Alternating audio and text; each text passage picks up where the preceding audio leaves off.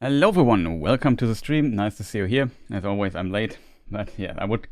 Somebody wrote it. I would be late to my own funeral. Yeah, that's very likely, I think. So nice to see you all.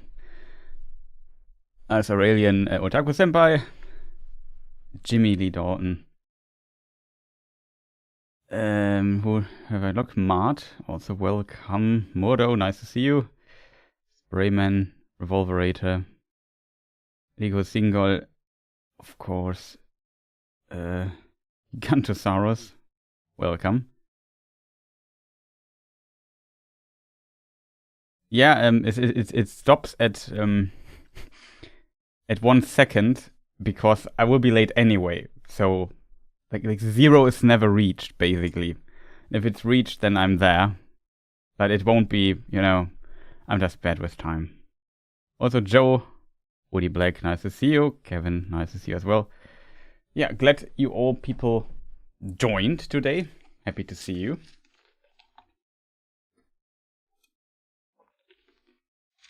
I decided to just eat before the stream, so I don't have to eat during the stream, which is, I think, better when you do all the talking. And now we are here. And hopefully you have brought some questions or topics that you might want to discuss about Tolkien or Tolkien's Lord of the Rings universe and its lore, which is where I have some knowledge about. And with the help of chat, often we have a lot of knowledge about. It's always fun to discuss these kind of things. There was a question earlier, I just looked through chat while eating. I don't recall the graphic in the bottom corner, a reference to Alfred Hitchcock. Yeah, the inspiration came from Alfred Hitchcock. It was my original channel logo that I made for the channel. And I think it's like I think I took some Greek statue because I'm the philosopher's game, so I took like a ancient Greek philosopher. It might have been Aristoteles, I think it was. There was a Greek statue of it which you saw from the side. I kind of took it as a reference and made this little logo here for it. I don't know. Kind of cool. I always put it there to the side, even though it overlaps with the YouTube TPG logo, which is also pretty cool.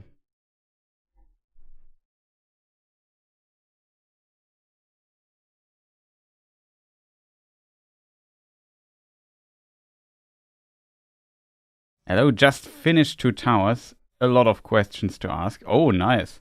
The book, the film, both.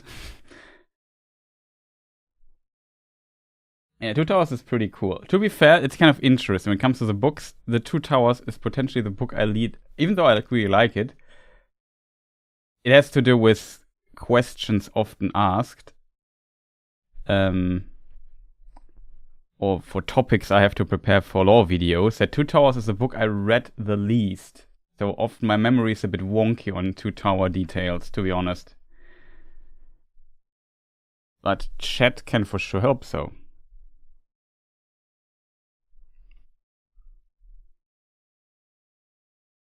In the timeline of The Hobbit, when did Gandalf and the White Council of White Wizards, the Council of White Wizards, attack Dol Guldur? I'm reading the book and then the extended versions of the movies. Ah, nice. So we have a good time, I hope. Also, also in the on the Twitch chat we have Anivia sub. Thank you for the bit, and also Emry, I wish you a nice lurk. Have a nice evening. Also, Balder is also in the Twitch chat, and so on. It's a bit difficult to keep an eye on 3 different chats because we're streaming to my German Twitch channel, to the English Twitch channel, and to this YouTube channel here. So there is a lot of things going on. I also have the YouTube chat thing there at the side, so people can see what's written. I thought this maybe a guys feature. Hey Jack, nice to see you as well.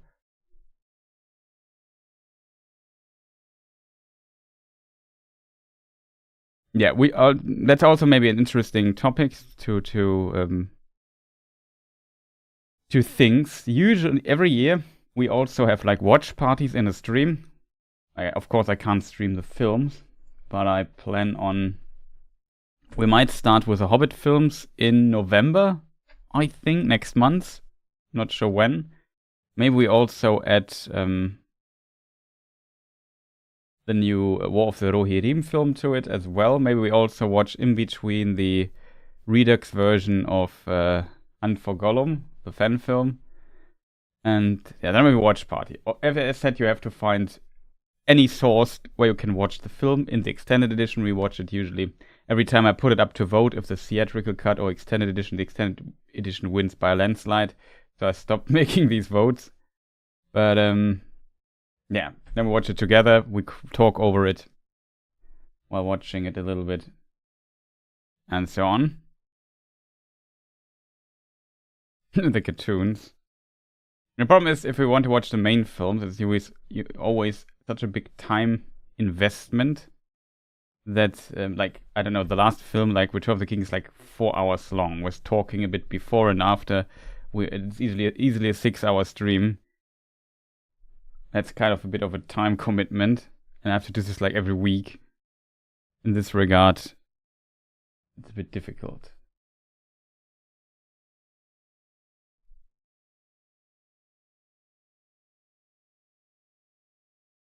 That's kind of true. The movies are only the teaser for reading the books. The books are the real thing. Yeah, that's of course true.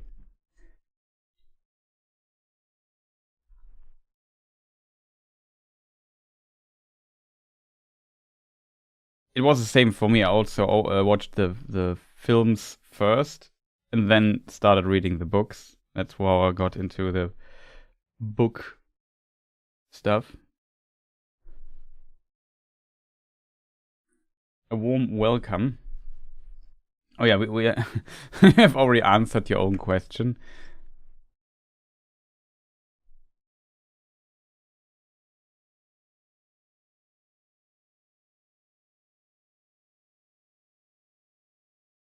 I can't believe Gollum eats babies. We talked about this in the past. What this could mean. It comes down a bit to interpretation, right?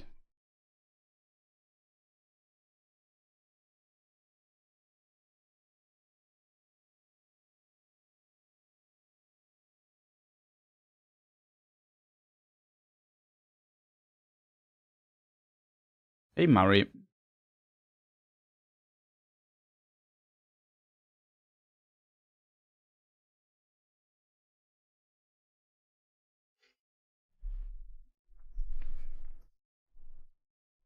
That's also a really good question, Murray. Why the Silmarillion is so hard to read. But we have to kind of start working on the questions, I guess.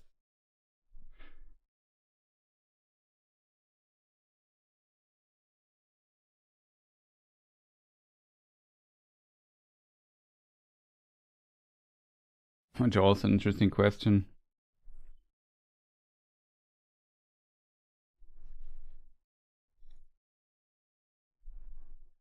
One moment, chat.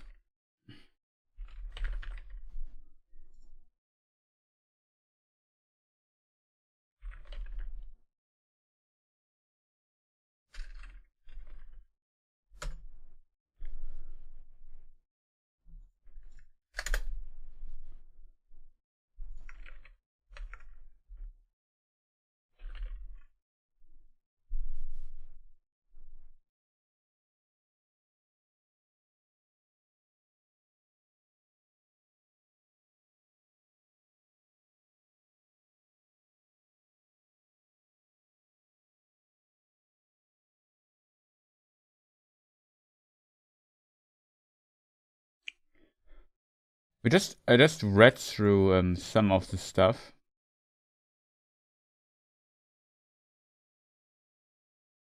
As far as I'm aware, it must be like the timeline for the White Council to attack Dol Guldur must be somewhere between April and September.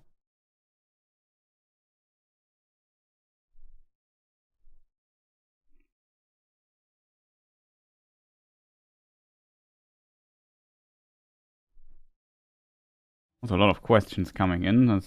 It might take some time till we come to your questions, so in case you have not attended these weird lore Q&As, I often have the tendency to answer one question for a long time, and then go to the next one, and so on. Sometimes we have to kind of speed up a little bit, but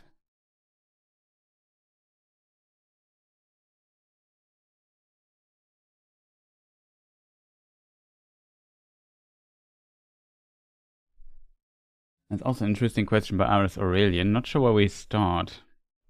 So we already started with the warm welcome question. Warm welcome with the...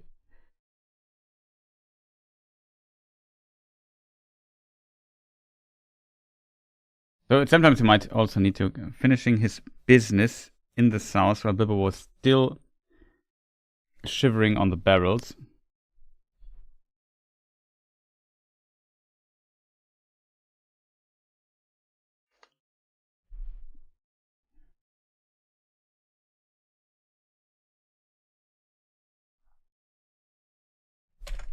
I mean, that's because we started with this question, we go through this first.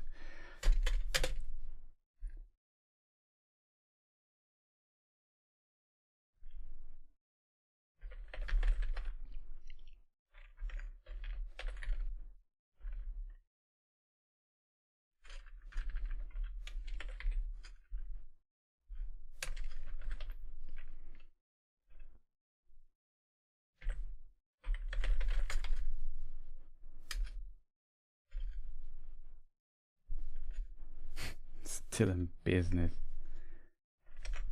you have like a Otaku Seba, do you have like a quote for...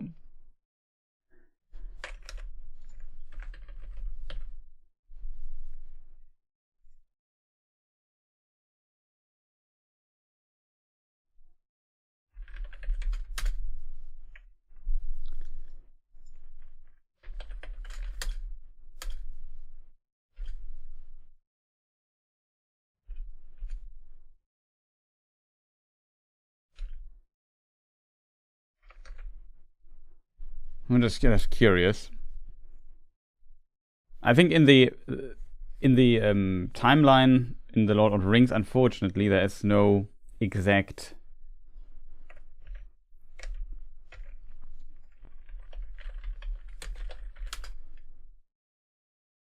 Carpenter to win a great council of the White Wizards, masters of law and good magic. Kind of funny that this is in the Lord of the Rings. In the last stage. The Council of the White Wizards. And the ideas for all of this was still a bit different back in the day.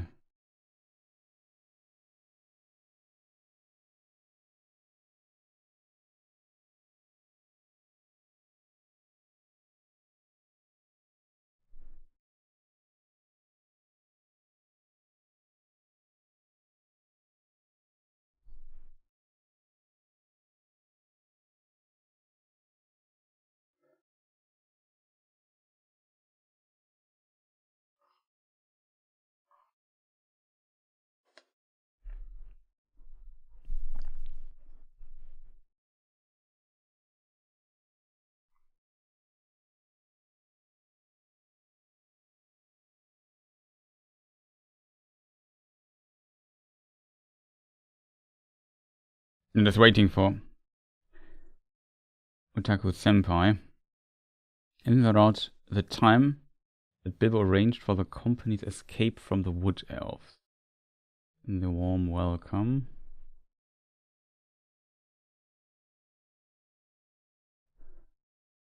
It's a bit difficult to pin it down, but yeah, it might be some. In the chapter Warm Welcome, we read Gandalf preparing to ride north in search for dwarves. Okay. Let me see if I find where was the chapter. Warm Welcome.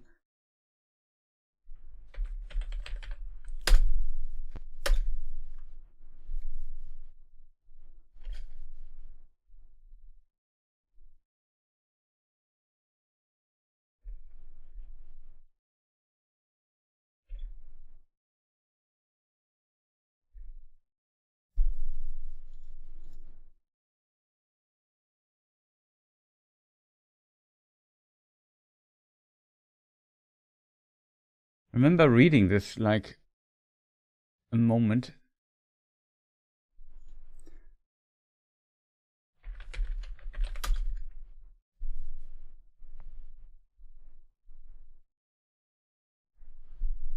Just try to really find the specific chapter, chat.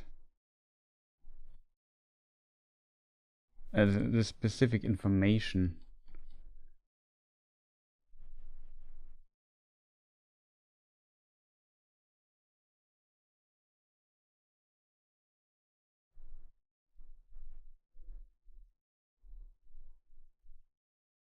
I just can't find the exact spot for it in the text. It's always difficult, like if you have like this tiny half sentence in like a whole chapter and you don't know how it's phrased.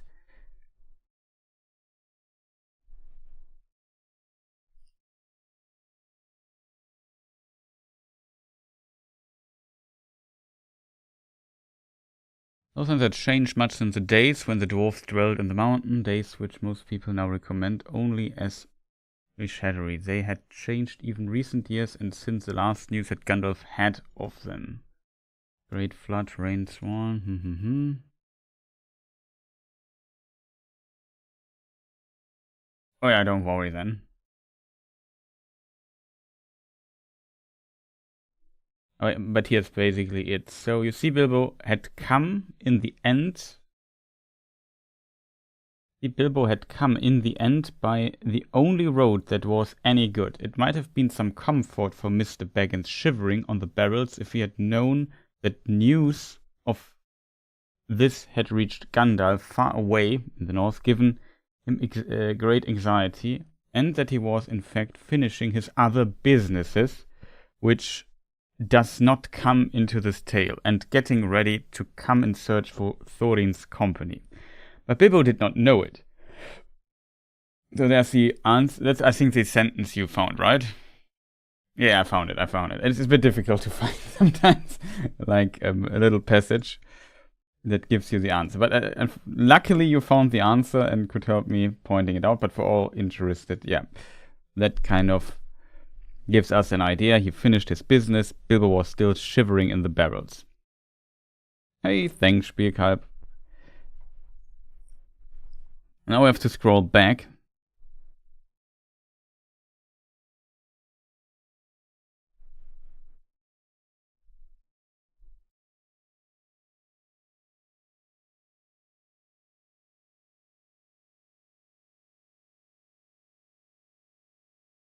Wait, let me just see. I think all is there. Question: did the Maya know all the lore of Middle-earth at all times? Did they read all the books? That's an interesting question.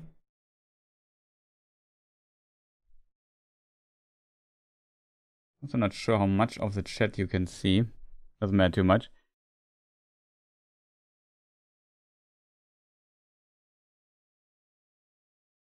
Or were they just above average in wisdom about what was going on? So it's kind of complicated. I think the problem is a bit that we don't have much reference about this. But it's clearly that the Maiar were not, let's say, omniscient. It was, is it pronounced omniscient? All-knowing.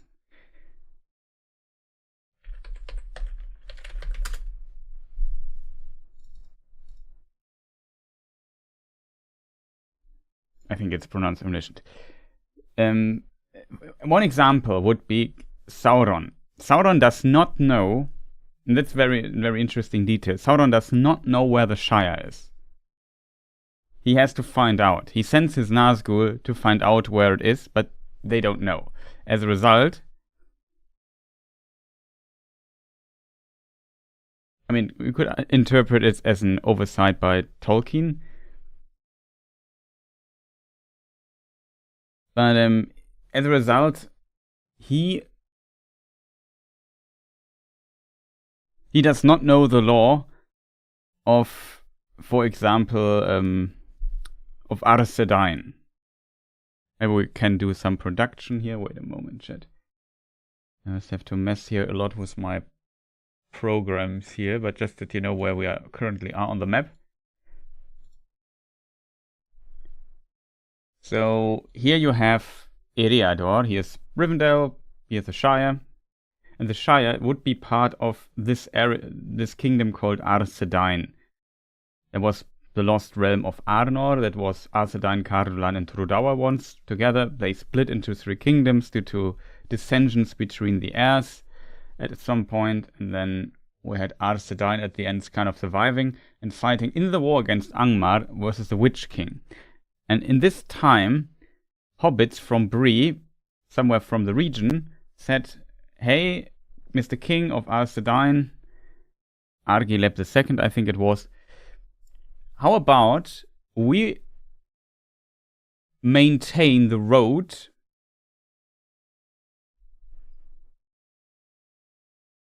and the bridges in this area here, and you let us kind of settle in this area, the Shire." And he agreed to this. And this is how the Shire was founded. But it seems like Sauron did not know about this law detail. And Sauron is also one of the Maiar. Gandalf did not know about the law of the rings. He also had, as if you have seen my last lore video about the hunt for Gollum, we learned that Gandalf also had to go to Minas Tirith and there study the scrolls and texts in the library of Minas Tirith. He did not know everything at once, so to say.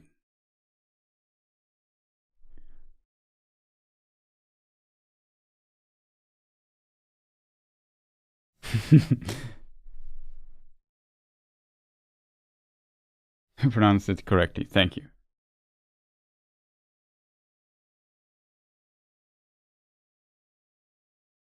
Yeah, it's in the later chapter.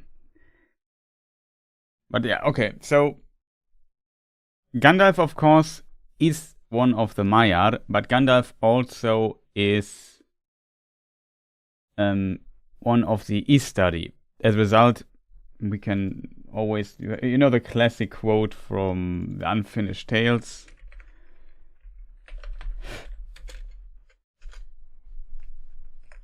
From the chapter The Istari, for they must be mighty peers of for they must be mighty peers of Sauron, but must forgo might and clothe themselves in flesh, as to treat on equality and win the trust of elves and men. But this would imperil them, dimming their wisdom and knowledge, and confusing them with fears, cares, and wearinesses coming from the flesh.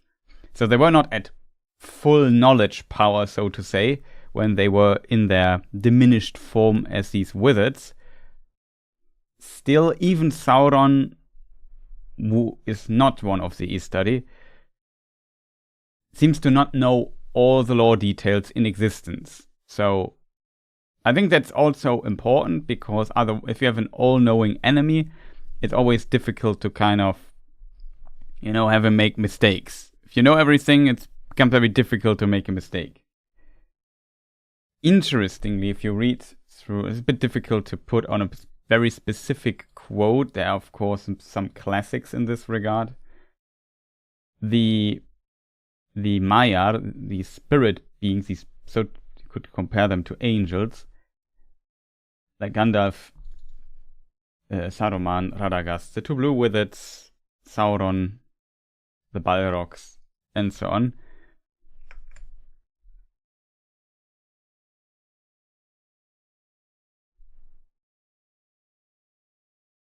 We just think about where we find this. I think it's Quest for Erebor. In Unfinished Tales, there's a good quote for kind of getting my point across.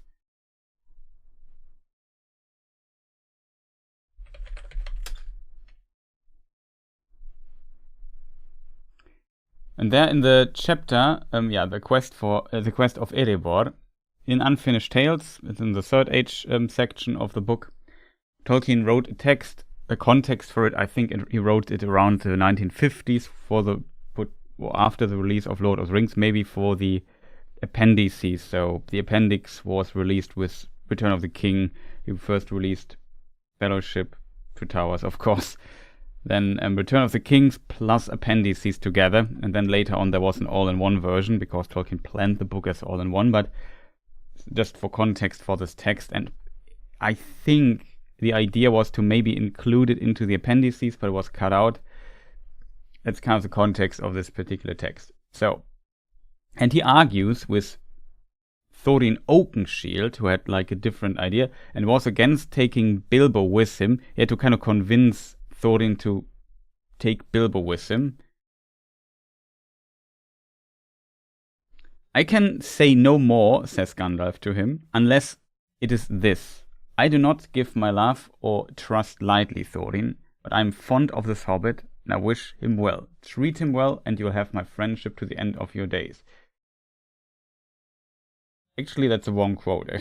It must be a section above it.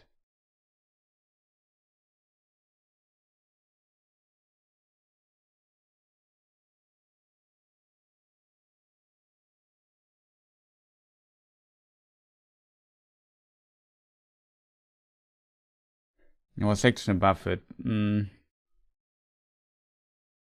And among them I find most exasperating a proud dwarf who seeks advice from me without claim on me that I know of, and then rewards me with insolence. Go your own way, Thorin Oakenshield, if you will, but if you flout my advice, you will walk to disaster, and you will get neither counsel nor aid from me again until the shadow falls on you.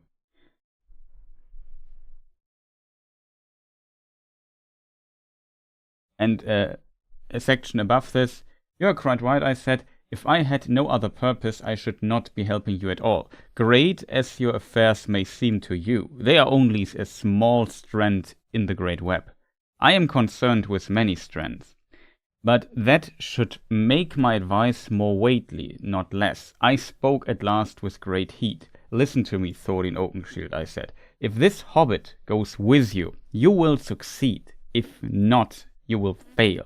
A foresight is on me, and I'm warning you.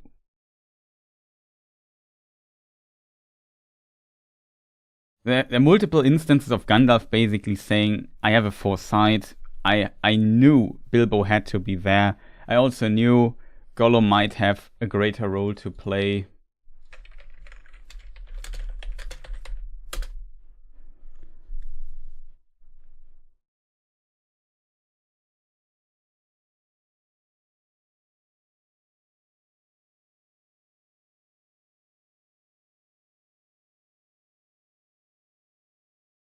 My heart tells me that he has some part to play yet, for good or ill, before the end, and when that comes, the pity of Bilbo may rule the fate of many.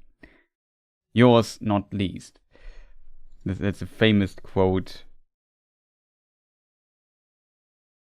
from the book. Many that live deserve death, and some that die deserve life. Can you give it to them?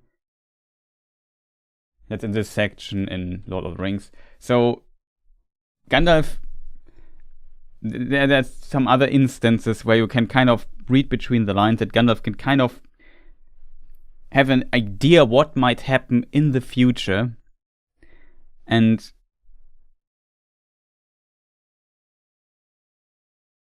as a result, he has like always like a good call. Like he's really good at, like, his wisdom is kind of that his calls, what might happen, are often correct. And this, you can, of course, if you have more information than others, you can make good predictions.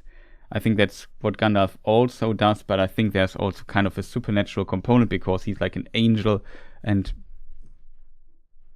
Eru and the Ainur and these Maya, like Gandalf, were also part of this, were made the music of the Ainur, and Eru, that is God, created the world out of this, and they know the music. They don't know every detail of it or every facet of it and can predict everything, but they knew some of it, and they knew that this will come.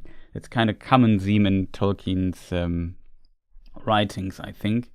And as a result, even though they don't know all the lore and all the details at all times, they are not omniscient, they have an idea at times and foresights and potentially wisdom and so on. And I think also some Maiar are better than others at this. And for like the Istari, for example, to gain this knowledge, they have to definitely... Let's see if I have a good screenshot for this. I know I have. Well, interestingly, we have the screenshot of Thorin Oakenshield and Gandalf discussing in the Prancing Pony from, I think, the second Hobbit film. It's Unexpected Journey here, but it's not Unexpected Journey, actually. It's Desolation of Smaug, I think.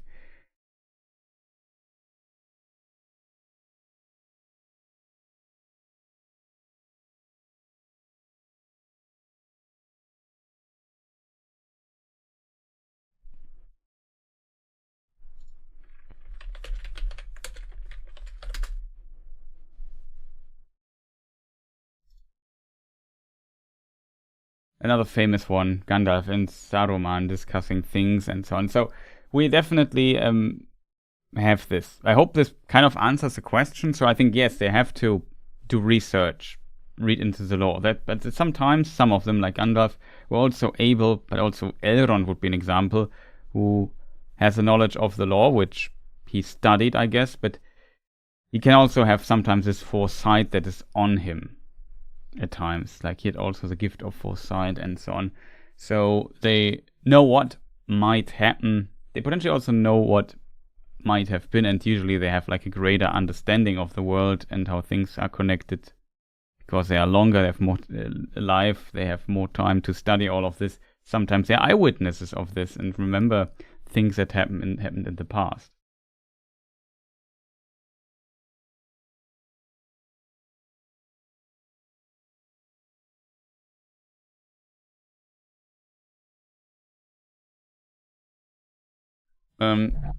Because we talked about it, Spielkalb asks the question, is there any hint Gandalf was involved in the wars between the Witch King of Arnor?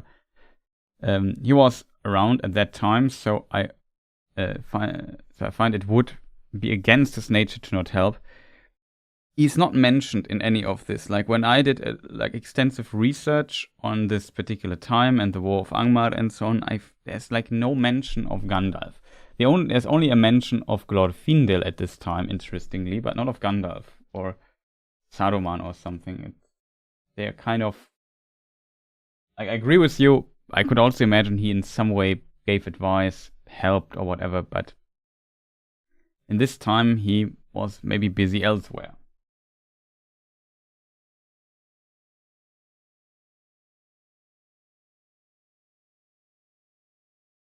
Like Gandalf's activities are not recorded in this time. And the question was if Gandalf was involved in the war with Angmar, between Arnor and Angmar. Or the remains of Arnor, I should say. And it seems like it may be, but it's not explicitly stated in any source I know of.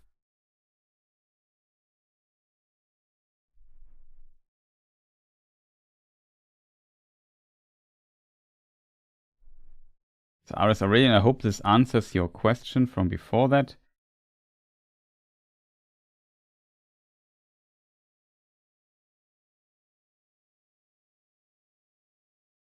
But yeah, the wisdom also among the Maiar was not equally distributed. Like Gandalf was considered one of the wisest of the Maiar, and also Gandalf made mistakes here and there, as he kind of wishes for.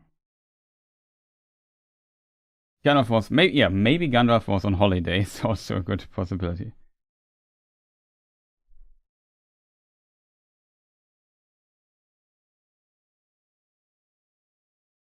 Okay, we have the Otaku Senpai question. Of course, subscribers get, like, here the question priority. So the Bionicle fans question, I think, would be next.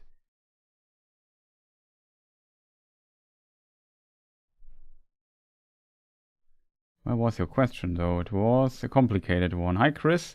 In that rhyme that Gollum sings to himself when Frodo asks him about his past, is it something specific to him? Can't recall how it plays out in the book, but it's definitely in the film. That's a good question. Does somebody know which chapter that was?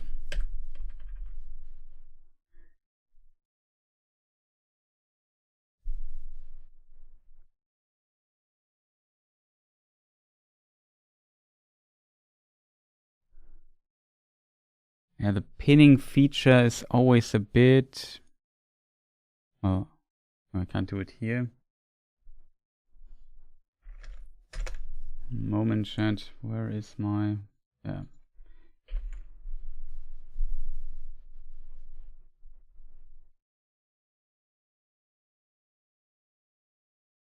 This may be a good call. Can we pin the message?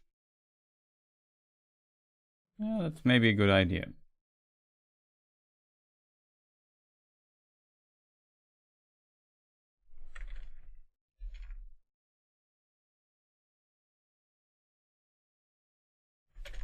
In the past, I also had, like, the... I wouldn't call it hack, but the concept of showing the questions here on screen. Always a bit difficult to do that. We can come back to this. Takes me a moment for additional production.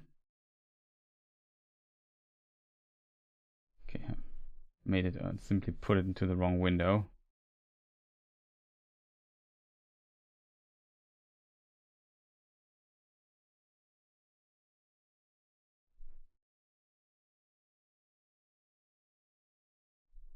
Now to put it here on screen. So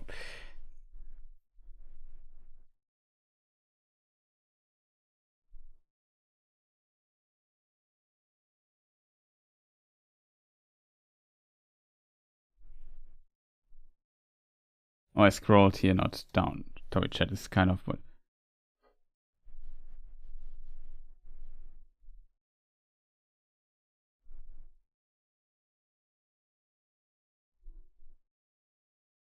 Sure if you can read it well. Many things where this can collide with. Maybe I put it here.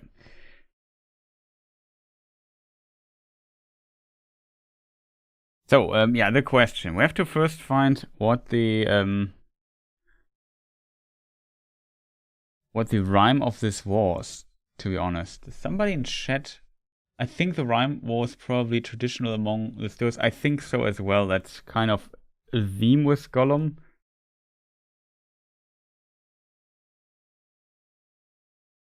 Not along the Undoing, yeah.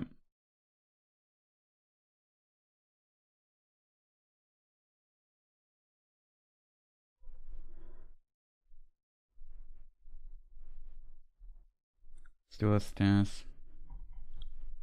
It's too far.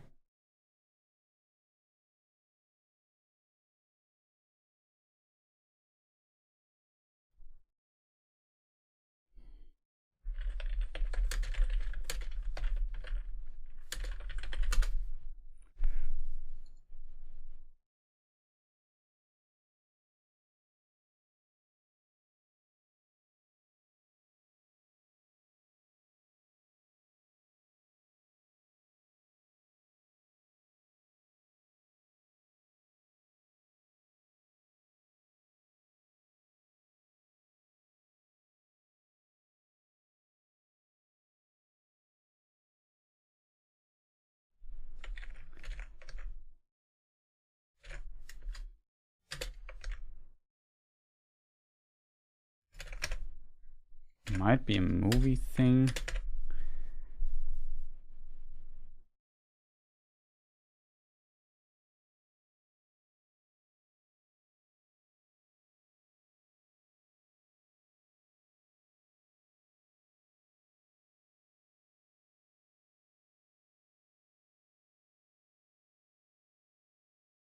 When moon is dead.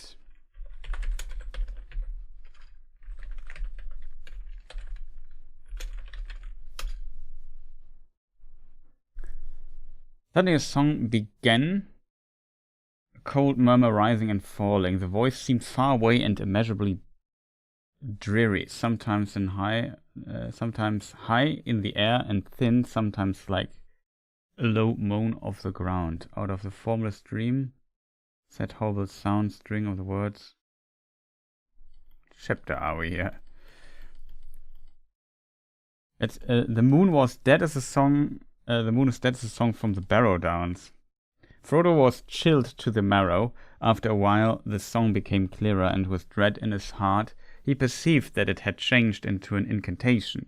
Could be hand and heart and bone, and cold be sleep under stone, never more to wake on stony bed, never till the sun fails and the moon is dead. In the black wind the stars shall die, and still on gold here let them lie, till the dark Lord lifts his hand over dead sea and withered land.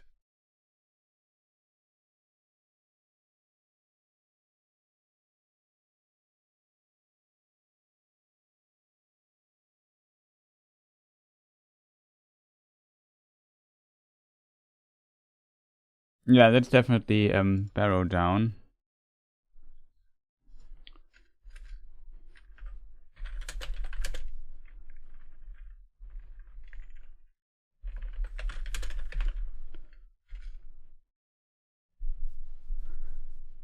There's a song with a ping and a pong. The fiddle strings broke. The cow jumped over the moon.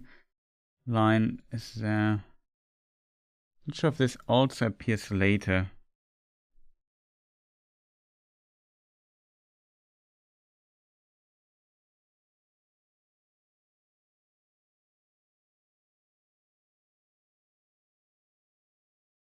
No.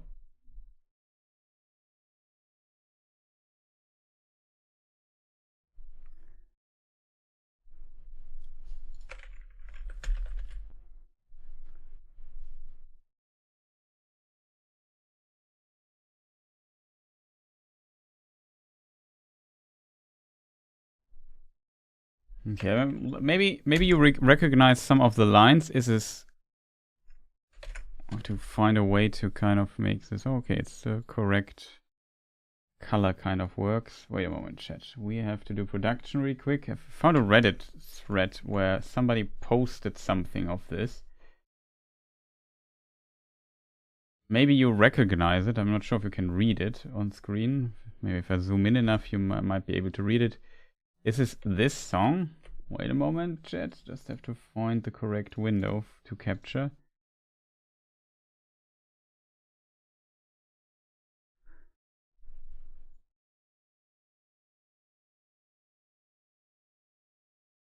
This here.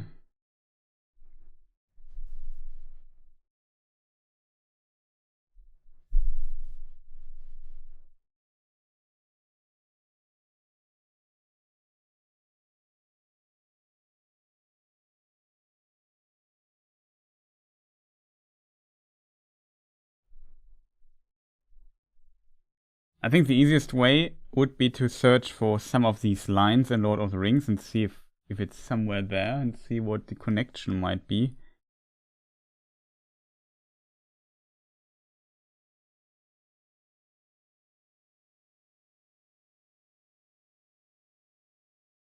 But very often, that's something that also Gandalf concludes when he talks to Gollum, or talk to Gollum, as we can learn, that a lot of the riddles that Gollum uses and so on gives the impression that Gollum must know some of the things here.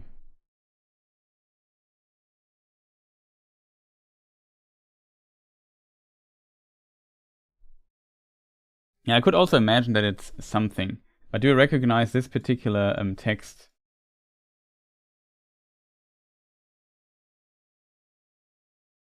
In Song Two Towers, when the trio is leaving the Black Gate. Okay, can try to find that one.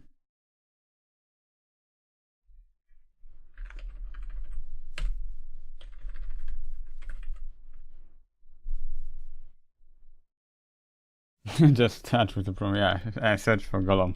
I bet there will be only very few hits for that.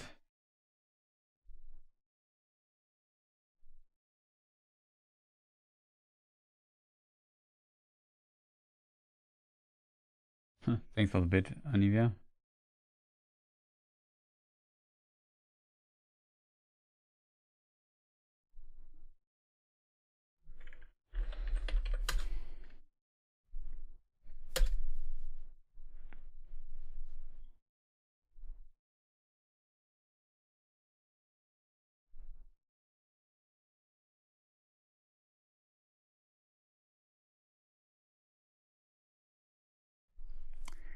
Could be heart and hand and bone cold, be travelers far from home.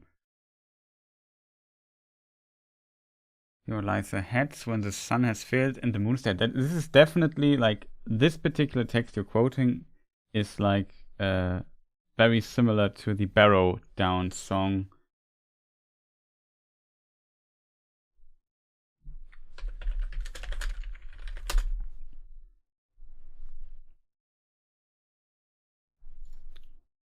Maybe I can copy it in chat. Well, it's not fully fitting.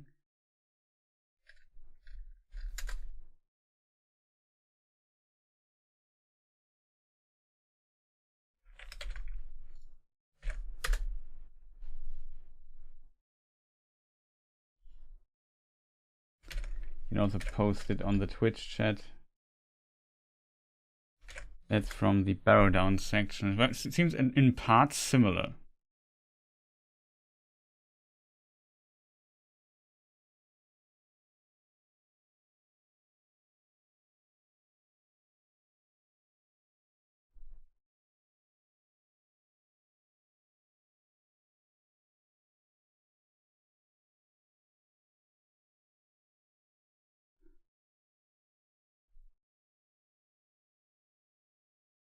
But yeah, unfortunately, I think I can't really answer your question too well here, because I would need to have like the stuff. If it's this particular line, we might write it's then moved around in the film and then put towards Gollum.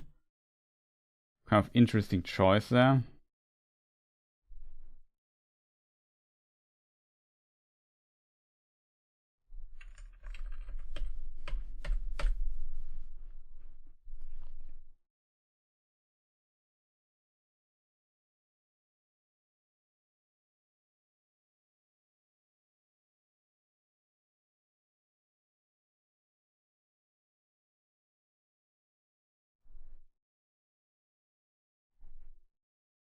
It's nothing like I can immediately like. I really have to see the text in front of me to kind of work with it.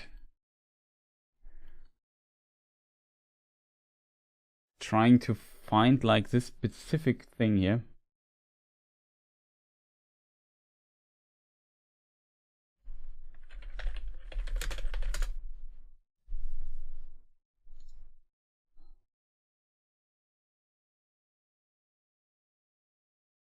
Once was light. Yeah, that's Tolkien. That's a song. I also showed it to you on screen a moment ago.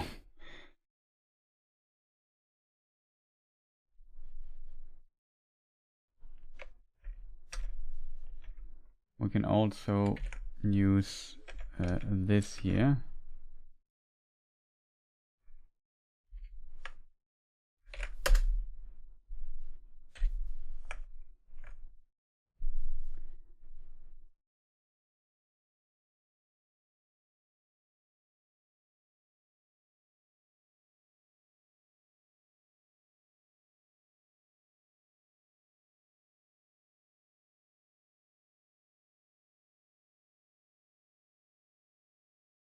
But they're very interesting.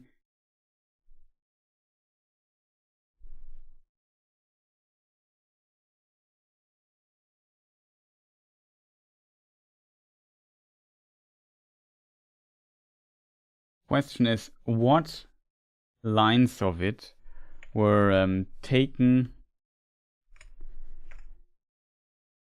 from the book?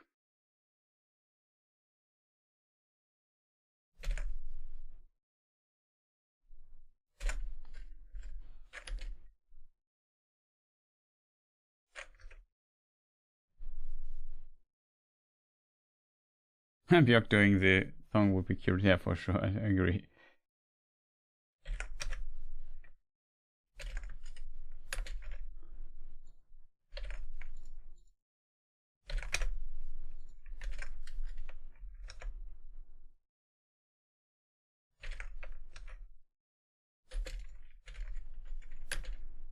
I can't find too many matches in the book for it now, just kind of trying to pick.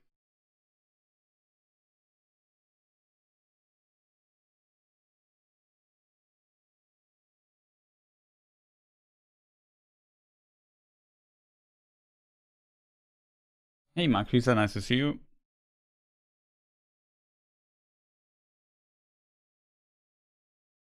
Answer your question really quick, I think.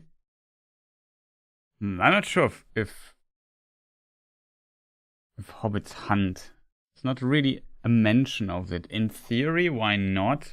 But they definitely had all domesticated animals for sure as well.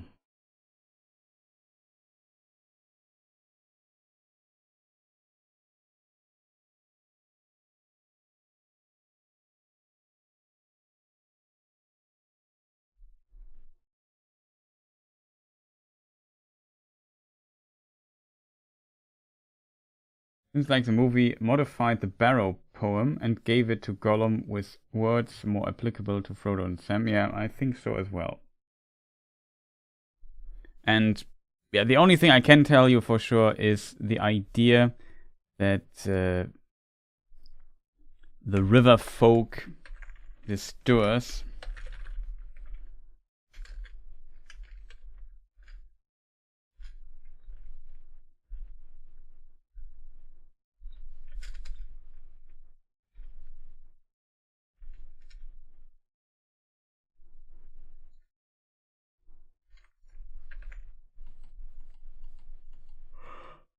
we just see Shadow of the Past, I think.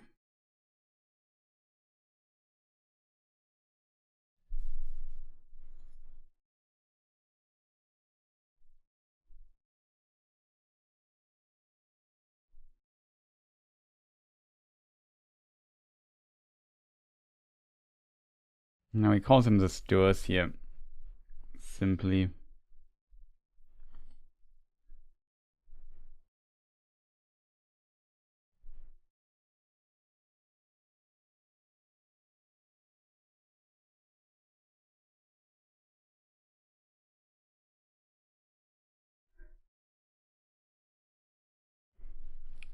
Josh writes, long after, but still very long ago, there lived by the banks of the great river on the edge of Wilderland a clever-handed and quiet-footed little people. I guess they were of Hobbit kind. Akin to the fathers of the fathers of the Sturs, for they loved the river and often swam in it or made little boats of reeds.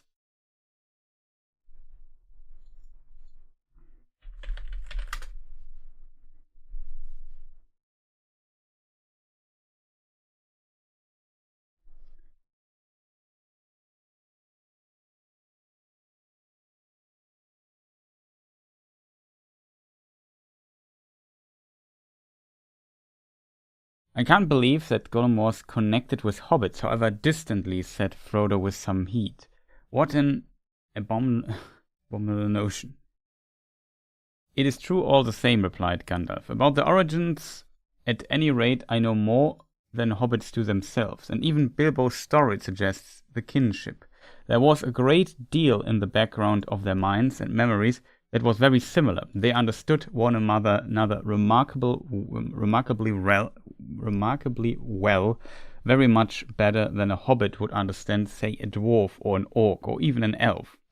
Think of the riddles they both knew for one thing.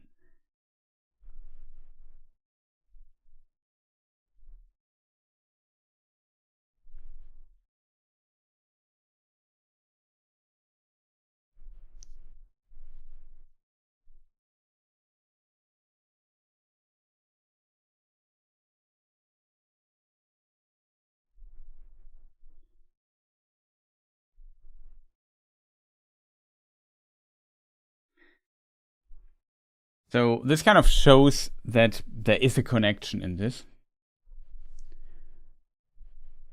Hey Christian, nice to see you.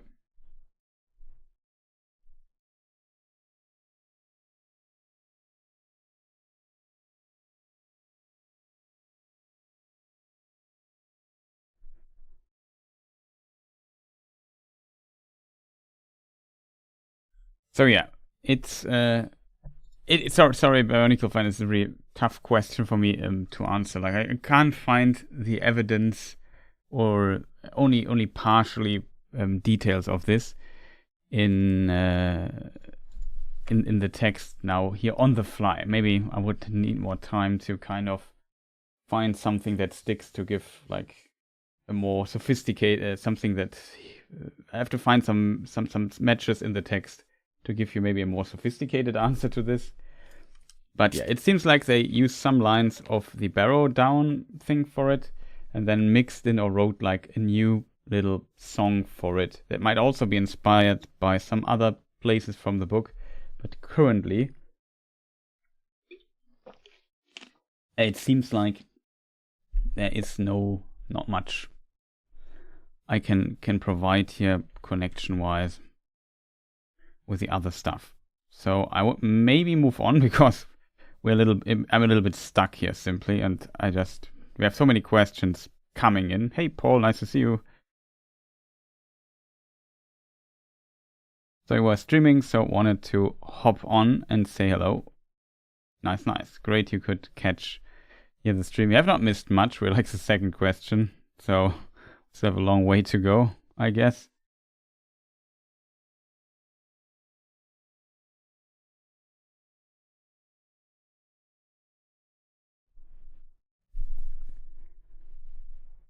Okay, chat. So we have tons of other interesting questions. We have to zoom in a little bit.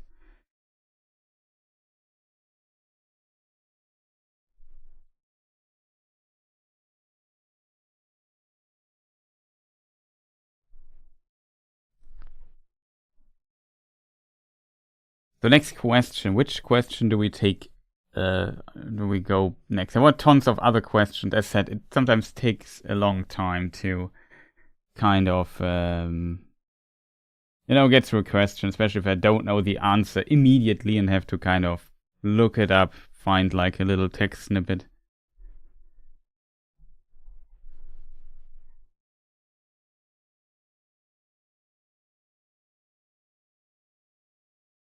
Also, feel free to repost your questions at some point because that is I don't have to search for it so long. I can stay a bit.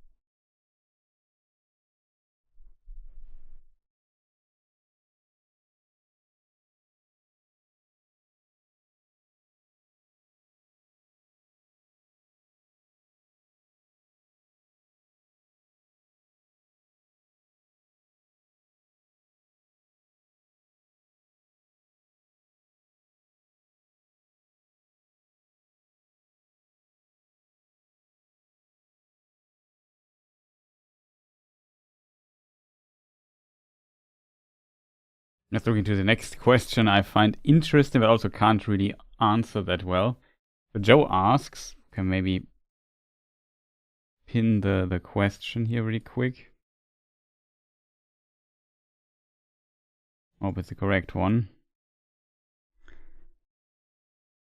What heathen kings is Denethor referring to? He will burn like heathen kings before ever a ship sailed hither from the west. Production.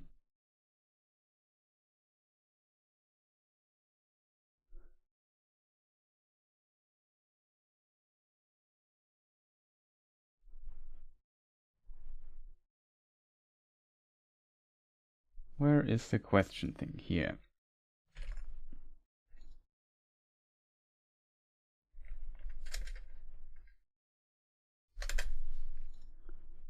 Also kind of a difficult one, I think.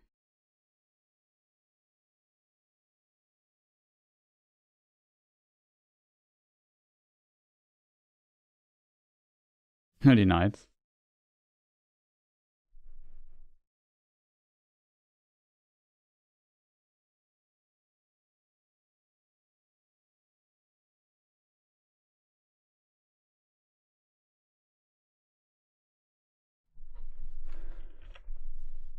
So yeah, the line is basically, messengers came again to the chamber in the White Tower, and Pippin let them enter, for they were urgent. Denethor turned his head slowly from Faramir's face, and looked at them silently. The first circle of the city is burning, Lord, they said. What are your commands? You are still the Lord and Steward. Not all will follow Mithrandir. Men are flying from the walls and leaving them unmanned. Why? Why do the fools fly, said Denethor. Better to burn sooner than late, for burn we must. Go back to your bonfire. And I will go now to my pyre, No tomb of Denethor, no tomb for Denethor and Faramir. No tomb. No long, slow sleep of death embalmed. We will burn like heathen kings before ever a ship sailed hither from the west. The west has failed. Go back and burn.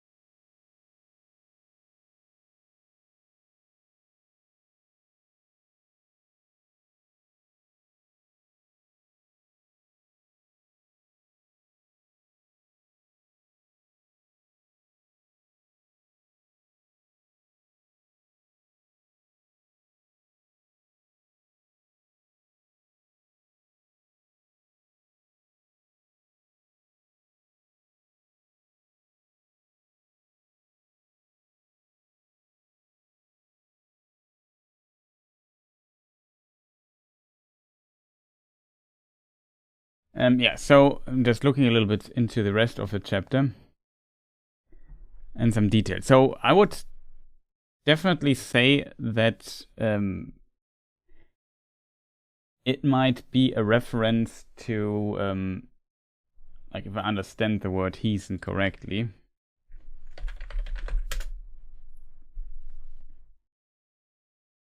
So pagan, I think, is also often used, but what he means with this is that in the lands there were, of course, the Chris fell asleep. No, Chris has to read.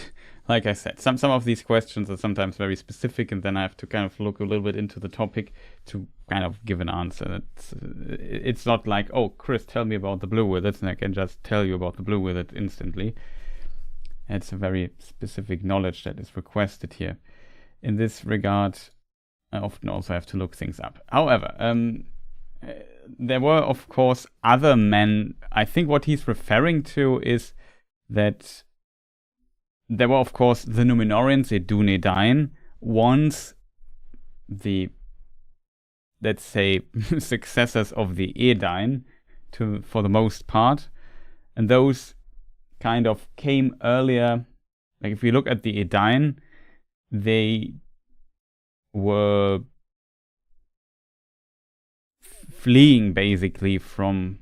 If we look at the map, where is my map thing here? Jump back to the first page. Okay, I think that works. So the Edain were born somewhere, I think it's here, Hildorien, or was here, somewhere here in the Far East. And then they got, according to some texts, like the Tale of Adanel and so on, Morgoth or Melkor came to them and kind of tried to convince them that they should worship him, and so on and so forth. And this led to terrible things and human sacrifices and whatnot.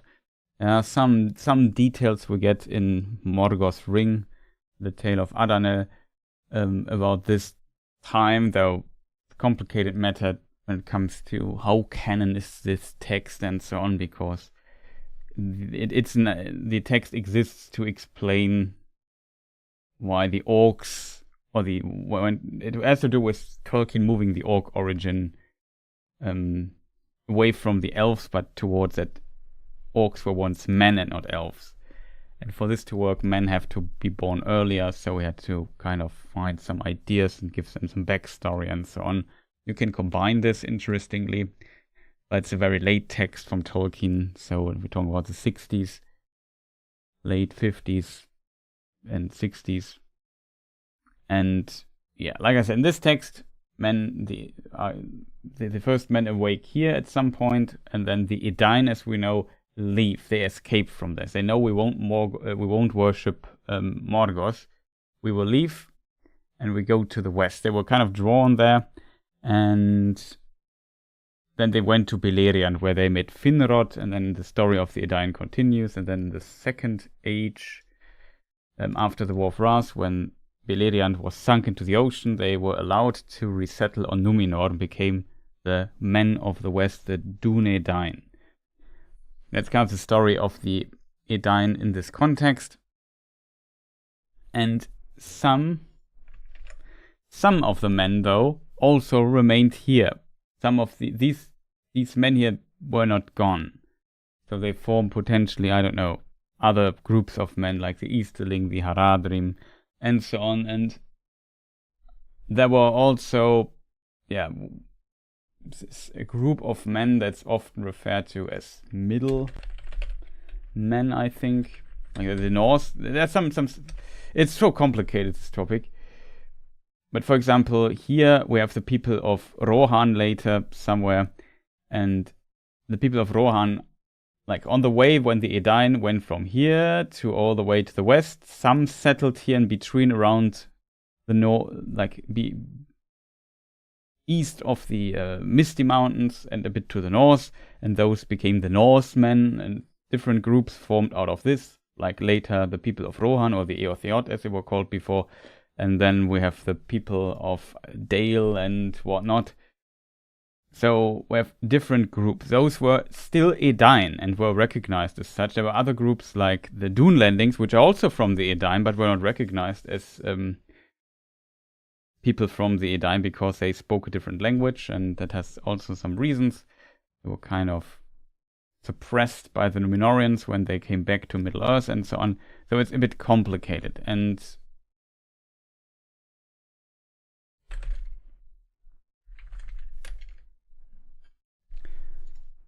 there is also the idea is basically that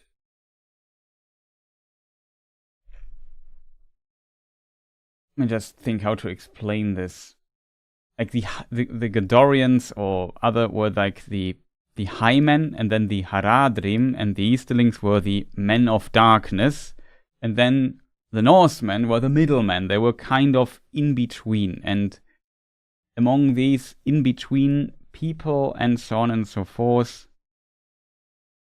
some were kind of on the same boat when it comes to, we have the forces of Aman, we have Eru and so on, so they were potentially going more or leaning more towards this as well, like the people of Rohan, just to some degree, I guess. They were also getting along quite well with the Gondorians, for example. But there were also others, like the Oathbreakers, where their story is a little bit different in this regard. And so we have those who also kind of worshipped questionable entities. Like, for example, the Oathbreakers worshipped Sauron at some point. And I think that this group is kind of what he means with heathen kings. Will burn like heathen kings, forever ships sailed hither from the west.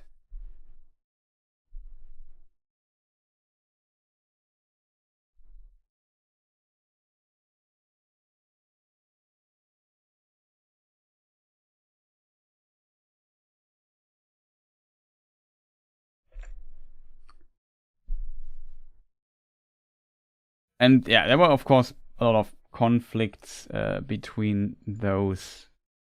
Or there definitely existed conflicts between these groups.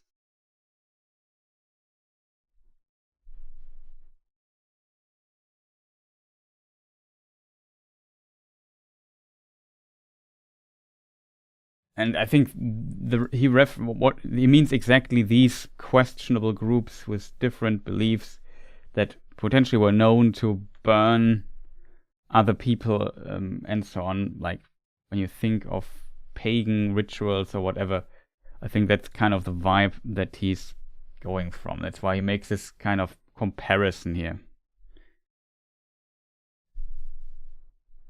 No long, slow sleep of death embalmed.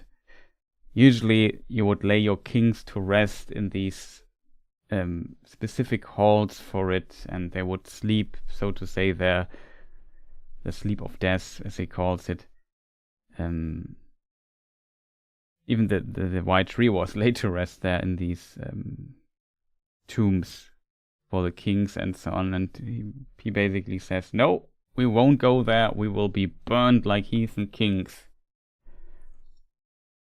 And because he sees that what he has worshipped, or what the Gondorian culture and people have worshipped for such a long time, has ultimately failed. Now Sauron's in front of their doors, massive orc army, they are kind of lost.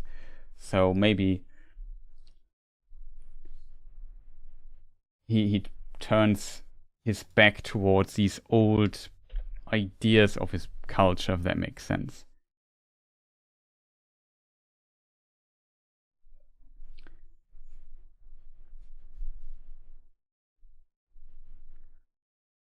Not sure if this really answers the question, but I really tried. Yeah, the Haladin, exactly. They had their own language. So there's, I think, a version where it's the other house. Like there's the house of Beor. Like the three houses, technically four of the Edain, the house of Beor. Then we have the house of Hales, or the Haladin, and then the folk of or the people of Marach, the house of Marach. Later also known as, I think, as the house of Hador. And something like this. And in one version, the house of Hales, or the Haladin, they had a different language than the other two. Looked a bit different, had maybe also some similar ideas, and then some of them during the escape flying from the Far East, from Hildorien, where men awoke, they settled here in some of these regions. So where's the map? Well, it's First Age, I guess. So some were settling here. The Second Age, they were settling kind of here. And later, when the Númenóreans came, they were pushed back here into this region and became the Dune Landings. Even though they were also Edain from the house that is later known as the House of Hales, or the Haladin.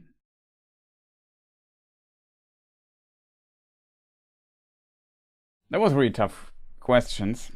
I just hope for some easier questions, to be honest. Like, this is such a big topic, due to the story of the Edain and so on. The messengers, without bow or answer, turned and fled, and then it stood up and released the fevered hand of Faramir that he had held. He is burning already, burning, he said sadly. The house of his spirit crumbles, and stepping softly towards Pippin, he looked down at him. Farewell, he said. Farewell, Peregrine, son of Paladin.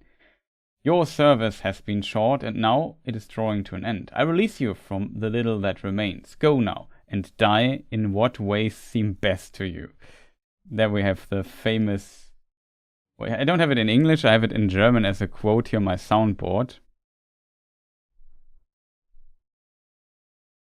Geh nun und stirb auf die Weise, die dir die beste deucht.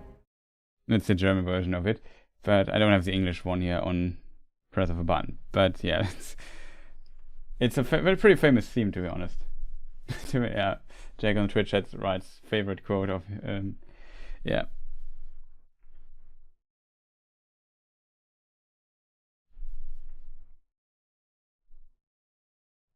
More people need to be told this. Yeah, maybe.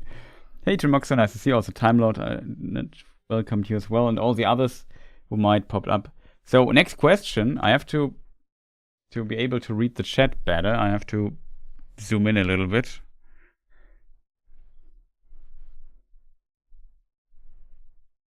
Deucht. Yeah, it's a fun way he says it.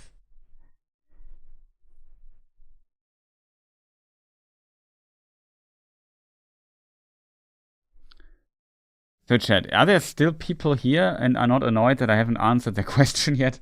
I'm a bit sorry, like I said, it's especially if the questions are tough to answer like these.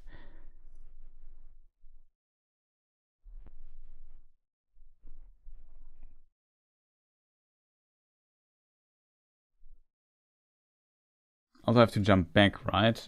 We have to do a bit of production. There was a question about the Heathen Kings by Joe, if I remember correctly.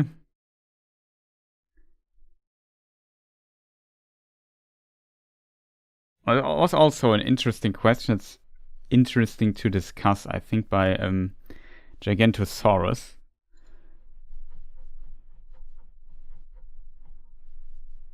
I'm still here, nice. Any updates about the upcoming Winter Rings of Power Marathon? Maybe at double speed. No updates yet. Who's the best elf in Arda and why is it Finrod Felagund? Well, it is of course Finrod Felagund, and the answer is he's awesome. Next question.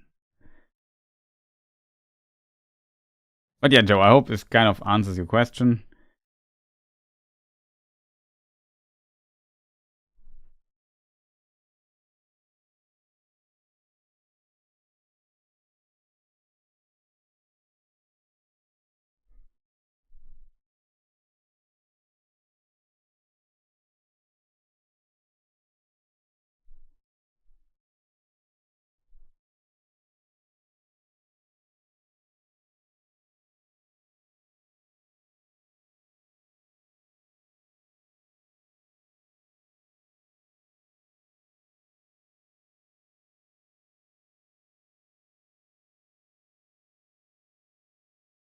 There was a question if Gollum eats babies.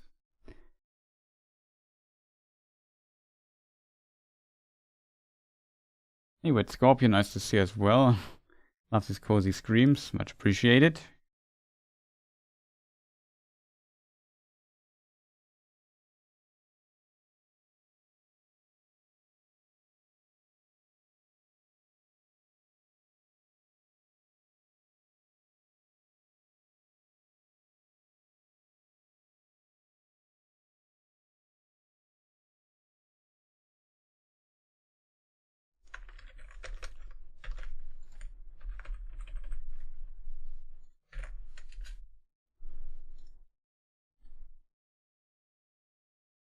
Also Murray has found the quote we talked a moment about.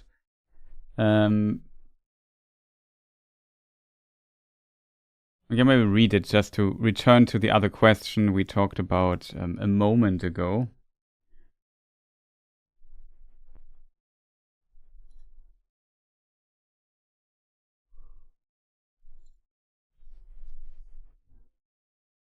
Gollum turned to the right southward, more or less, and splashed along with his feet in the shallow, stony stream.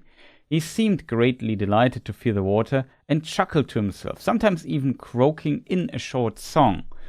The cold, hard lands, they bites our hands, they gnaws our feet. The rocks and stones are like old bones, all bare of meat, but stream and pool is wet and cool, so nice for feet. And now we wish, alive without breath as... What does we wish, he said, looking sidelong at the hobbit. We tell you, he croaked. He guessed it long ago, Baggins guessed it. A glint came into his eyes, and Sam, catching the gleam in the darkness, thought it far from pleasant. Alive without breath, as cold as death, never thirsting, ever drinking, clad in mail, never clinking, drowns on dry land, thinks an island is a mountain, thinks a fountain is a puff of air, so sleek, so fair. What a joy to meet! We only wish to catch a fish so juicy sweet.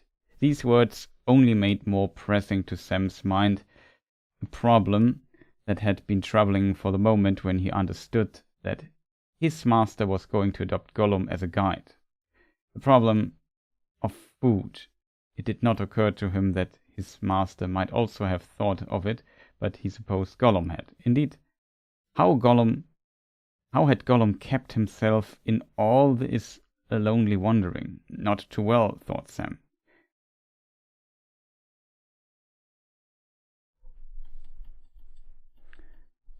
But yeah, there were some additional things here. Gollum is a creepy psycho hobbit. That's a good way to describe him, I think. The Gollum fishing song, yeah, exactly. I feel like in the second line, you have like never thirsting, ever drinking, clad in mail, never clinking. Something like this. Drowns on a dry land. That could be a riddle for Bilbo's and Frodo's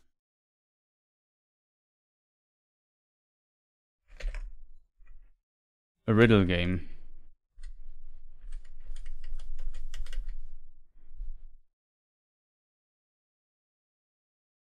Which it actually is, right? X's, then his grandmother to suck X's, he said. X's it is. Then he asked, alive without breath, as cold as death, never thirsty, ever drinking, all in mail, never clinking.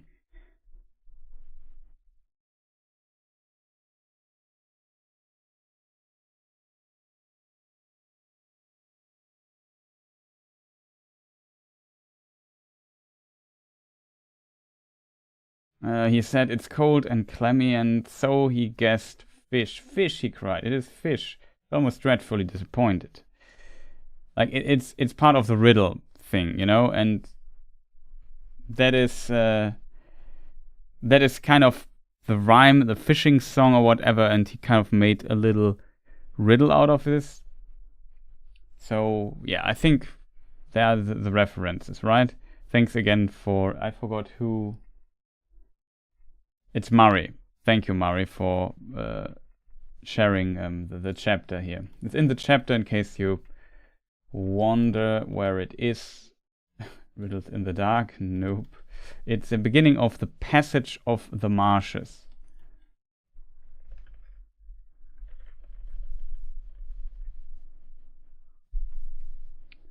Which is Two Towers, book 4, chapter 2.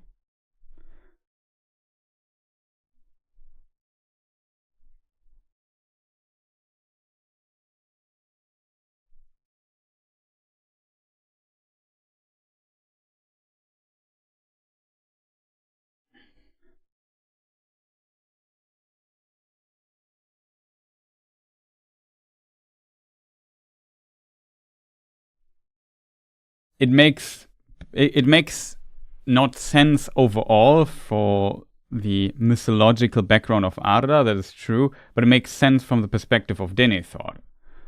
Like for him, as a high noble who succeeded a very long line of ruling Stewards of Gondor, who were the descendants of the faithful. As the name suggests already, they are faithful, even though Tolkien also says that it's very deliberate that he avoids portraying religiousness in his books too much. There's still some ideas left of this, and from his perspective, especially in this context, if you worship the enemy, Sauron, then I think the word heathen is potentially, from the perspective of Christianity in the past, also, how to say, has a negative connotation to it. So it's seen negatively by the people.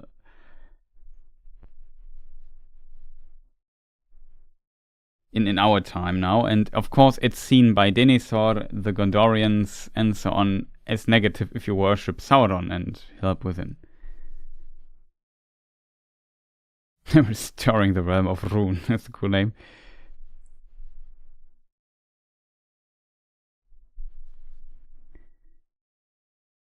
So now we jump back to the other question, but yeah, thanks again for giving me a hint where to look to find some additional information. Here we even have a direct connection to the Hobbit and to what we read earlier. Sorry that we are jumping a bit back and forth.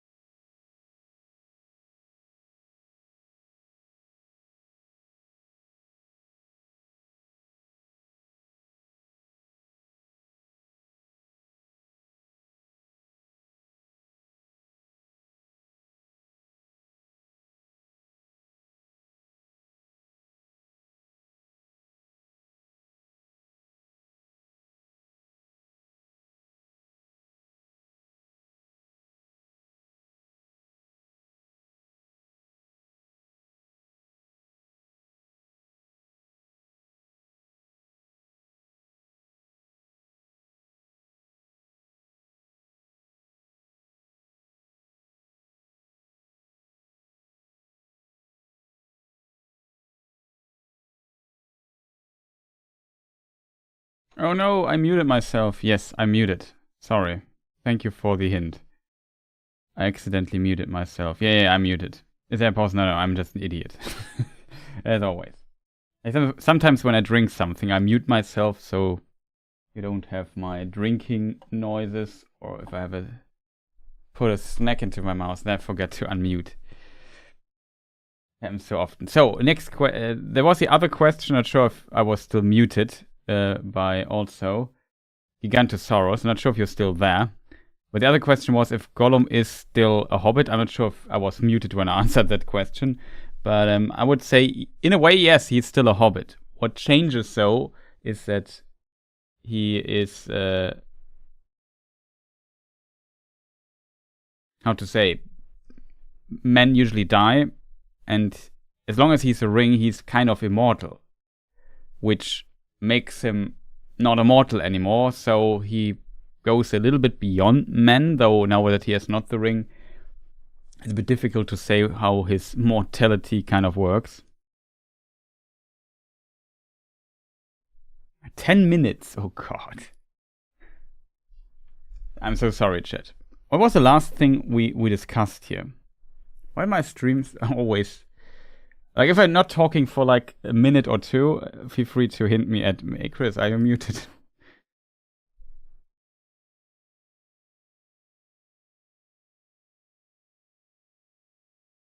My immortality is also seen as a curse.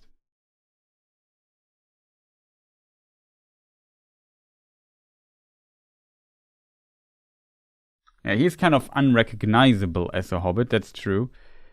So in a way, was a fish poem the last thing we heard before mute? Oh.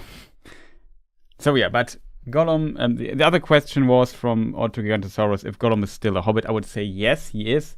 But of course, due to the weird circumstances having possessed the One Ring for such a long time, he also changed. So he became like a hobbit plus immortal hobbit, like a cursed being in a way. And yeah, this immortality thing for not elves is usually seen, or can be definitely seen as a curse, as also the others fade at some point, become wraiths and so on. It has not a positive effect on Gollum in this regard.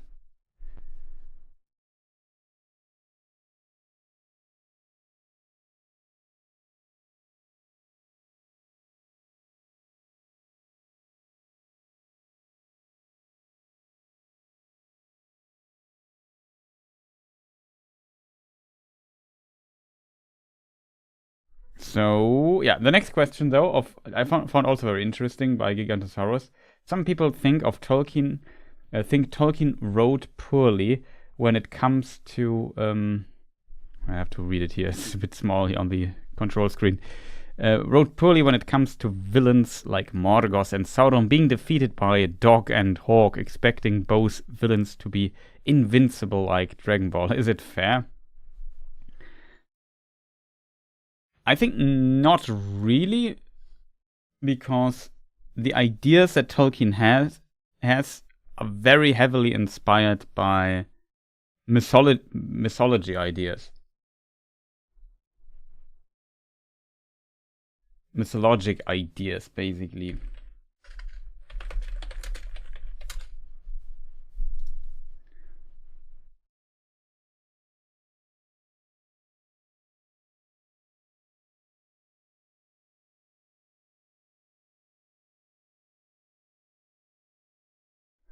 There's, for example, what's he called in English? Let me just look it up. There's a Fenrir, for example.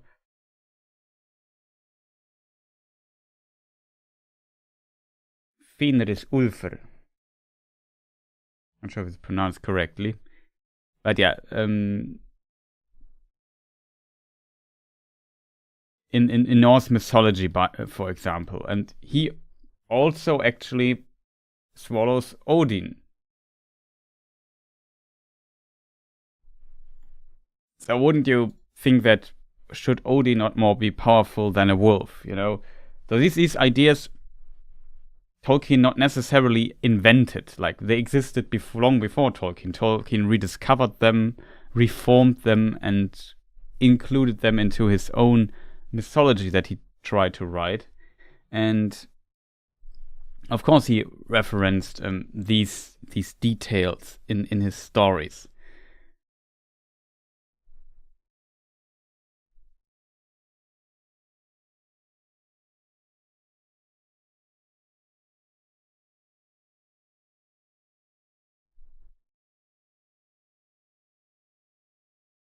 So in this regard, it's an interesting idea that you think, well, shouldn't a powerful entity like this not be involved? How can a wolf, like a dog, if you exaggerate a little bit, how can a dog beat Sauron or whatever?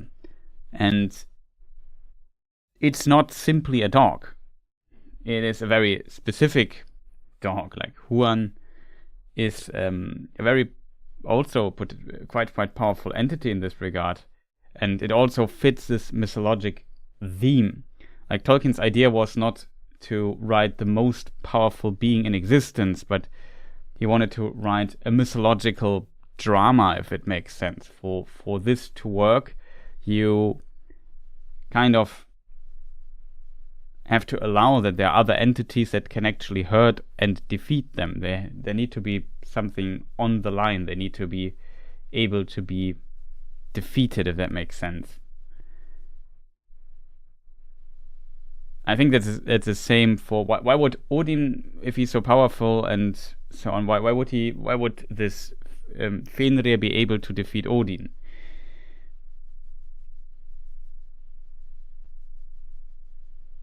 Same with the eagle.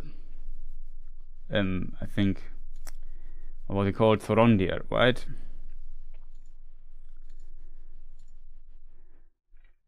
My mind will always tell me Sorongil, but that's wrong.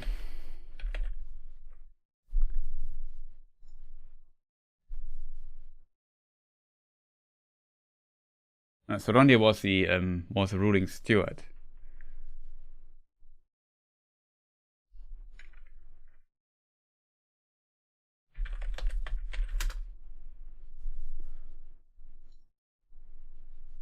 Thorondor, that's the name.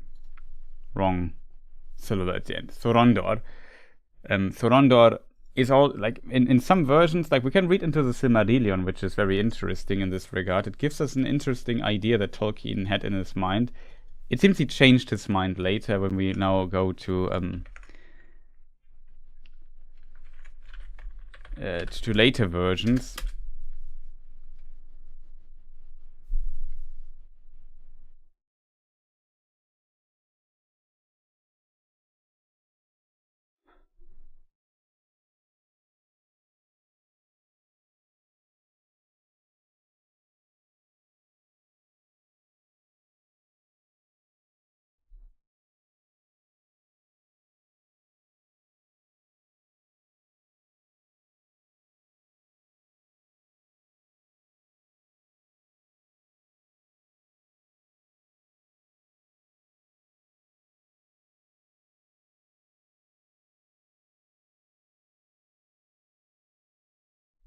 Let me just see if I find the quote. It's definitely in the Silmarillion, if I remember correctly. Of course, I have to find it now.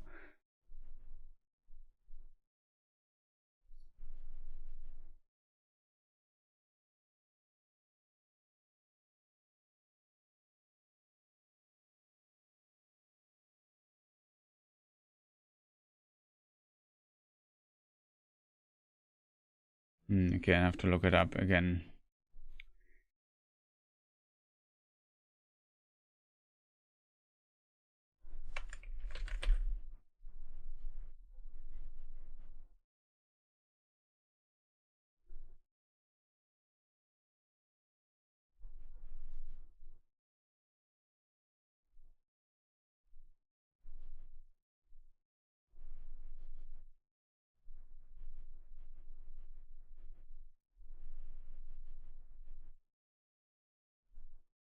That's why I don't find it. Okay, found it.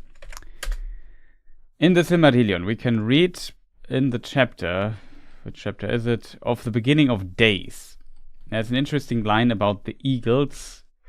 And, but Manwe Sulimo, highest and holiest of the Valar, set upon the borders of Aman, forsaking not in his thought the outer lands, for his throne was set in majesty upon the pinnacle of Taniquetil, the highest of the mountains of the world, standing upon the margin of the sea. Now comes a very important point. Spirits in shape of hawks and eagles flew ever to and from his halls, and their eyes could see to the depths of the seas and pierce the hidden caverns beneath the world. Thus they brought word to him of well nigh all that passed in Ardar. Yet some things were hidden even from the eyes of Manwë and the servants of Manwë, for where Melkor sat in his dark thought, impenetrable shadows lay. So this indicates that the eagles, at least at some time in Tolkien's mind, the great eagles were actually also Maiar. They were not just simply birds. They were angels that took the shape of giant eagles.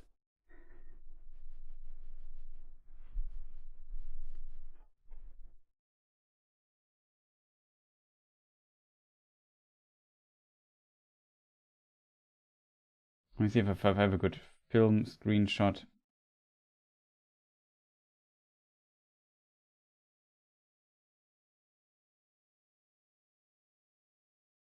Just have to find it. I have a good one. I have to find it though. So we have some production going on here at times. But I feel like that's maybe a nice one. So the eagles of Manwë were not always just stupid birds in this regard, but all actually spirit beings that took the shape of an eagle. They could also talk, which is very unusual for eagles. However, Tolkien changed his mind later on it, as we can read in Morgoth's Ring.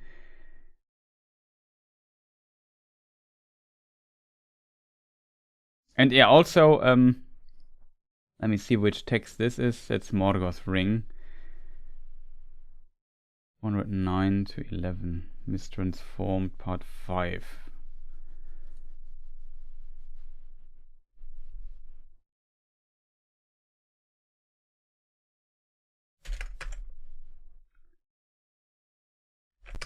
Let me just get here my book out for this answer. People's Morgoth's Ring. There we have it. It's a History of Middle-earth book number 10, Morgoth's Ring. And there in the section Mistransformed, section 5, you can read, only the Valar and Maiar are intelligences that can assume forms of Arda at will. Huan and Sorontar could be Maiar, emissaries of Manwë. But unfortunately, in Lord of the Rings, Gwaihir and Landroval are said to be descendants of Sorontar.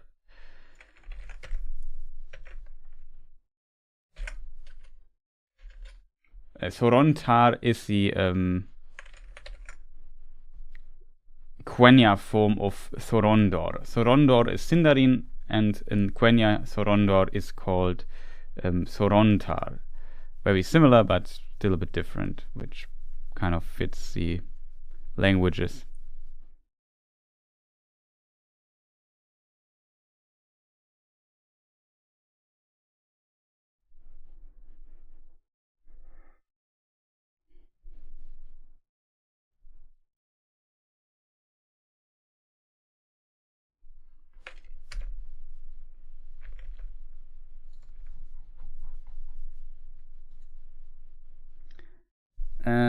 So yes,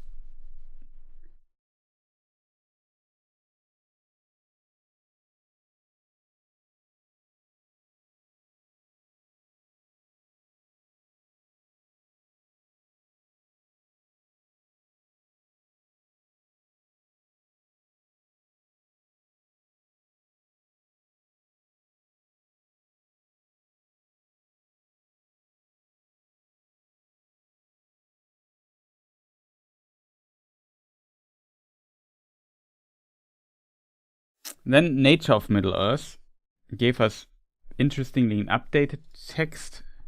I think there is a later text where Tolkien said, well, that the eagles are necessarily not Maya. So Tolkien was a bit, as so often, not 100% sure what's going on with some details. And there's a text from the 70s. You have to keep in mind Tolkien died 1973. And it is a footnote in the text. Let me just see. It's a Manwës Ben, it is called, in Nature of Middle-earth. There is footnote 3, I think it is. In footnote 3, Tolkien writes, the most notable were those Maiar who took the form of mighty speaking eagles that we hear of in the legends of the War of the Noldor against Melkor, and who remained in the west of Middle-earth until the fall of Sauron and the dominion of men, after which they are not heard of again. It's also an interesting detail that, according to this text, it's actually these eagles from the First Age, and they remained in Middle-earth until the fall of Sauron and the dominion of men. Then they kind of leave Middle-earth. Their intervention in the story of Maior, in the duel of Fingolfin and Melkor, in the rescue of Beren and Luthien, is well known. Beyond their knowledge were the deeds of the eagles in the war against Sauron, in the rescue of the Ring Finder and his companions in the Battle of Five Armies, and in the rescue of the Ring Bearer from the fires of Mount Doom.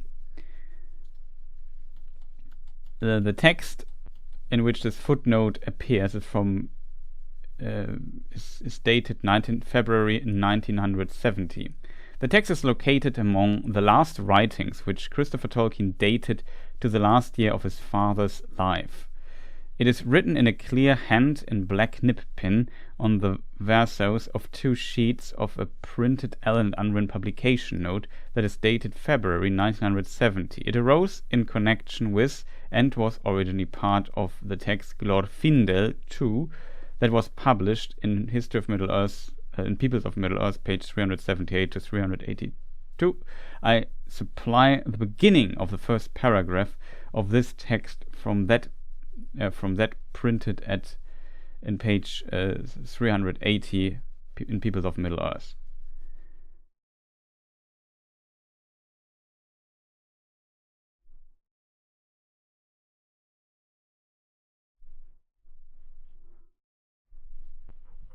The sentence where the footnote occurs, also, his messengers of Manwë could come from Valinor and did so, and though in disguised form and issuing no commands, they intervened in certain desperate events. Footnote 3.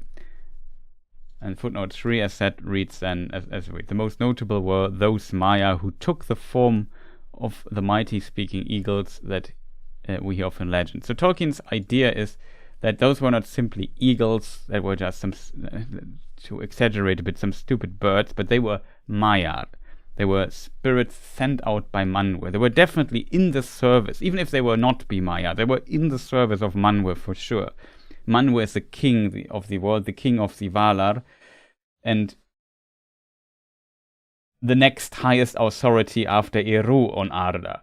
So of course they had some authority. So the king of these eagles, kind of scratching the face of Melkor, who also spread out his power already at this time quite a bit, has a lot of detail to it when it comes to this particular question here, and a lot of nuance. It's not like just some bird scratched the face of, I know it's exaggeration, but just to give you the context, scratched the face of Melkor and Morgoth and defeated him. He didn't defeat him actually, he just scratched his face, bore the corpse of Fingolfin, and then flew away. And from this point on,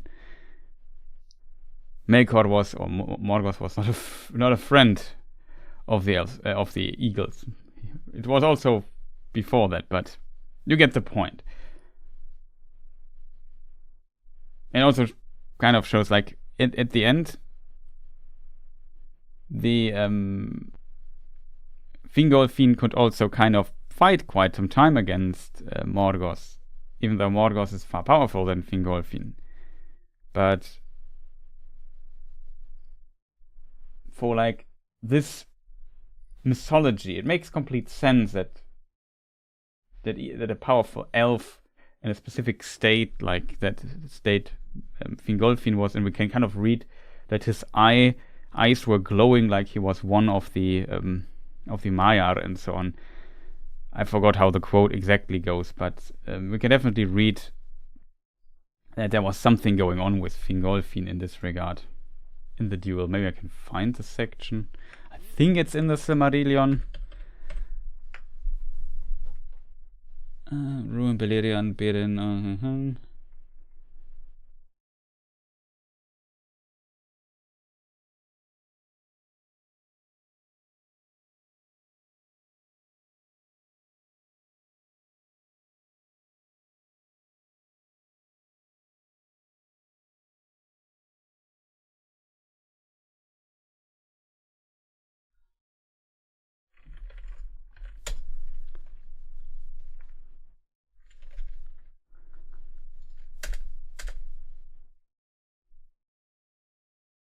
Yeah, here we can kind of, I think I found it.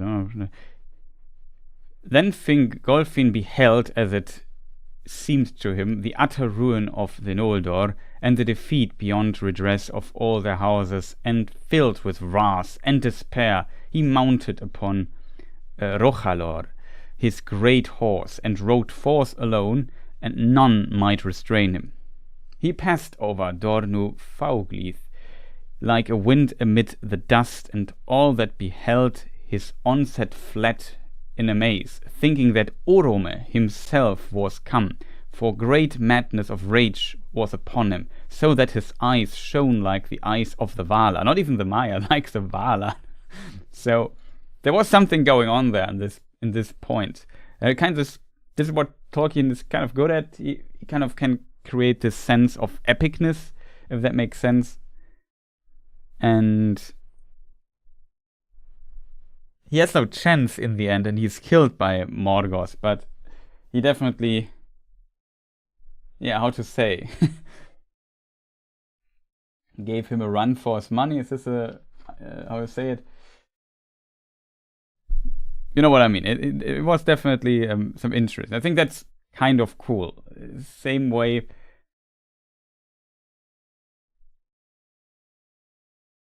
It goes also with Huan, who potentially was also Maiar in disguise to some degree. It was definitely a more powerful being. It was not just some random dog.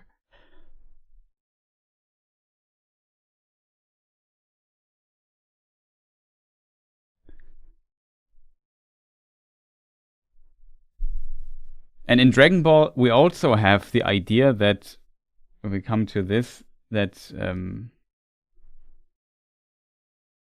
the science can also transform into a giant ape. So also into an ape animal, and then become super powerful when they do. I guess in the later stuff this is used far less, but in the earlier stuff it was definitely a thing. So the idea also existed there in Dragon Ball if we just compare it to it.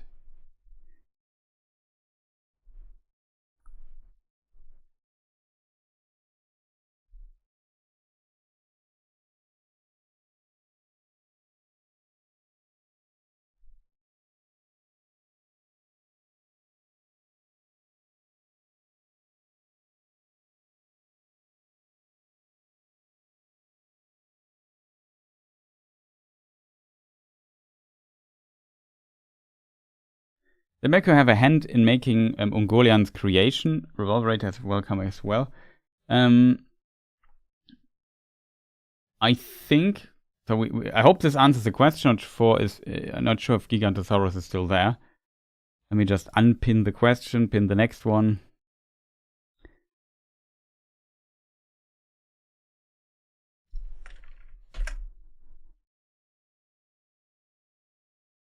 Do the production here really quick. Give you the eagle shot one more time. In the meantime, I can edit the question, I think, when I find it.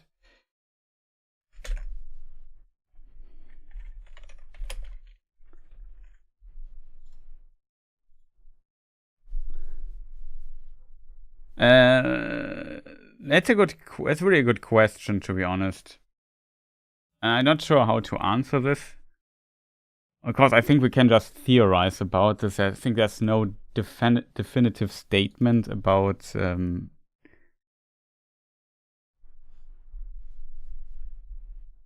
Ungoliant.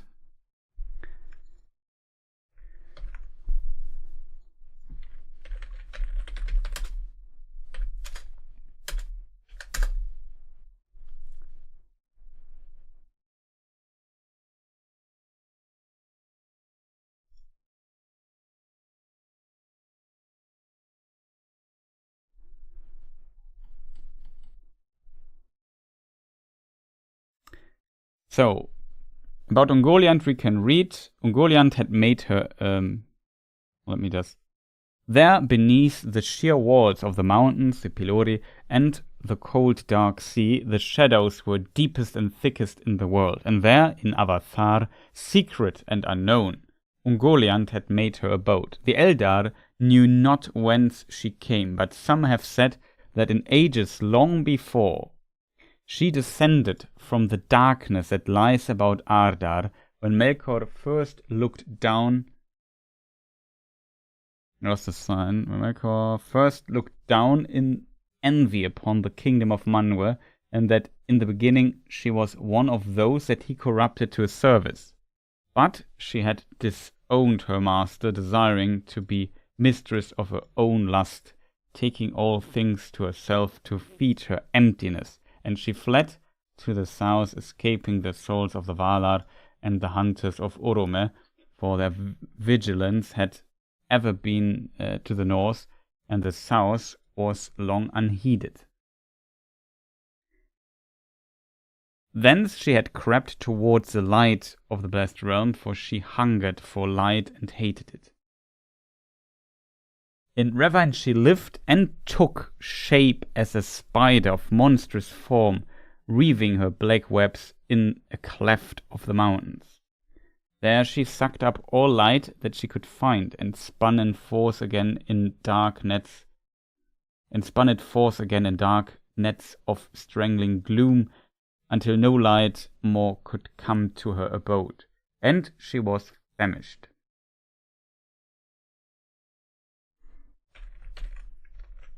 I'm not sure if it's pronounced this way.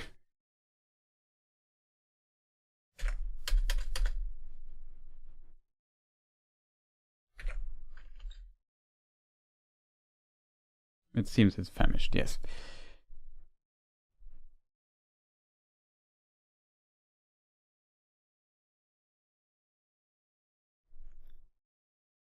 Yeah, I'm restoring the realm of Rune also would give like a similar answer that I would give. In the sense,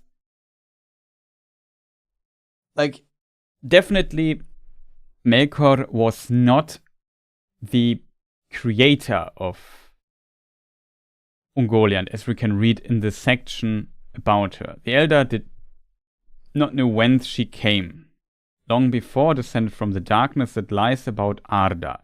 How did the darkness of Arda, where did it come from? And I could also imagine that she's kind of a creation of the music of the Ainur, and it has to do with the discord that Melkor brought into the music. And it's also part of this particular story. It's also possible, as Otaku Senpai says, that she began as one of the Maiar as well. I'm not sure, to be honest. Melkor first looked down and was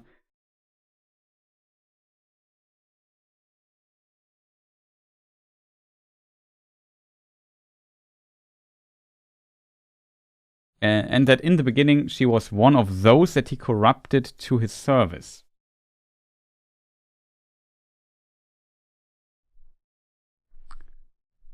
Hard to tell. I always imagine Ungoliant like kind of a black hole, darkness, the some kind of interesting or ultimate form of darkness is like the black hole that swallows light, which is exactly what she does, as we have just read there. And in this regard, it also is interesting that in Ravine, English words sometimes hard to pronounce when you don't know them. Ravine, okay. In Ravine, she lived and took shape as a spider of monstrous form. That kind of indicates that by nature she is not a spider. She is an entity that took the form of a monstrous spider at some point, because it kind of fitted her nature, like a hungry spider that weaves webs that kind of block the light. So she has her darkness, which she is an entity of, it seems. And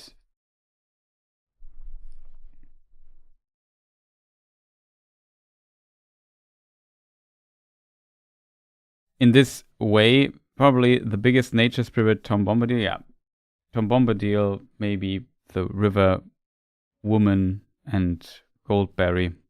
Imagine those as kind of nature spirits. Well, Tom Bombadil is kind of a special case in this, I think. But he's definitely bound to nature, as Tolkien writes in one of the letters. But it's a different topic. We don't know exactly how they came to be. If they were there before the music of the Ainur, like the Ainur, as the name suggests. So like the Valar or those who would later become the Valar and Maiar.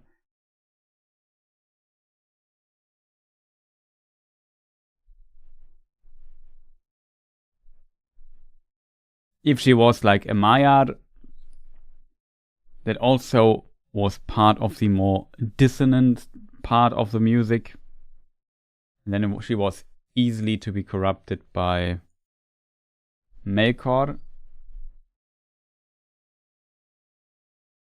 Hard to tell. Or if she is a creation that resulted out of the discord that Melkor put into the music of the Ainur. I cannot tell really, because this is like a topic that Tolkien leaves open. He never really explores this in a lot of detail.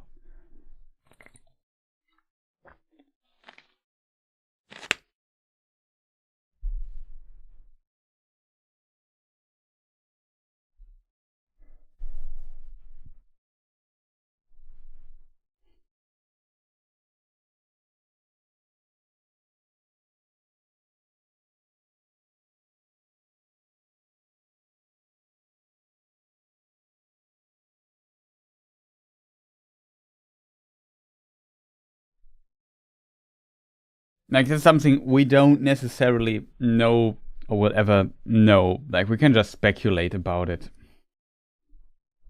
I think, like, what is the purpose of Melkor? We talked about this. There was an interesting question about in this direction last stream. I think it was last week, where we read a bit into the Sanwer Kenta, the ending of it, where it basically says that Manwë, if he would not have allowed Melkor to be released from imprisonment after Melkor got defeated the first time, then this would be the first step on the path to become Melkor himself.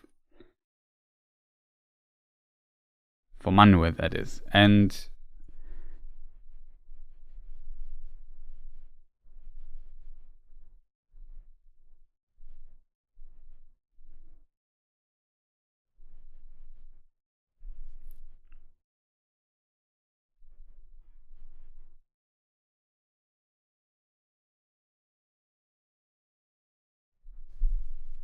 so, in this regard, I think we know this from the perspective that Tolkien wrote story mythology, and those mythology and those stories always need a conflict. I think at the core of every story is a conflict. And for conflict, if you compare this to... Also, the same goes with music. Music needs consonance, harmonic consonance, but it also needs dissonance to work, because else it's boring music. Because dissonance brings something interesting into music. And you want to resolve the dissonance maybe in your harmony. And this is kind of the thing. If you want to tell a story, you need dissonance. So you need Melkor. He's part of it. And it goes a bit to the direction if God has created evil. In a way, even though the story needs this dissonance, how much dissonance one would put into this. And if he even if he, like, Melkor had the ability to put the dissonance into the harmony. This was kind of his purpose in a way, you could argue. But it's also not clear how much, like, he could decide on his own will how much dissonance he puts into the harmony, into the Song of the Ainur, into everything. And he decided to put a lot of it into it. He also decided to definitely do a very, very evil act. He also, I think, had no need to do this, but he decided for this to be the right thing from his perspective. So the possibility was created by Eru that this dissonance could exist, so that evil could exist, but I think the extent to this and how it formed was, in the end, something that was decided also by Melkor in a way.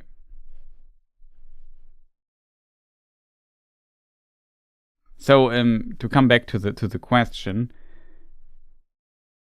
the question is, and Joe makes also a good argument into this direction, that there was like more entities of dissonance that existed. It was not all the good ones, so to say, the harmonic ones, let's call them that way. And it could be that also Ungoliant was one of the Ainur, if she came from outside, as we can read it here again. She descended from the darkness that lies about Arda. This about is a bit, I don't know, it's maybe just an old-fashioned way to say over Arda. So we have Arda, and above it we have the darkness, and from this she descended. But can't you also read that? Can you also read this as descended from the darkness that lies within Arda? Then you could say that this darkness that was created was part of the creational process. At least I'm 100% sure how this is would be understood by a native speaker.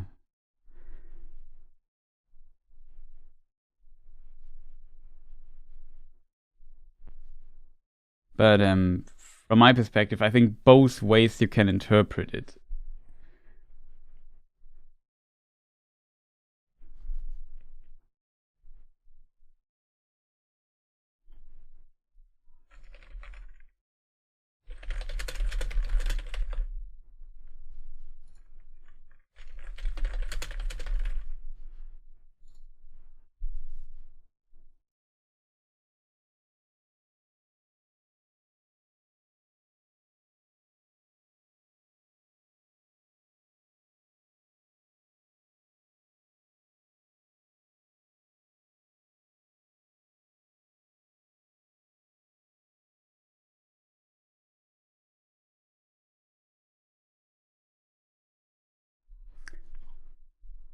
And just look it up if I can find this concept of the creational process.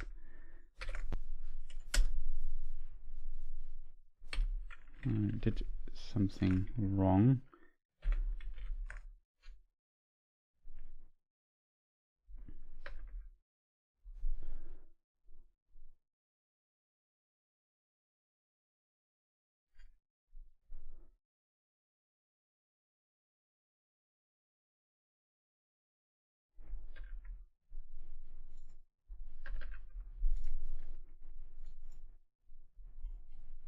One moment, chat, I'm just...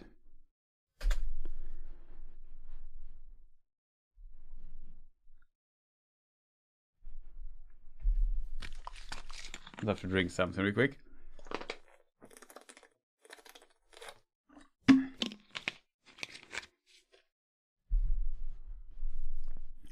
Then there was unrest among the Ainur, but Ilúvatar called them and said, I know the desire of your minds, that what ye have seen should verily be, not only in your thought, but even as yourselves are, and yet other. Therefore I say, Ea, let these things be, and I will send forth into the void the flame imperishable, and it shall be at the heart of the world, and the world shall be, and those of you that will may go down into it. And suddenly the Ainur saw afar off a light. It was where a cloud with a living heart of flame, and they knew that this was no vision only, but that Ilúvatar had made a new thing, Ea, the world that is.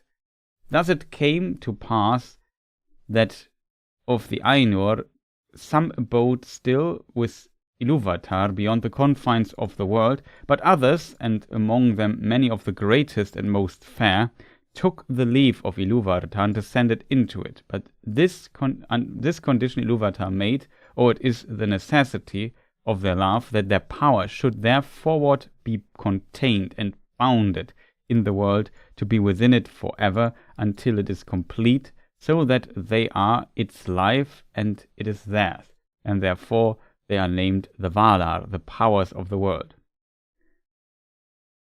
But when the Valar entered into Ea, they were at first astounded and at a loss, for it was as if naught was yet made which they had seen in vision, and all was but on point to begin, and yet unshaped, and it was dark. For the great music had been but the growth and the flowering of thought in the timeless halls, and the vision only a foreshowing. But now they had entered in at the beginning of time, and the Valar perceived that the world had been but foreshadowed and foresung, and they must achieve it. So began their great labours in wastes unmeasured and unexplored, and in ages uncounted and forgotten, until the deeps of time in the midst of the vast halls of Ea. There came to be that hour and that place where was made the habitation of the children of Ilúvatar, and in this work the chief part was taken by Manwë and Aule and Ulmo. But Melkor too was there from the first, and he meddled in all that was done, turning it, if he might, to his own desires and purposes, and he kindled great fires.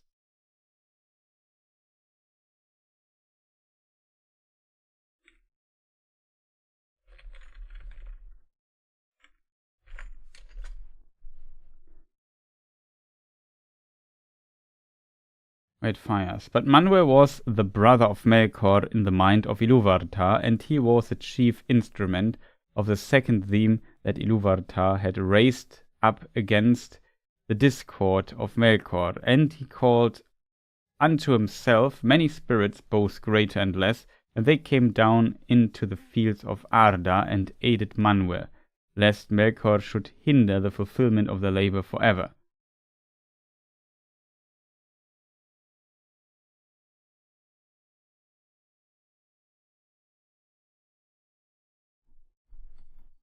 So yeah, this is of course from the chapter the Ainulindale, the music of the Ainur, and what is interesting here is the term Ea. Like we have the concept Arda for the world, and we have the concept Ea, which is potentially more than just Arda itself.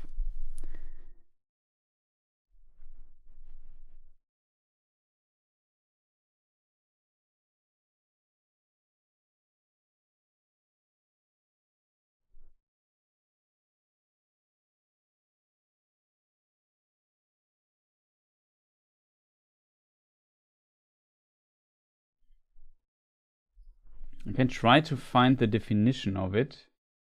It's in Parma El de Lamberon 21. I try to find it really quick.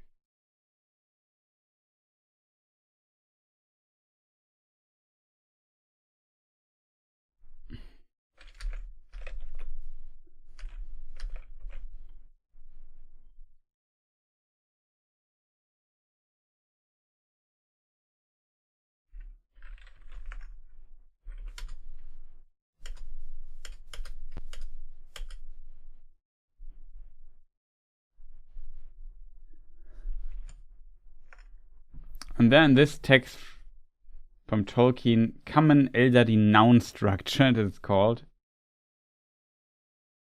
Page 85.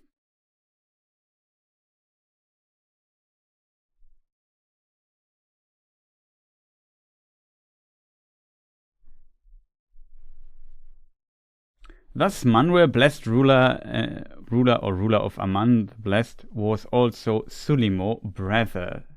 Varda, sublime, was also Tintale, spark-kindler, and Elentari, queen of stars. Orome, sound of horns, was also Taurosso, forest warden. Melkor, great and mighty, was to the Cinder Morgos, dark tyrant. These names were not authentic, for no authority had given them.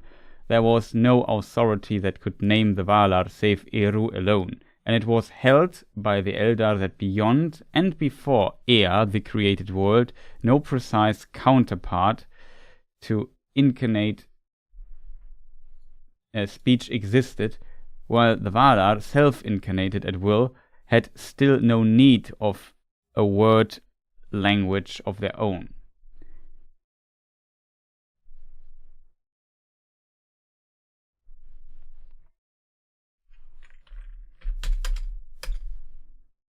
So there we have the translation, the created world.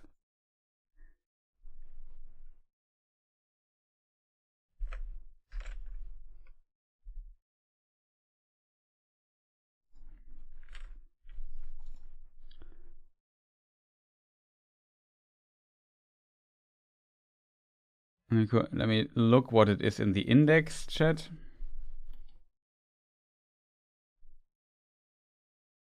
Yeah, the world.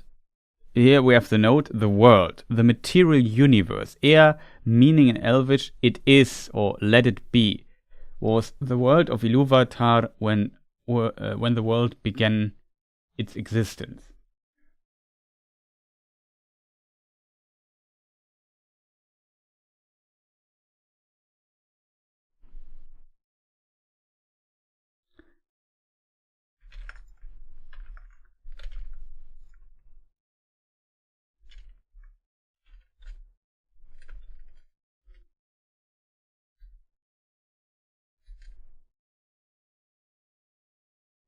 Here we have it now. Therefore Ilúvatar gave to their vision being, and set it amid the void.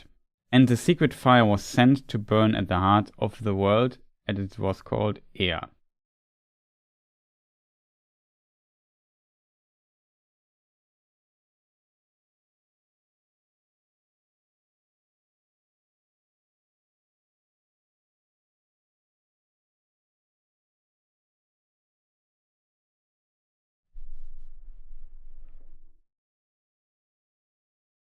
With Manwë dwells Varda, Lady of Stars, who knows all the regions of Ea. Too great is her beauty to be declared in the words of men or elves, for the light of Ilúvatar lives still in her face. In light is her power and her joy.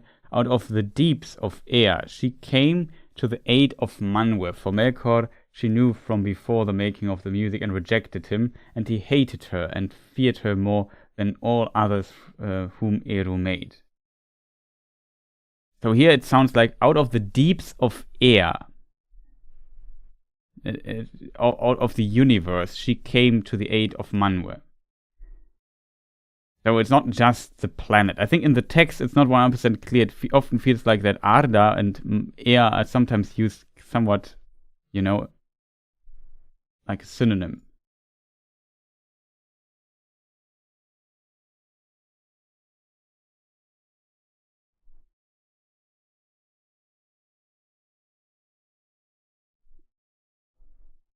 Especially in context of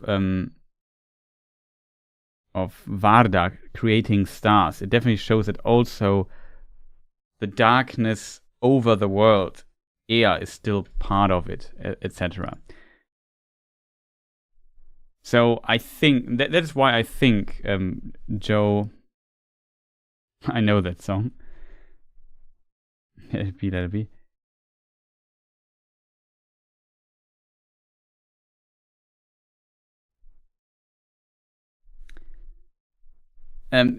that's the reason why I'm not 100% sure if we can say with absolute certainty that Ungoliant, to come back to the questions, was not existed as an Ainu before, or if she was like a byproduct.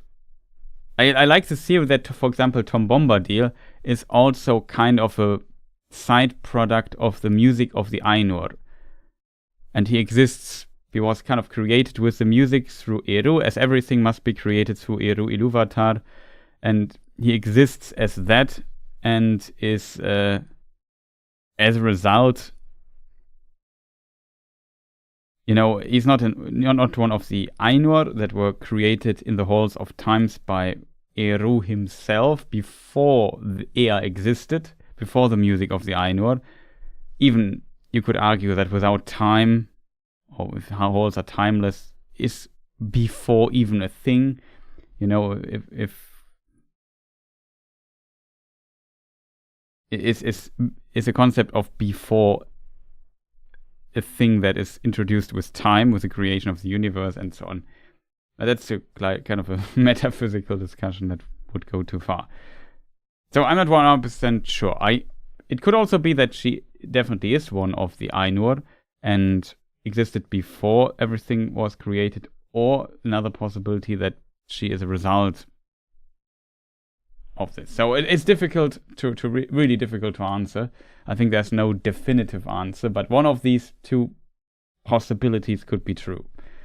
What possibility you think is more likely, more plausible, is, I guess, up to everybody interpreting these lines. Sounds like Ungoliant was within the universe, but outside the Earth before descending into it. Yeah, that's kind of what I could also understand. Then in this case, and this theory has not really a base, except for a bit of speculation and trying to be somewhat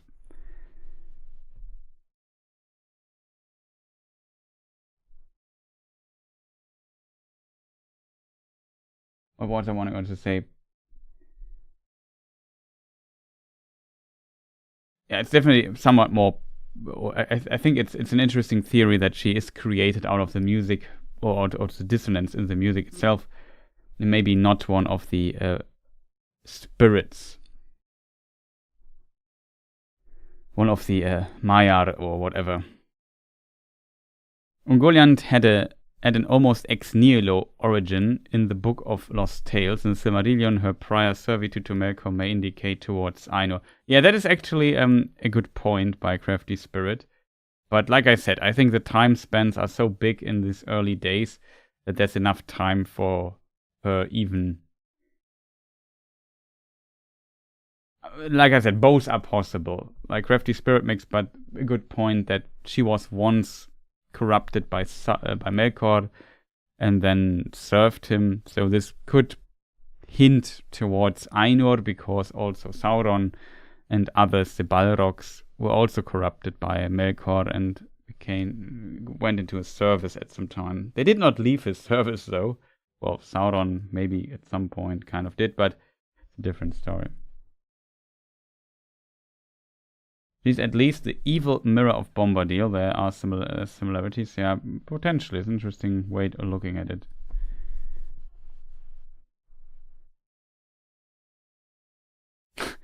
I've missed my hypothesis. Ungoliant is the unwanted daughter of Tom Bombadil. Yeah, maybe.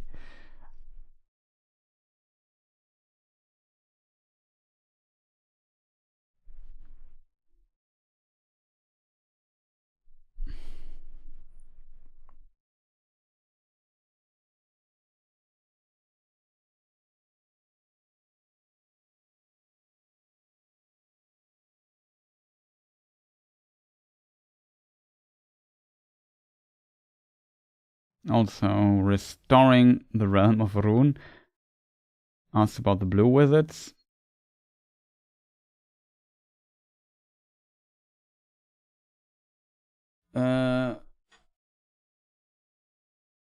I don't know, a bit of Blue Wizard stuff is maybe not bad. I'm a Revolverator. I hope this...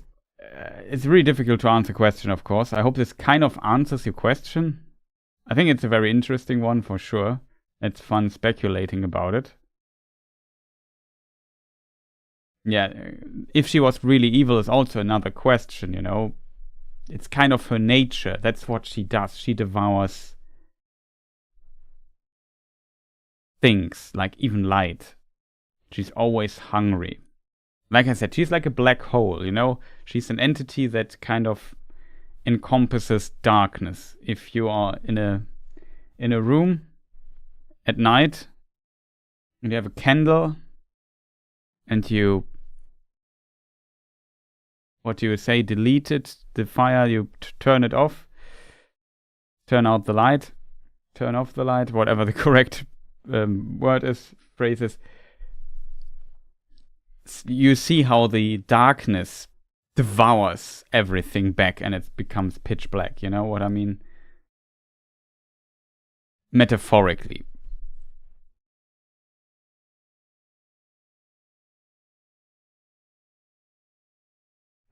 So in this case, she's doing her thing for the most part, which is just devouring things. Yeah, endless hunger. Thanks, great discussion. Yeah, I glad you enjoyed this. Said elves after the tree are eaten, or at least I can listen to the Discord music.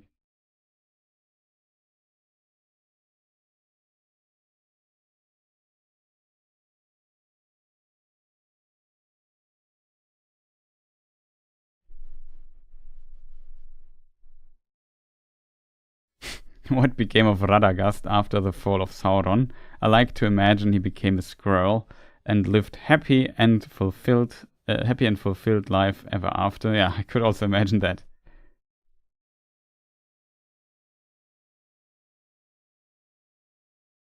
Yeah, a deer or something.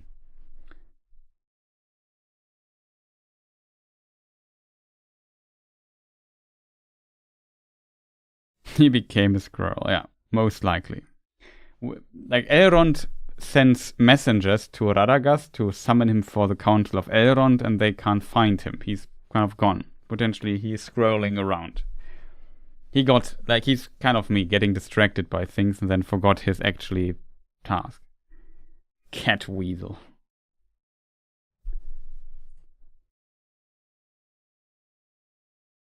Oh yeah, pretty cool question.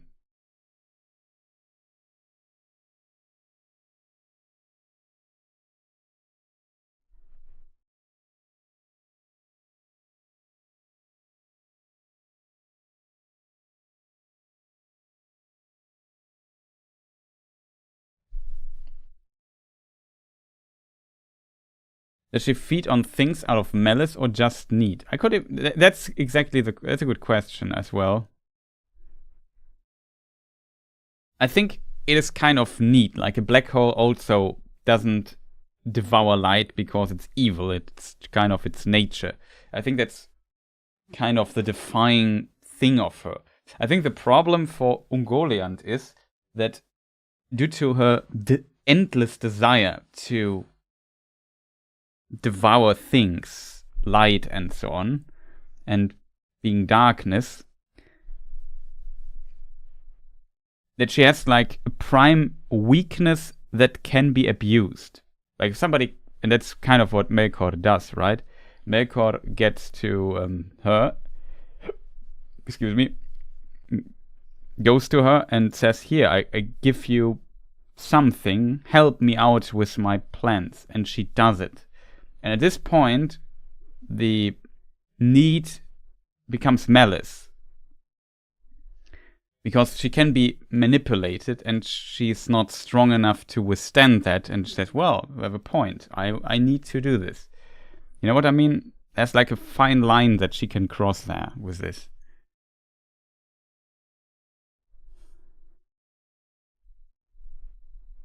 She becomes like... what is the English word?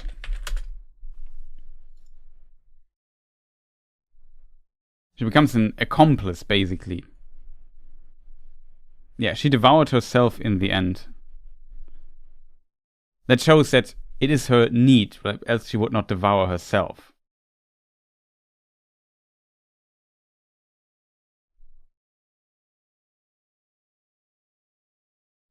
That's also what the elves thought, exactly. Tolkien writes this every time.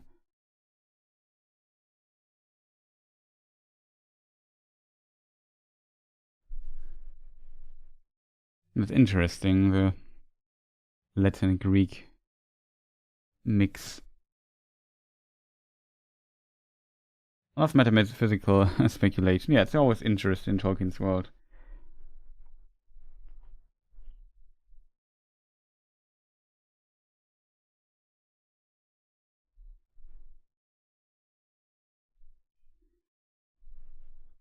So, that was the question, right?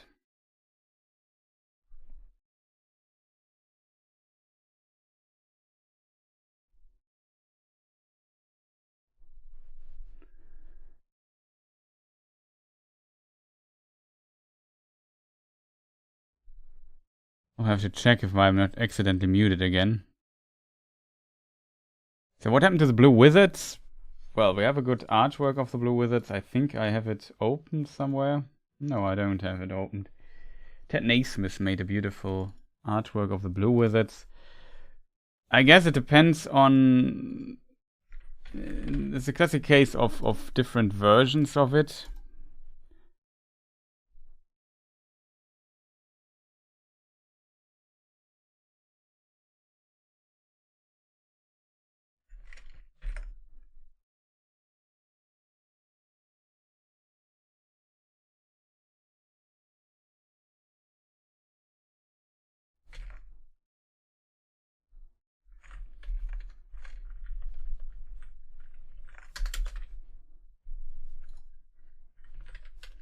Just setting it up really quick.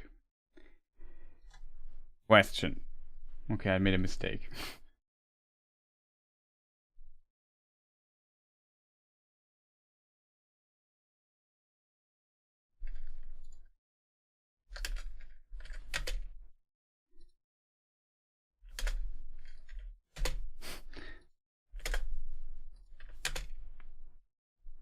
Okay, better. I made a mistake, whatever. But TPH, what do you think happened to the Blue Wizards? Would they have perished, and that's the reason why they did not return to the Undying Lands like Gandalf, or did they fall to darkness? Well, there's an actual answer to this question, at least when we take the History of Middle-earth book, Nature, Peoples of Middle-earth, into account.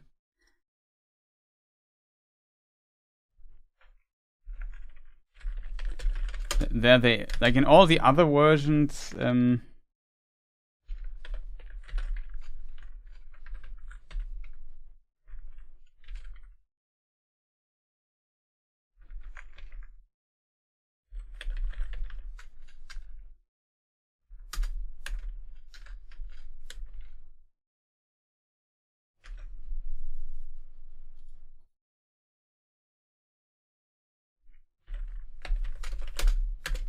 I know why I can't find it, because I still have...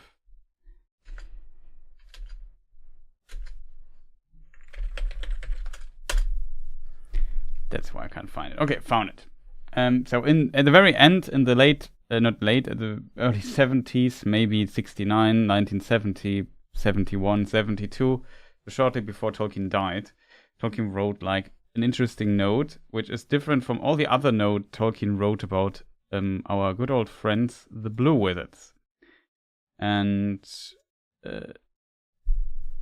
he gives them different names here in this text. It's, I think, part of the Glorfindel thing, and it basically, the other two, let me just read it. The other two came much earlier, at the same time probably as Glorfindel, when matters became very dangerous in the Second Age. So Glorfindel in these, there's some Glorfindel texts where he comes to Middle-earth around the time when the ring is forged, maybe earlier, something like that. And at this time, potentially the Blue Wizards also came to Middle-earth with him, maybe.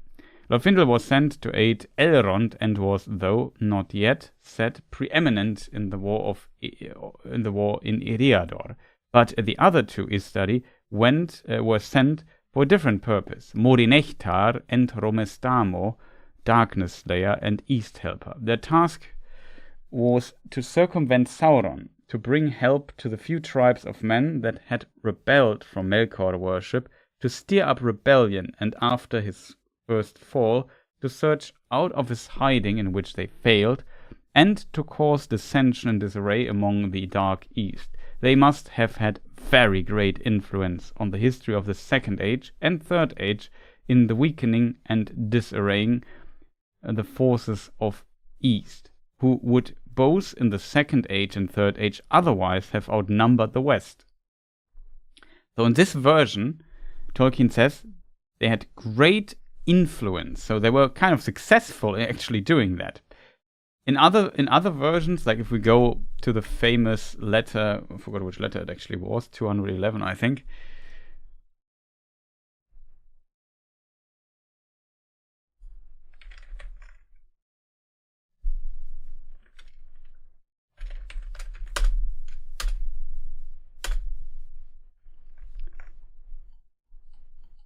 Yeah, 211 to Rona Bear. There Tolkien basically writes about the two blue wizards. I have doubt if they had distinctive colors. So at this time he already knew it were the blue wizards, but it seems like he did not want to reveal this here. Or he wasn't sure about the colors as well. It's difficult to interpret. Distinction was only required in the case of the three who remained in the relatively small area of the northwest. That potentially could be seen why both are blue wizards, because they don't need like a color distinction when they're walking along anyway. I really do not know anything clearly about the other two, since they do not concern the history of the Northwest. I think they went as emissaries to distant regions east and south. By the way, this is the only mention of south here, to my knowledge. And the blue wizard went to the south. In the other, it's just always the east. Of course, they could have went to the south as well, I think. Regions east and south, far out of Numenorean range. Missionaries to enemy-occupied lands, as it were. What success they had, I do not know, but I fear that they failed, as Saruman did, though doubtless in different ways, and I suspect they were founders or beginners of secret cults and magic traditions that outlasted the fall of Sauron. So in these texts, in this letter answer, like there was some Rona Bear wrote some number of questions so that she could pass on to Tolkien's answers to a meeting of fellow enthusiasts of Lord of the Rings. So it was kind of a fan meeting, and she asked him in the letter about some details. And Tolkien wrote a very, very long answer to her, answering her questions. And this is one of the answers. This we know when the letter was sent or received, I'm not sure. But yeah, 14th of October, which is in 2 days, a long time ago. October 1958. So it's from 58. The other text I just read you a moment ago is from the 70s. So 12 years later, roundabout. In these 12 years, Tolkien seemed to have changed his mind at least drastically about the success of these blue wizards. In these texts here, they would not return to the Valar and would become beginners of secret cults and magic traditions that outlasted the fall of Sauron, so in the Fourth Age and so on. And the other texts, they succeeded, so as a result, they could have returned. Both possibilities are, I think, equally likely. Also, shout-outs to Ted Naismith for this beautiful artwork. And, yeah, that's kind of interesting.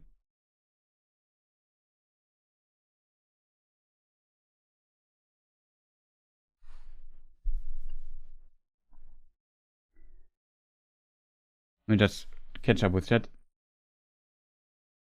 That has to be one of my favorite Middle-earth paintings. It's one of it's on the cover of my edition of Unfinished Tales.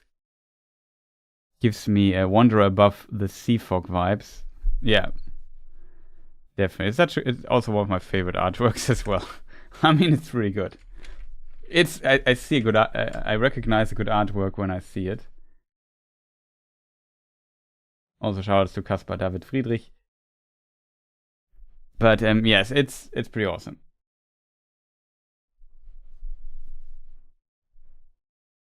No, Time Lord, I overlooked your questions.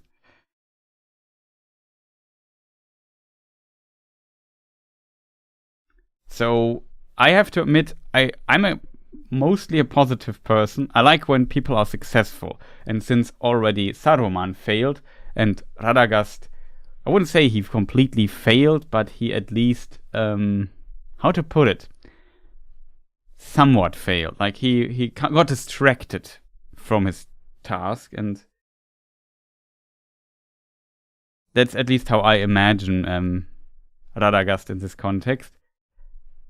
So, like, all the study failing would not be a good success rate for them, I feel. So I'm more positive, and I like that they had some impact, because even though there were some East forces helping out Sauron, it was not like that the East became a massive problem for Sauron in the West. For the West people, it became the East forces of Sauron didn't never become a massive problem that led to their to a complete losing. As a result, I feel like it is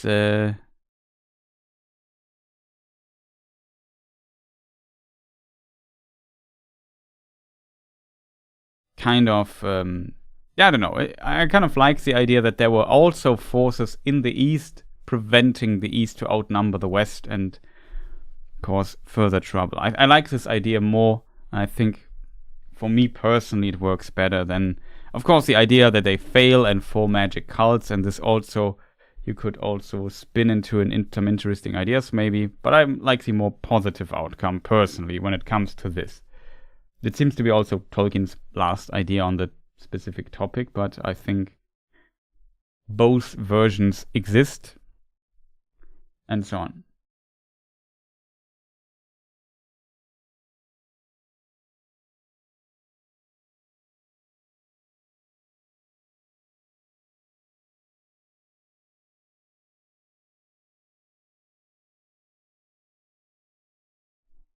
Mari also had a question, and since Mari helped answering the other, we'll have to look at this here as well.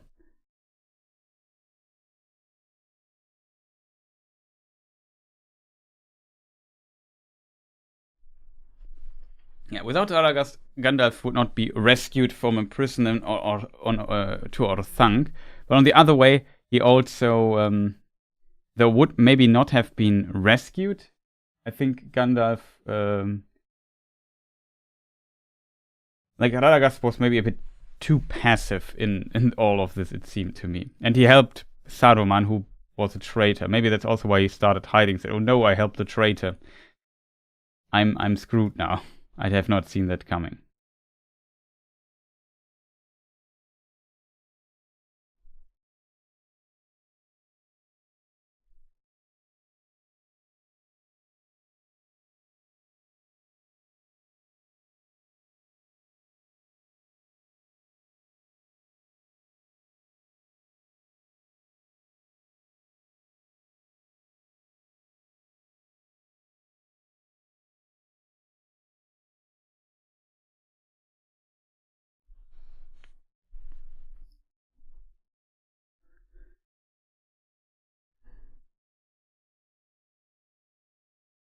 So let me scroll. So we have to find some questions of, I think, Time Lord and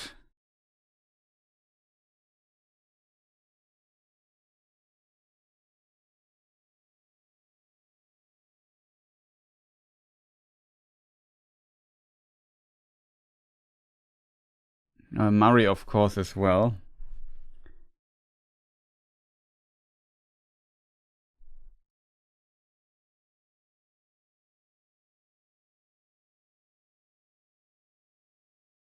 When you go silent. We assume you are insanely or intensely researching some fact, but turns out you're just eating. Yeah, unfortunate times. The muting is a bit annoying. Happens so often to me.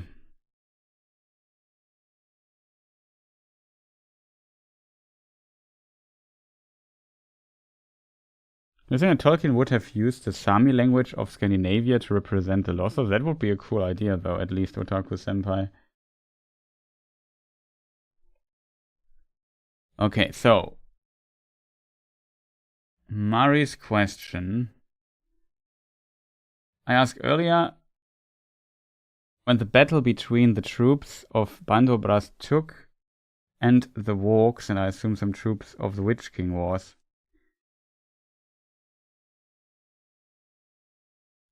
I think that's a question, Mari, right?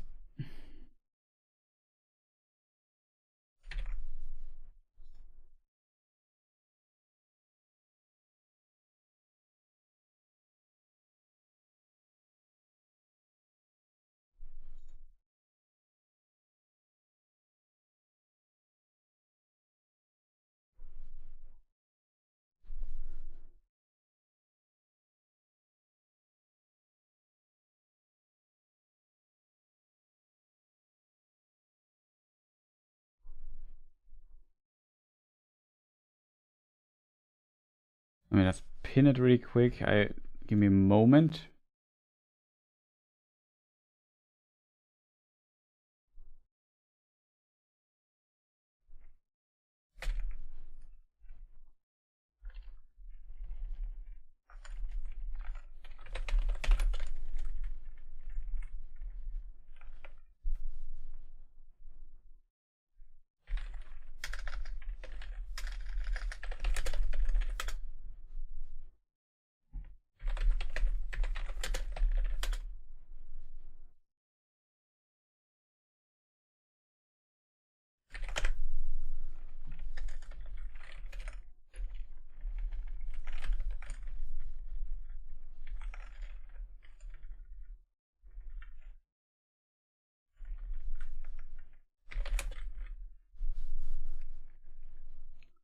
Just currently formatting this thing here. Sometimes I have to fit it to the screen. It's sometimes not easy.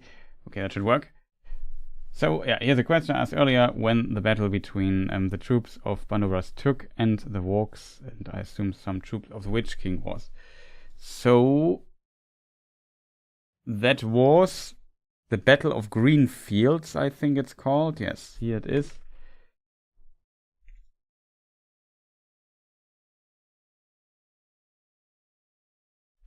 And it was 3rd Age 2747.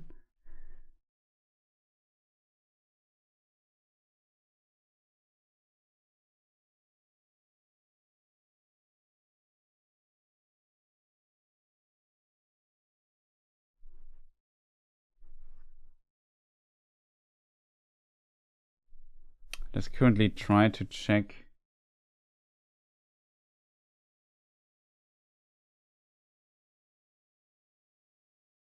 It was also the time, interestingly, of sorry.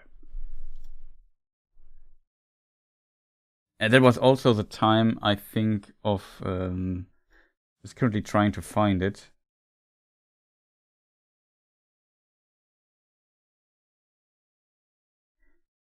It was some years before Freka was killed by King Helm Hammerhand of Rohan. So that was kind of round about this time to give you like a time perspective on this. I don't have a good artwork for this, unfortunately.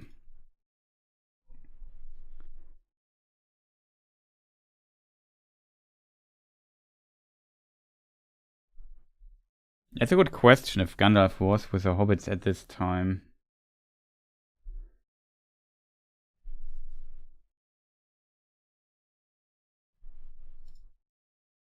It's not explicitly mentioned, but Gandalf knows the story, which is in of itself a good indicator for this.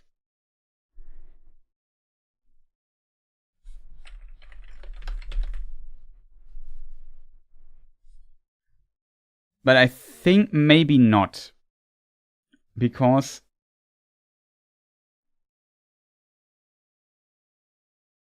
Maybe it is possible actually.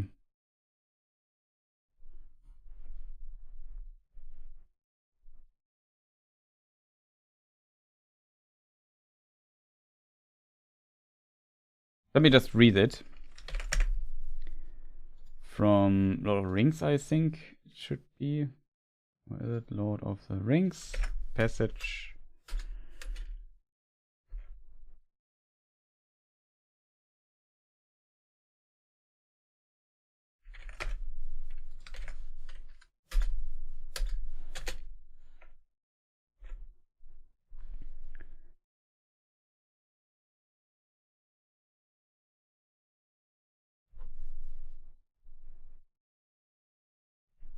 Oh no, it's Unfinished Tales actually. I'm just in the wrong book.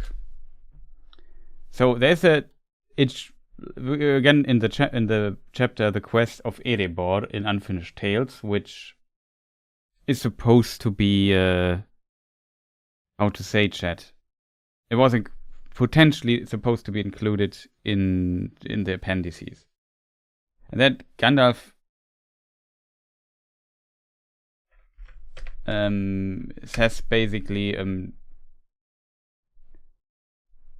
me just see. I was beginning to seriously trouble with the situation north when Thorin Oakenshield, when I met Thorin Oakenshield one day in the middle of March 2941, I think. I heard all his tale and I thought, well, here is an enemy of Smaug at any rate, and one worthy of help. I must do what I can.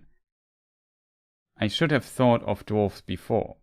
And then there was a Shire folk. I began to have a warm place in my heart for them in the long winter, which none of you can remember. They were very hard put to it then, one of the worst pinches they have been in, dying of cold and starving in the dreadful dearth that followed. But that was the time to see their courage and their pity for one another. It was by their pity as much as by their tough, uncomplaining courage that they survived. I wanted them still to survive, but I saw that the Westlands were in for another very bad time again, sooner or later, though of quite a different sort. A pitiless war. To come through that, I thought they would need something more than they now had. It is not easy to say what. Well, they would want to know a bit more, understand a bit clearer what it was all about, and where they stood. They had begun to forget their own beginnings and legends, forget what little they had known about the greatness of the world. And so on and so forth. So there's an interesting section where Gandalf talks a little bit about those, and we kind of learn, I began to have a warm place in my heart for them in the long winter.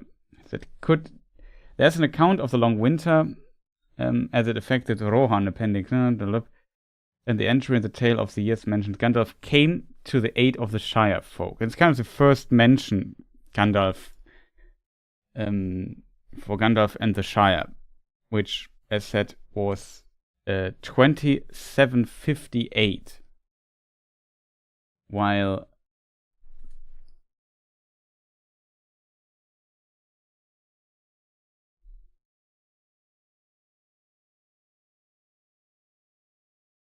the Battle of the Greenfield was 11 years earlier. It was 2747, so 11 years earlier. It is possible that Gandalf already had contact with the dwarves, but it was before the long winter, and I think his relation to the dwarves, to the hobbits, and to the Shire, I think his relation with the Shire and the hobbits grew in this particular time. So I would assume that Gandalf indeed did not participate in this Battle of the Green Fields 2747, but it is possible maybe in some way he heard about it or slowly learned, but because it would have been maybe a thing. Gandalf knows the story, so he could have been around that time, heard about it, but I would not assume that he took direct influence in this battle, or was there. Maybe afterwards he learned about it and helped the hobbits a little bit out or something. I don't know. It seems like he really learned the Hobbit way after the Long Winter, which was 11 years later. So plausible that he might have known them already. I think it's not likely that he participated, helped them directly. I think that would have happened then much later. And the event that kind of put Gandalf into liking the Hobbit so much was definitely a later one. But to be fair, it was definitely around this time. Like when you think about the thousands of years that Gandalf was in Middle-earth, these are just 11 years. These events are just 11 years apart.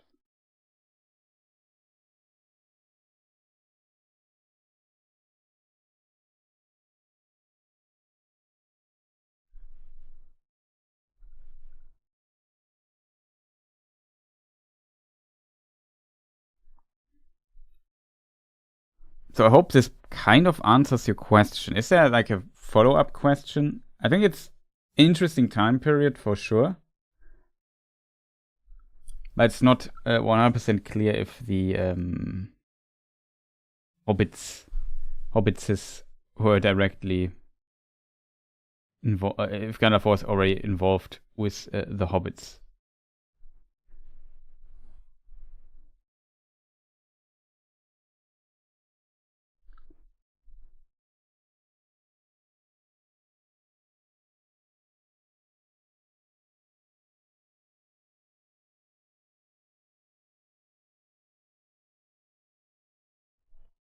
Question, what evil spirits, though Time Lord, you also asked some questions.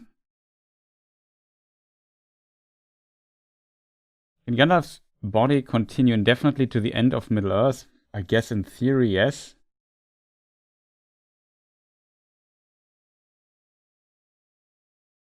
He was not aging, he was around thousands of years. I think he was sent by the Valar there, so his disguise should work for as long as it needs to take to complete his mission. And if that would be the end of time, then yes. But since as a Maiar he's immortal anyway, I don't fully see why there should be so many limitations on this. So yeah, I think it is possible.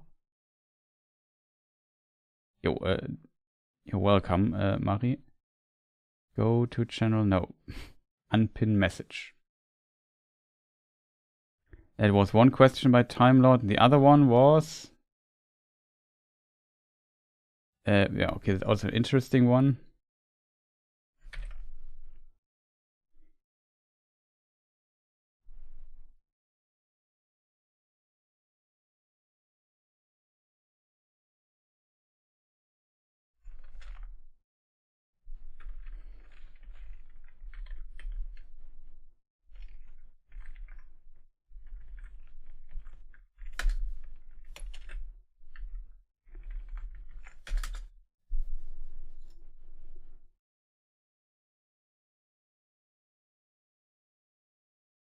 So, Time Lord guy, what evil spirits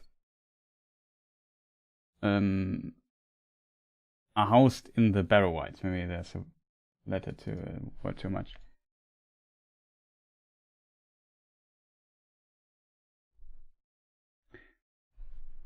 Something like that. So, what evil spirits? That's a tough question, I think, Time Lord.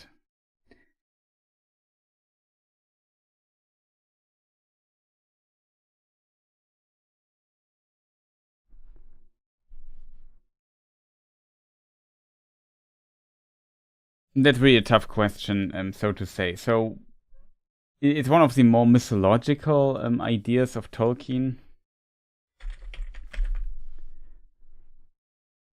For the Barrow-wights.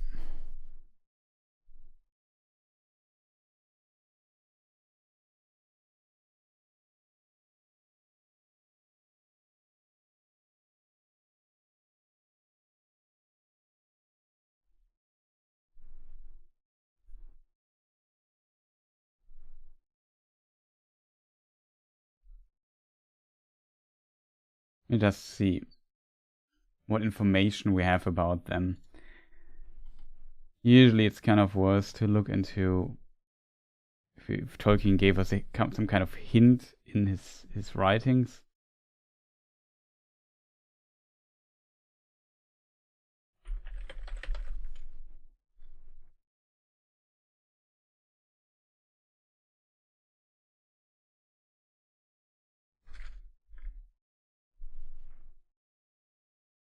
No, it's no problem. Don't worry. Quilled before.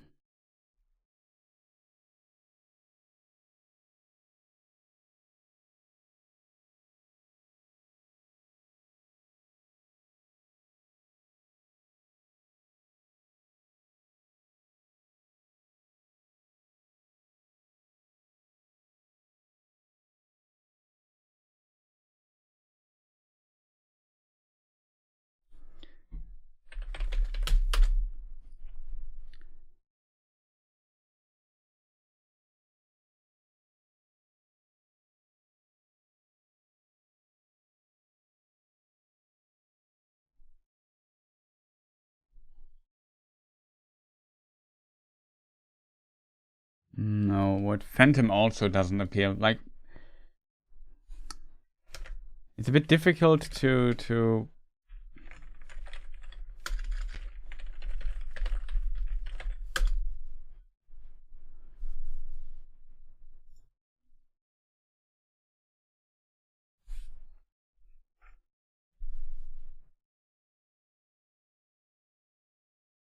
the Shire rumor White Sparrow Forest had heard. Like its story.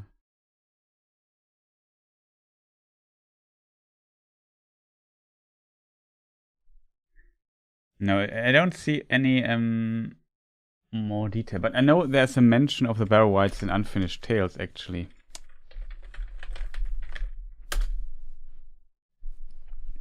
So there's in version B, it is noted that the Black Captain did not know whether the ring was still in the Shire, that he had to find out.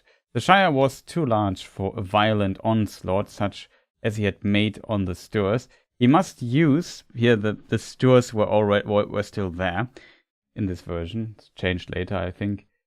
He must use as much stealth and as little terror as he could, and yet also guard the eastern borders. Therefore, he sent some of the riders into the Shire with orders to disperse while traversing it. And of these, Camul was to find Hobbiton, see note 1, where Baggins lived according to Saruman's paper. But the Black Captain established a camp at Andras, where the gateway passed in a defile between Barrow Downs and the South Downs, and from there some others were sent towards the patrol in the eastern borders, while he himself visited, so the captain, that is the Witch King, visited the Barrow Downs. In notes on the movements of the Black Riders at the time, it is said that the Black Captain stayed there for some days and the Barrow Wights were roused, and all things of evil spirit hostile to elves and men were on the watch with malice in the old forest and on the Barrow Downs.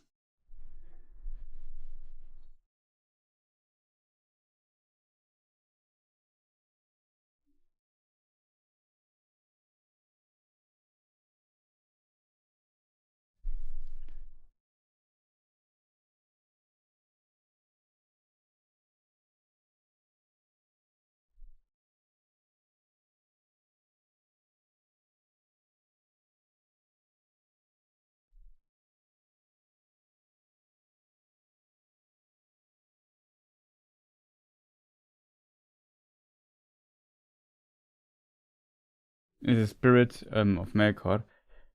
I mean, Sauron, for example, is described as necromancer. It's a very old idea of Tolkien. Necromancer is somebody who can contact, potentially even control undead spirits in the context of Tolkien's universe. So this would fit. Who these Barrow Down entities were originally is very, very difficult to tell.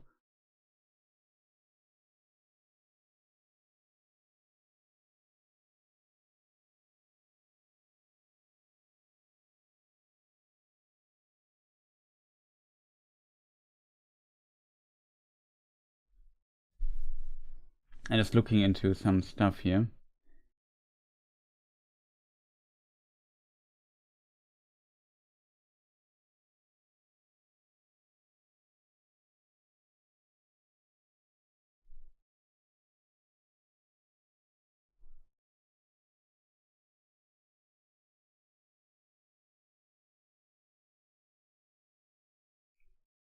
I think it's also Lord of the Rings, to be honest.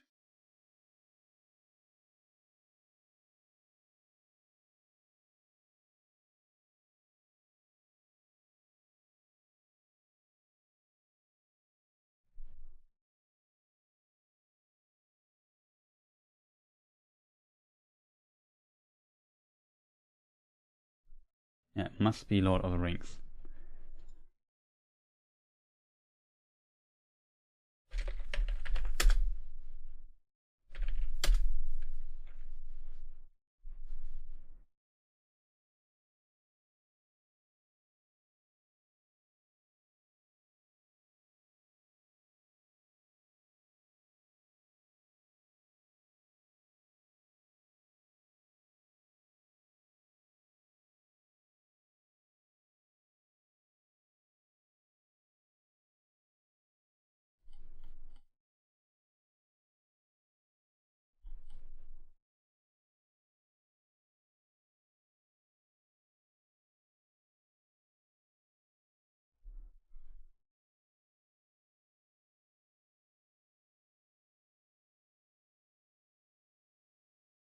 In the days of Argileb II, the plague came into Eriador from the southeast, and most of the people of Cardolan perished, especially Minhirias. The hobbits and all other people suffered greatly, but the plague lessened as it passed northwards, and the northern parts of Arthedain were little affected. It was at this time that an end came of the Dunedain of Cardolan, and evil spirits out of Angmar and Rudauer entered into the deserted mounds and dwelled there. It is said that the mounds of Turngorthat, as the Barrow Downs were called of old, are very ancient, and that many were built in the days of the old world of the First Age by the forefathers of the Edain, before they crossed the Blue Mountains into Beleriand, of which Lindon is all what now remains. Those hills were therefore revered by the Dunedain after their return, and there many of their lords and kings were buried. Some say that the mound in which the ring-bearer was imprisoned had been the grave of the last prince of Cardolan, who fell in the war of 1409, Shire reckoning, I assume. In 1974, the power of Angmar arose again. The Witch King came down upon the Arthedain before winter has ended. He captured Fornost and drove most of the people out there.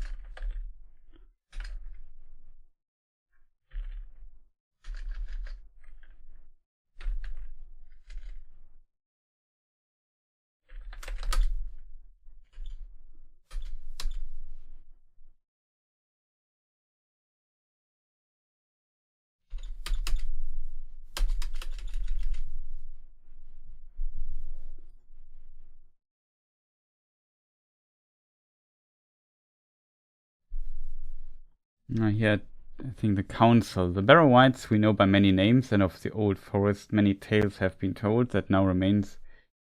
Time was when a squirrel could go, blah blah blah, from then.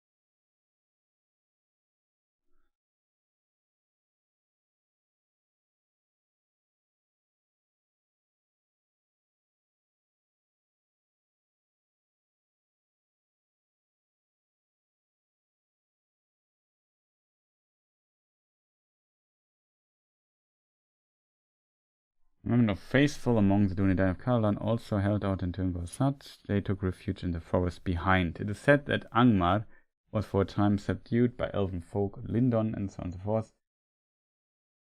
I think there's some other notes about this particular place, chat.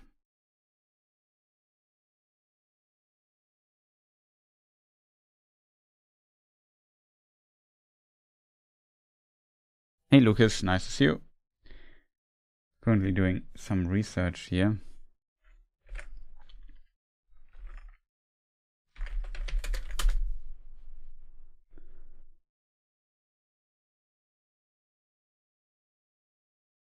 The Witch King had now a clearer understanding of the matter. He had known something of the country long ago in his wars with the Dunedain, especially of Tyrngorthad of Cardolan, now the Barrow Downs, whose evil wights had been sent there by himself. There we have the note. It's in Hunt for the Ring. And we have note 19.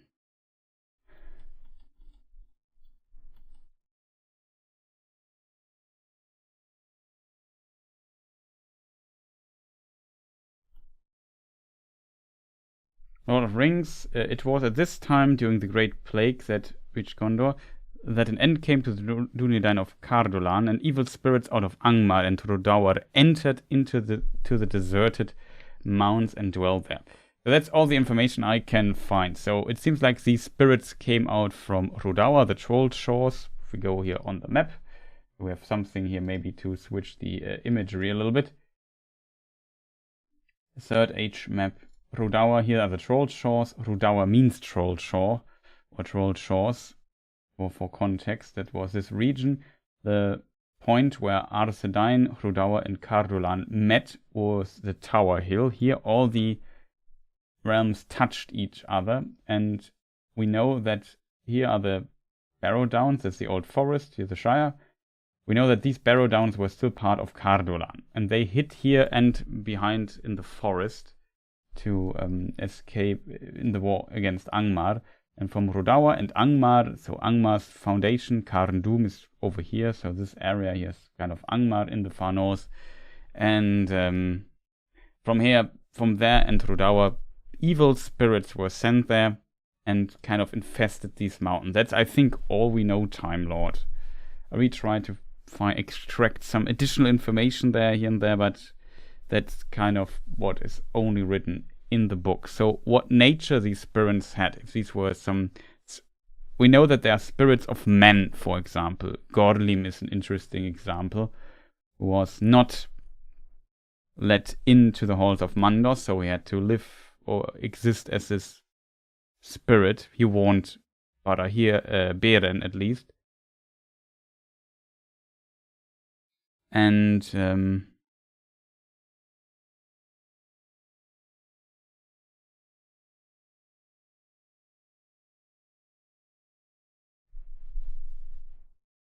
that is kind of what's going on there.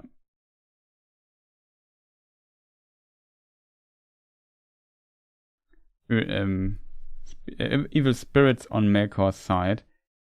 I mean, in theory, they could be on Sauron's side, on Melkor's side, who knows? It's hard to tell how powerful they are. In truth, the hobbits are not a good measurement for that, if that makes sense. So, in this regard, it's a bit difficult.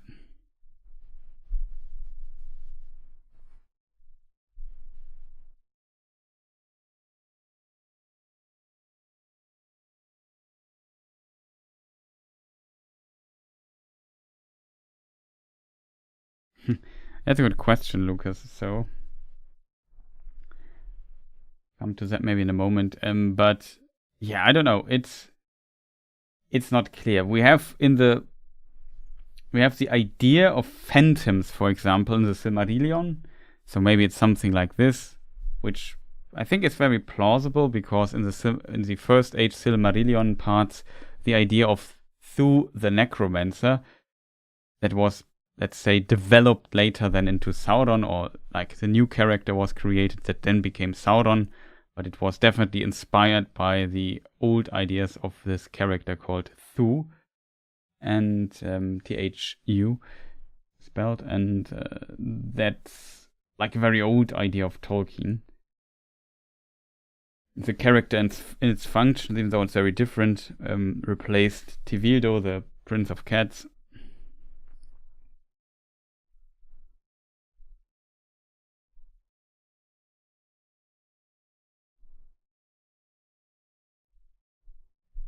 So there's that, chat. I'm not sure if this Time Lord really answers your question to your satisfaction, if that makes sense.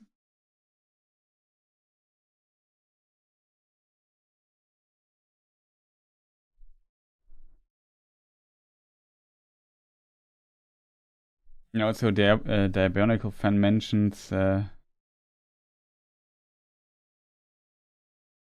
that's also some elf souls, I don't know, or some elves that faded away. I don't know. It's very difficult to say, because Círdan did not fade away. That elves would refuse the summoning of Melkor, of Mandos. Very unlikely, I think. Because why would they do this? What would convince them to do otherwise?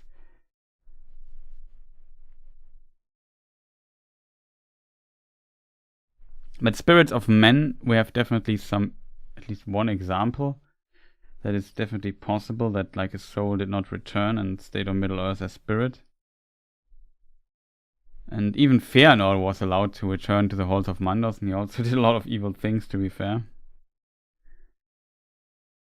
And also his sons, the kinslayings and so on. So it's kind of complicated.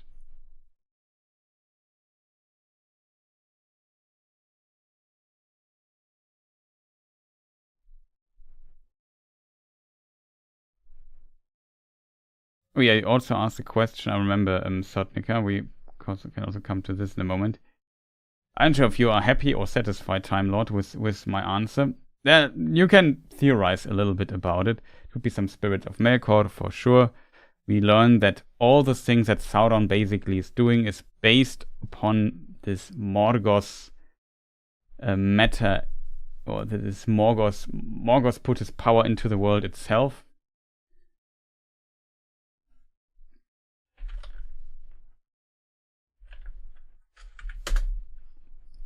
We can read in Morgoth's ring. It was this Morgoth element in matter, so in the world, in the matter of the world, except for the oceans itself.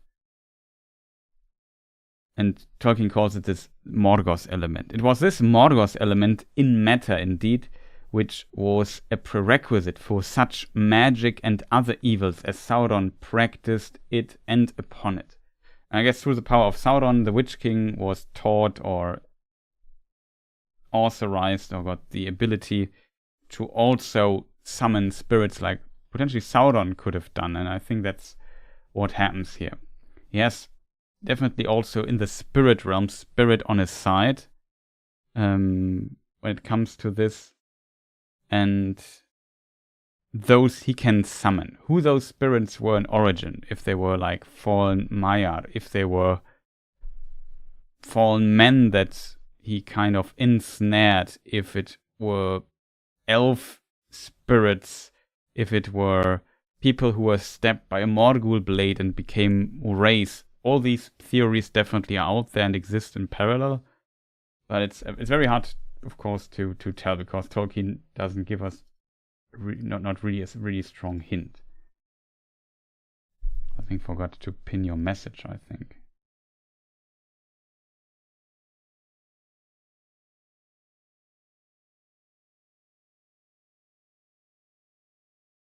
Just for completeness sake. It was a question we were debating, in case you haven't seen it. I'll pin it again.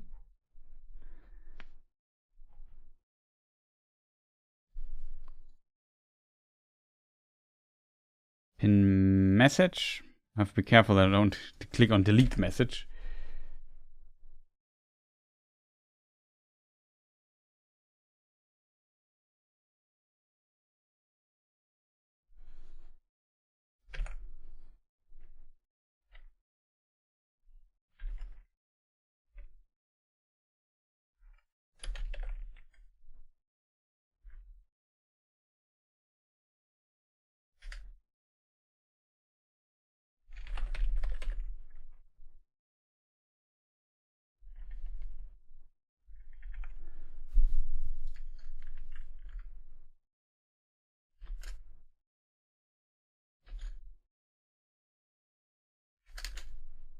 then we have to look, I think, into the into the according chapter again.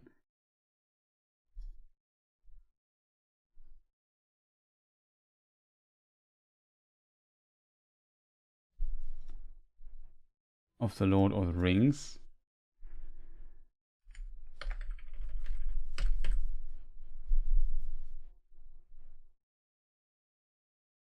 I think it's in the Right Rider chapter.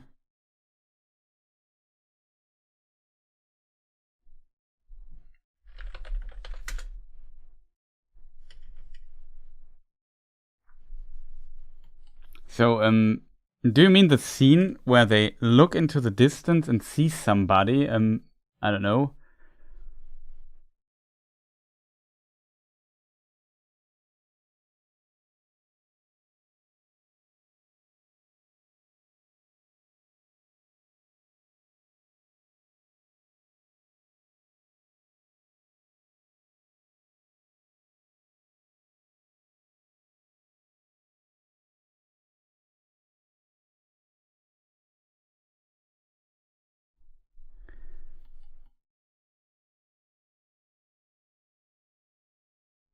Okay.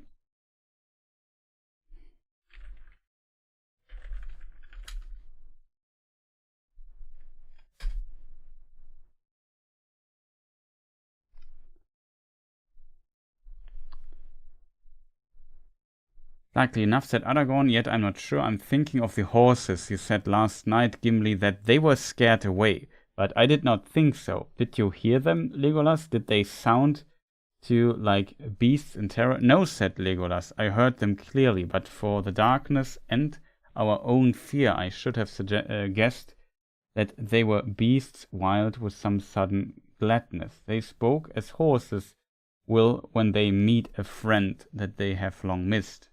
So I thought, said Aragorn, but I cannot read the riddle unless they return. Come. Was it this section?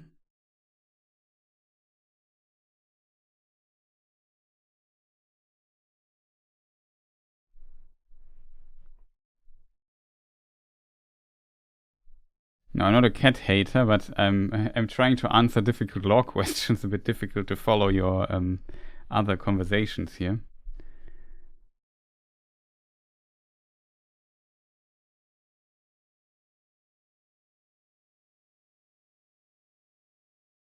It was the evil. That was another thing. Sauron's form.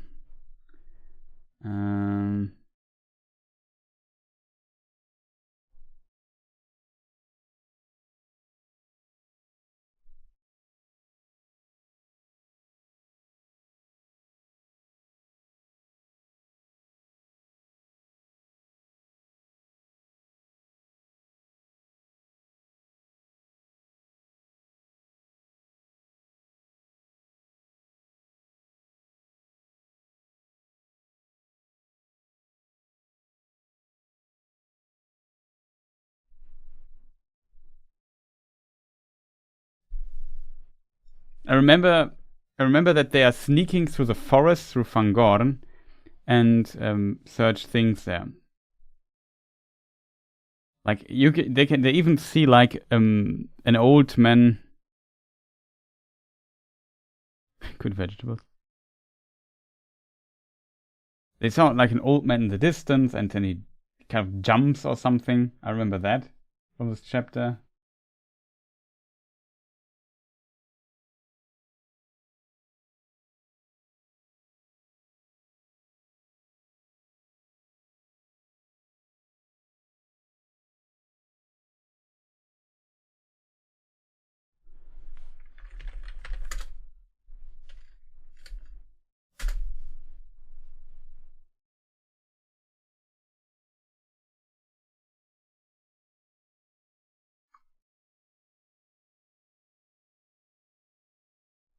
I just try to piece this here together.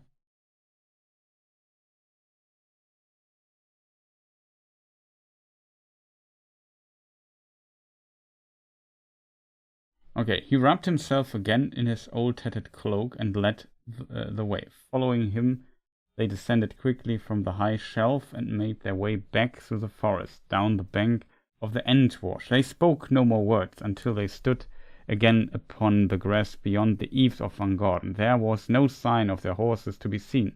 "They have not returned," said Legolas. "It will be a weary walk." "I shall not walk. Time presses," said Gandalf. Then lifting up his head, he gave a long whistle. So clear and piercing was the note that the others stood amazed to hear such a sound come from those old bearded lips. 3 times he whistled, and then faint and far off it seemed to them that they heard the whinny of a horse borne from the plains upon the eastern wind. They waited, wondering. Before long there came a sound of hoofs. At first hardly more than a tremor of the ground, perceptible only to Aragorn as he lay upon the grass, then growing steadily louder and clearer to a quick beat. "There is more than one horse coming," said Aragorn. "Certainly," said Gandalf. "We are too great a burden for one." "There are 3, said Legolas, gazing out over the plain. "See how they run. There is Hasufel, and there is my friend Arod beside him. But there is another that strides ahead, a very great horse. I have not seen his like before." "Nor will you again," said Gandalf. "That is Shadowfax. He is the chief of the Meras, lords of horses, and not even Theoden, king of Rohan, has ever looked on a better. Does he not shine like silver and run smoothly and as swift as a swift stream? He has come for me, the horse of the White Rider. We are going to battle together." Even as the old wizard spoke, the great horse came striding up the slope towards them. His coat was glistening in the mane, flowing in the wind of his speed. The 2 others followed now far behind. As soon as Shadowfax saw Gandalf, he checked his pace and whinnied loudly. Then, trotting gently forward, he stooped his proud head and nuzzled his great nostrils against the old man's neck.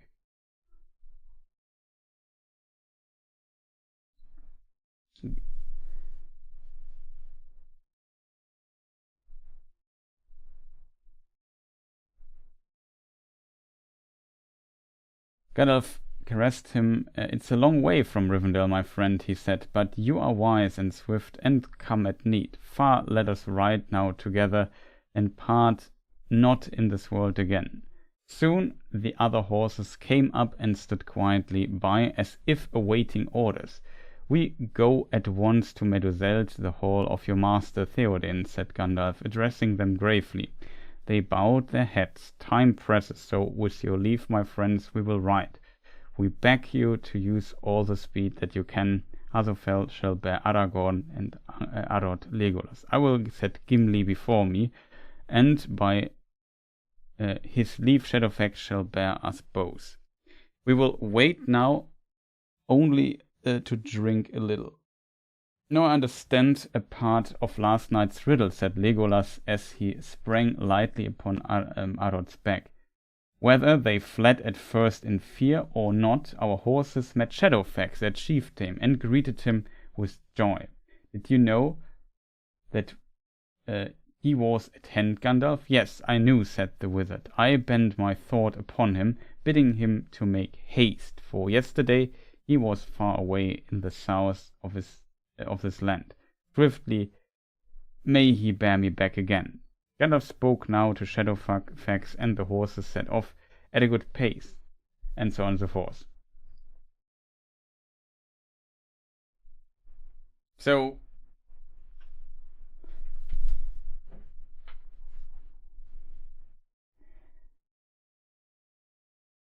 it definitely seems, yeah, in this section, it's a bit interesting actually, as you point out, and why I can see why you are a bit confused, because at first it's hinted at that kind of they saw Gandalf, an old friend, but you could also argue that Shadowfax is, I wouldn't say an old friend, Shadowfax like the chief of the Meras. So in this regard, it's possible that they just followed Shadowfax as kind of a also somewhat kingly horse figure, if that makes sense.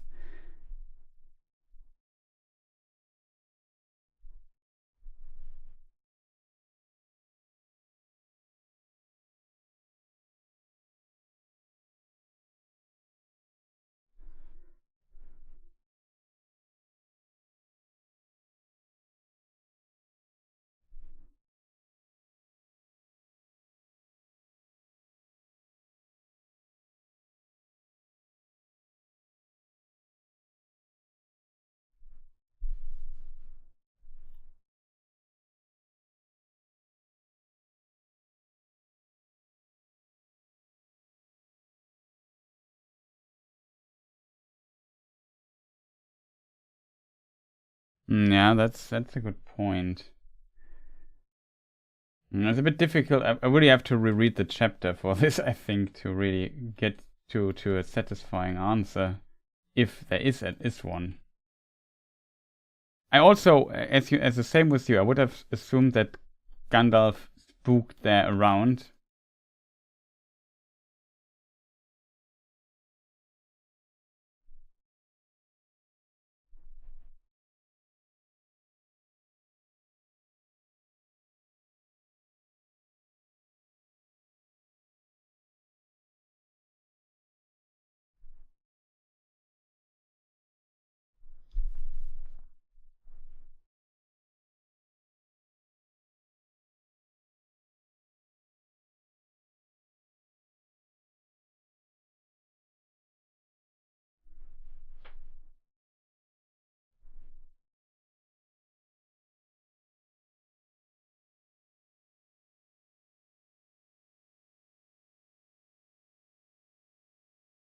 Man, I'm tired.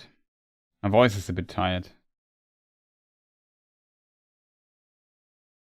Meras are a special, like, the Meras are, we assume, related to the horses of Orome, the Valar of hunting, and potentially also to Nahar, the horse of Orome. So they are special. They're definitely different from the other horses in these lands. So they are kind of a special thing. I'm off for a shower. Okay. Maybe see you later.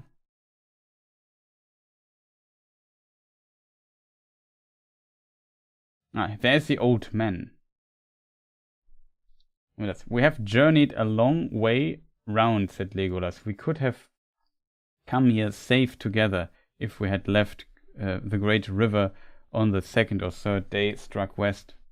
Few can foresee whither their road will lead them till they come to its end. But we do not wish to come to Fangorn, said Gimli. Yes, here we are, and nicely caught in the net, said Legolas. Look at what? There, in the trees, where I have not elf eyes. Hush, speak more softly. Look, said Legolas, pointing down in the wood, back in the way that we have just come. It is he. Can you not see him, passing from tree to tree? I see now, hissed Gimli. Look, Aragorn, did I not warn you? There is the old man, all in dirty grey rags. That is why I could not see him at first. Aragorn looked and beheld a bent figure moving slowly. It was not far away. It looked like an old beggar man walking warily, leaning on a rough staff. His head was bowed, and he did not look towards them. In other lands they would have greeted him with kind words, but now they stood silent, each feeling a strange expectancy. Something was approaching that held a hidden power or menace. Gimli gazed with wide eyes for a while, as step by step the figure drew near. Then suddenly, unable to contain himself longer, he burst out, "Your bow, Legolas, bend it.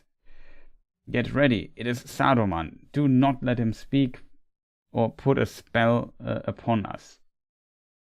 Shoot first." Legolas took his bow and bent it slowly, and as it as if from some other will resisted him.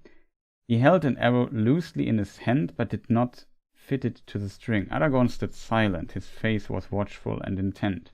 "Why are you waiting? What is the matter with you?" said Gimli in a hissing whisper. "Legolas is right," said Aragorn quietly. "We may not shoot an old man at unawares and unchallenged. Whatever fear or doubt be on us, watch and wait." At that moment the old man quickened his pace and came with surprising speed to the foot of the walk wall. Then suddenly he looked up while they stood motionless looking down. There was no sound. They could not see his face. He was hooded, and above the hood he wore a wide-brimmed hat. So that wide-brimmed hat, not a white-brimmed hat.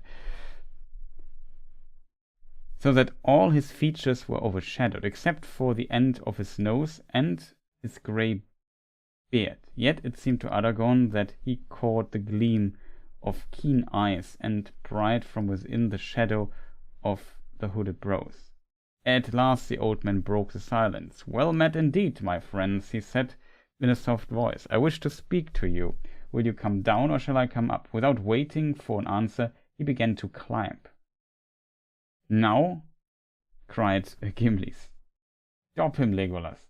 "Did I not say I wish to speak to you?" said the old man. "Put away that bow, Master Elf." The bow and arrow fell from Legolas' hands, and his arms hung loose at his sides. "And you, Mr. Dwarf, pray take your hand from your axe shaft till I am up.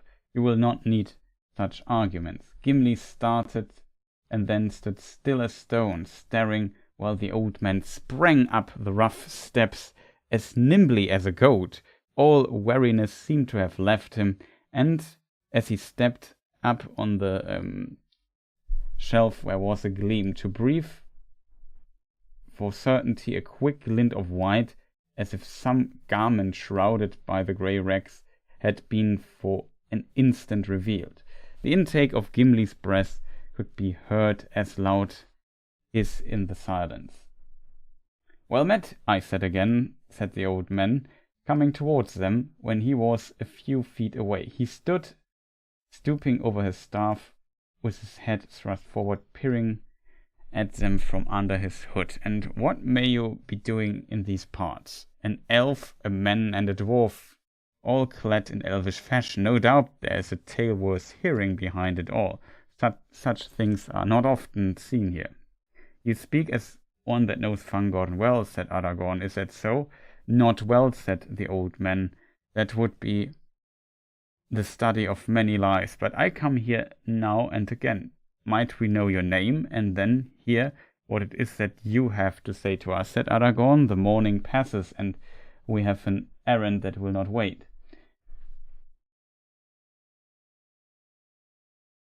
"As nimbly as a goat" is quite a fine description. It is, but I imagine really that he picks up the pace, climbs up this, I don't know, rock thing, and just starts jumping like a Jedi, something like that. It's kind of my imagination of this scene.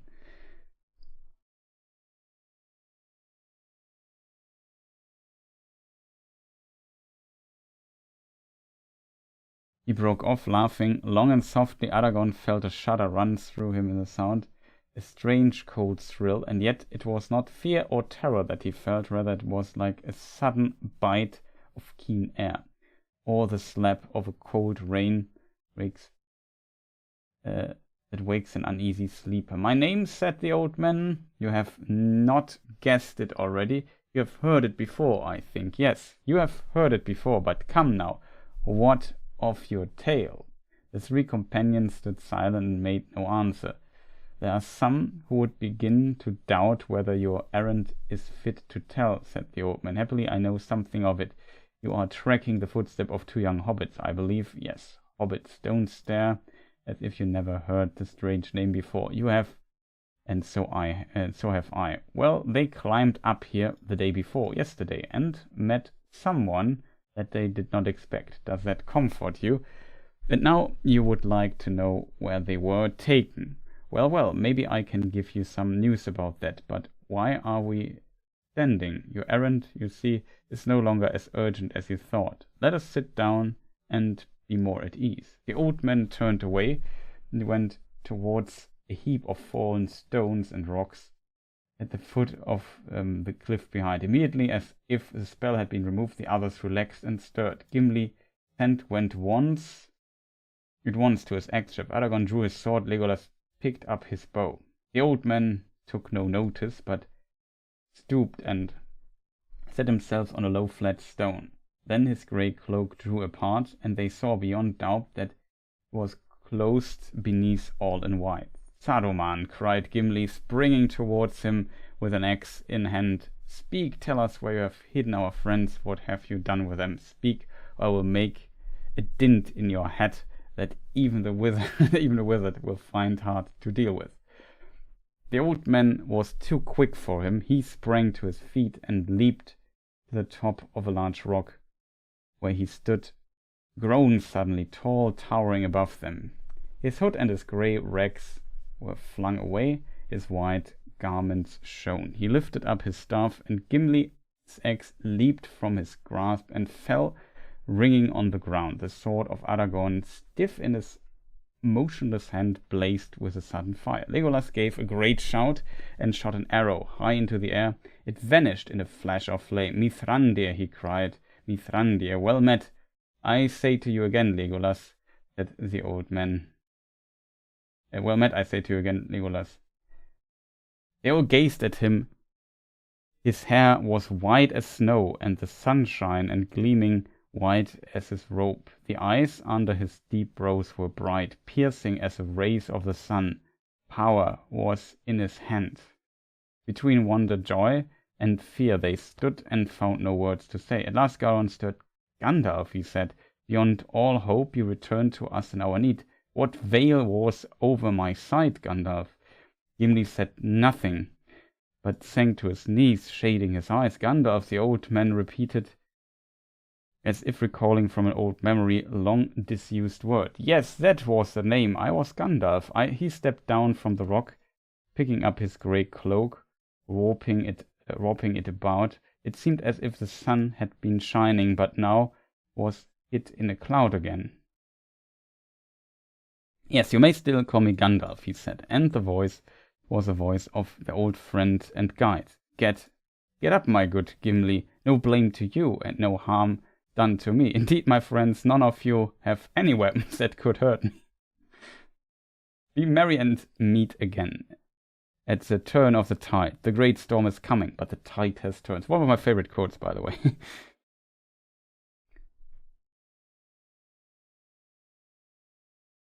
Gandalf. Okay, just continuing. I hope for the section where we maybe find some answers to the question. Sorry, they're just reading it for an hour. If the old man was all on Gandalf, I don't get why he said first old man might have been Saruman. Yeah, that's also what I'm trying to really find out here in the text.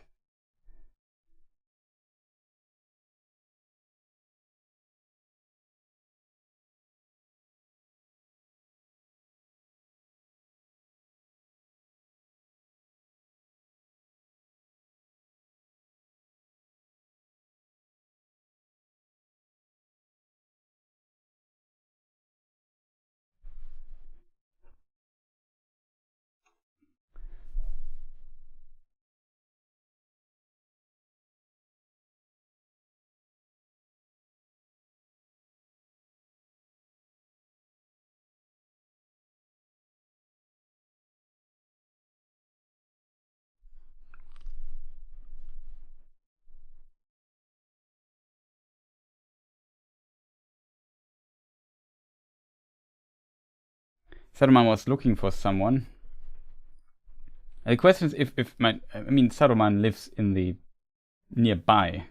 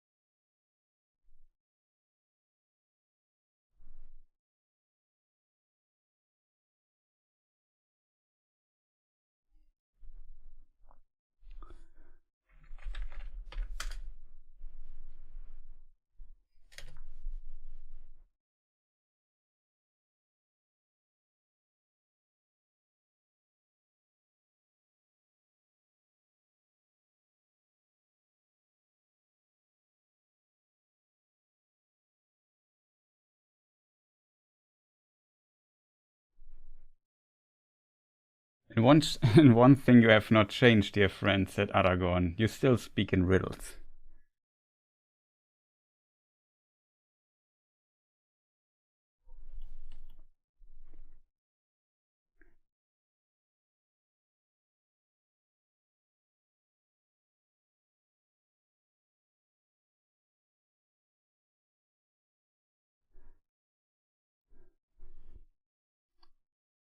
Doubtly, and so then is Saruman not a traitor, said Gimli. Indeed, yes, said Gandalf.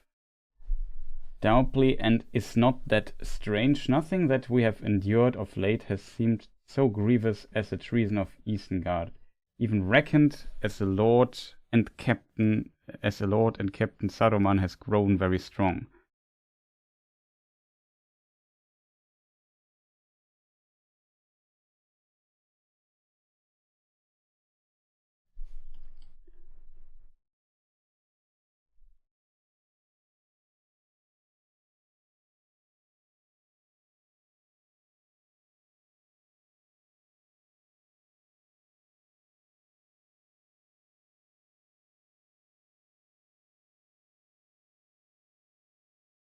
I'm still searching. That's really complicated.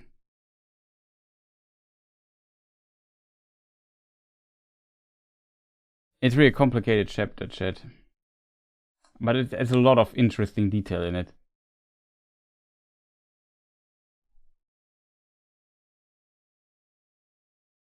Ah, yeah, and here we come to it, I think.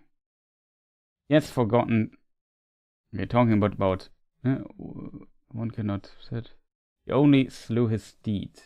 There was the steed that the winged messenger, cried Legolas. I shot at him with the bow of Galadriel above Sarn-Gebir, and I felled him from the sky. He filled us all with fear. What new terror is this? One that you cannot slay with arrows, said Gandalf. You only slew his steed. It was a good deed, but the rider was soon horsed again, for he was a Nazgul, one of the 9 who ride upon winged steeds. Soon their terror will overshadow the last armies of our friends, cutting off the sun, and they have not yet been allowed to cross the river. And Saruman does not know of this new shape in which the ringwraiths have been clad. His sword is ever on the ring. Was it present in the battle? Was it found? What if Theoden, Lord of the Mark, should come by it and learn of its power? That is the danger that he sees, and he has fled back to Isengard to double and treble his assault on Rohan. And all the time there is another danger close at hand, which he does not see, busy with his fiery thoughts. He has forgotten Treebeard.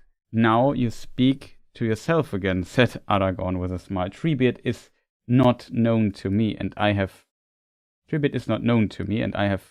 guessed part of Saruman's double treachery, yet I do not see in what way the coming of 2 hobbits to Fangorn has served, save to give us a long and fruitless chase.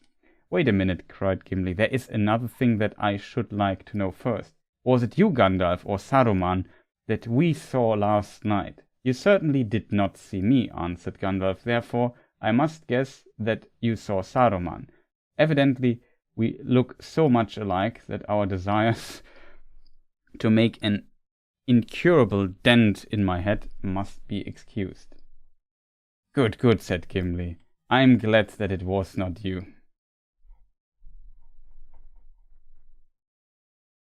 Gandalf laughed again. Yes, my good dwarf, he said. It is a comfort to be mistaken at all points. Do I not know it only too well? But of course, I never blamed you for your welcome of you. How could I do so, who have so often counseled my friends to suspect even their own hands when dealing with the enemy? Bless you, Gimli, son of Glúin. Maybe you will see us both together one day and judge between us. But the hobbits, Legolas broke in. So yeah, here's the section. It's really confusing. Yeah, I have to admit it also confuses me a little bit. So there are multiple ways to interpret this particular line.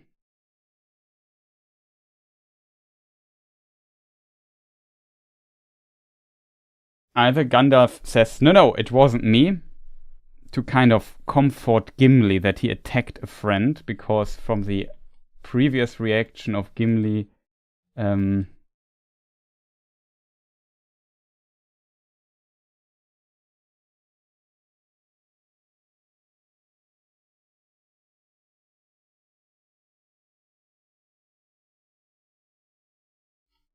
previously, he laid his hand on Gimli's head, and the dwarf looked up and laughed suddenly. Gandalf, he said, but you are all in white. Yes, I am white now, said Gandalf. Indeed, I am Saruman. One might almost say Saruman as he should have been. But come now, tell me of yourselves.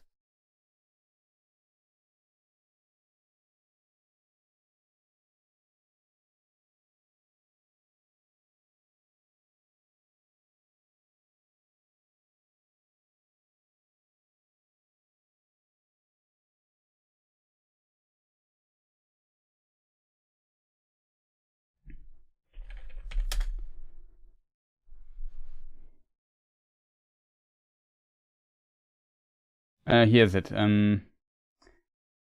What veil was over your side, Gandalf? Gimli said nothing, but sank to his knees, shading his eyes. Gandalf the old man repeated, as if remembering an old memory.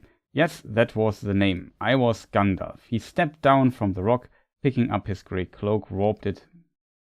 Then the sun. Yes, you may still call me Gandalf, he said, and the voice was the voice of their old friend and guide. Get up, my good Gimli.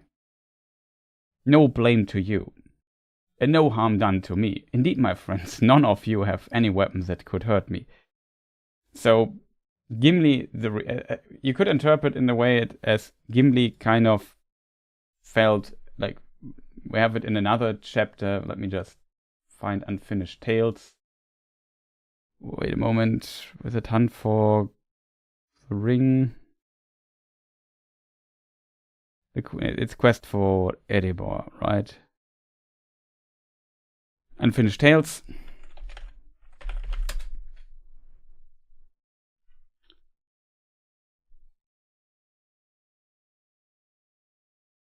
In Unfinished Tales we can, for example, read, I said that without hope of persuading him, but I could have said nothing better. Dwarves understand devotion to friends and gratitude to those who help them. And then that's the dialogue between Thorin and Gandalf. Gandalf tries to convince him to take Bilbo with him. And in this section we learn that for dwarves, this devotion to friends and gratitude to those who help them is very important to them. And clearly, Gimli sees Gandalf as a friend, and he has attacked him, and so on. So he sank to his knees and shaded his eyes in shame, basically, almost. And I could imagine that maybe Gandalf says something to him in this context to kind of not bother or to make him worry further that he attacked a friend.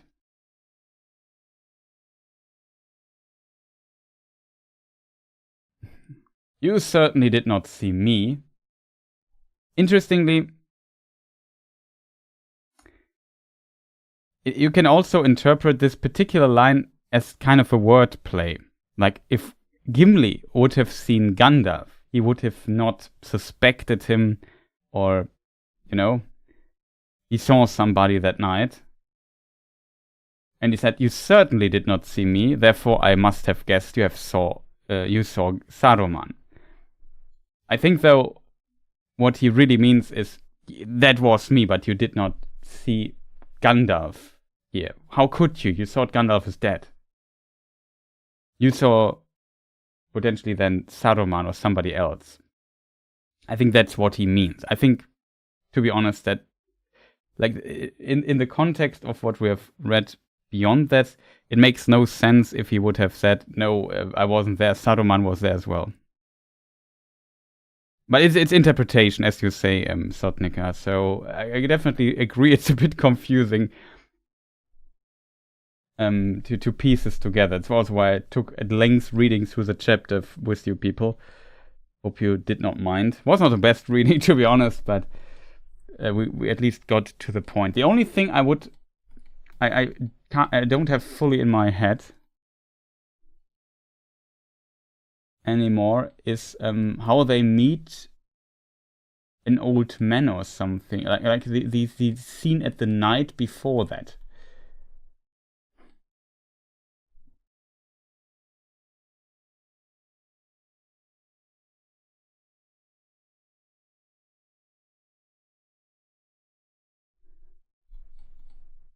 The Treebeard chapter. Image search for old man.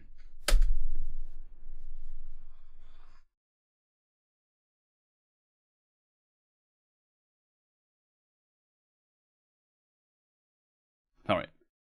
Just had to blow my nose pretty quick.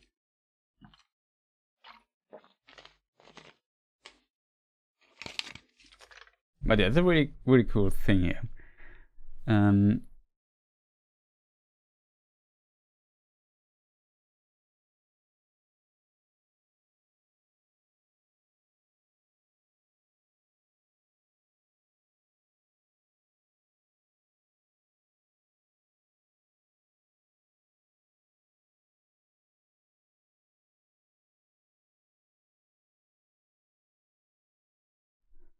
No, I think Saruman was not there. But Gandalf sees, that's my interpretation of it, sees him. Because otherwise, it would be strange if Saruman is there. I think Saruman is busy otherwhere, or otherwise. I mean, in theory, it is possible that he comes to Fangorn, but Gandalf also says he forgot about Treebeard. So why would he come to Fangorn then?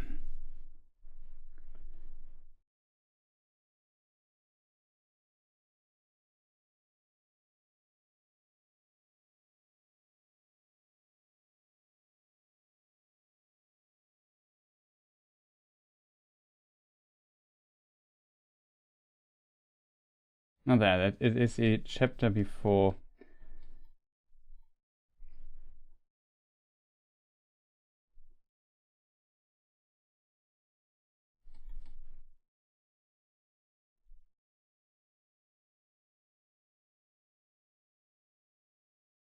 It's a Riders of Rohan chapter.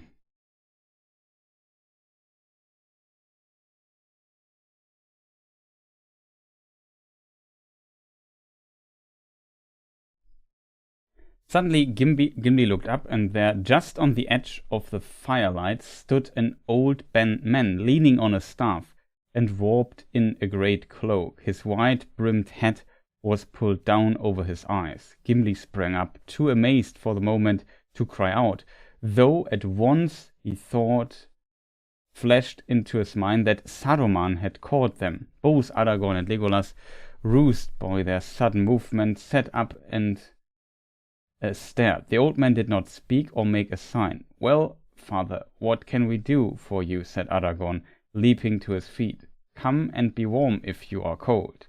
He strode forward, but the old man was gone. There was no trace of him to be found near at hand, and they did not dare to wander far. The moon had set, and the night was very dark. Suddenly Legolas gave a cry. "The horses! The horses!" The horses were gone. They had dragged their pickets and disappeared. Pickets?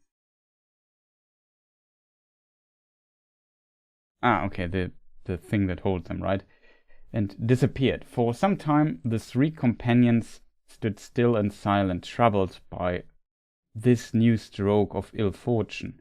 They were under the eaves of Fangorn, and endless leagues lay between them and the men of Rohan, their only friends in this wide and dangerous land. And they stood, it seemed to them that they heard, far off in the night, the sound of horses whinnying and neighing. Then all was quiet again, except for the cold rustle of wind. Well, they are gone, said Aragorn at last. We cannot find them or catch them, so that if they do not return to their own will, we must do without. We started on our feet, and we have those still. Feet, said Gimli, but we cannot eat them as well as walk on them. We cannot eat them as well as walk on them. He threw some fuel into the fire and slumped down beside it. Only a few hours ago you were unwilling to sit on a horse of Rohan, laughed Legolas. You will make a rider yet. It seems unlikely that I shall have a chance, said Gimli. If you wish to know what I think, he began again after a while, I think it was Saruman. Who else? Remember the words of Eomer. He walks about like an old man, hooded and cloaked. Those were the words. He was gone off with our horses, or scared them away, and here we are. There is more trouble coming to us, mark my words. I mark them, said Aragorn, but I marked also that this old man had a hat and not a hood.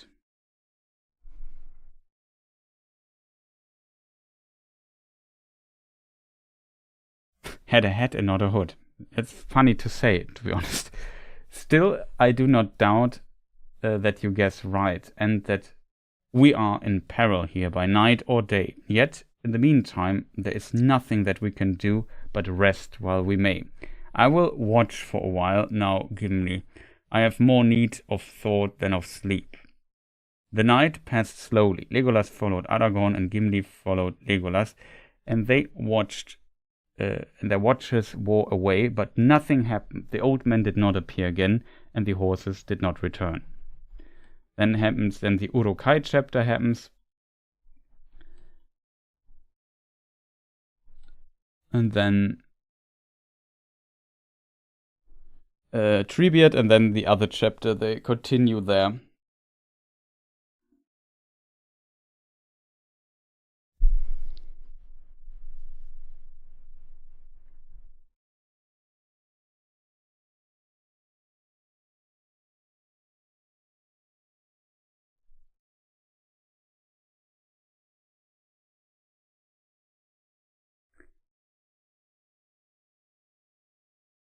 And the only strange thing is then with the okay, so if we piece this together, this is my interpretation of the things. We have I think read everything that is relevant. We had also the Shadowfax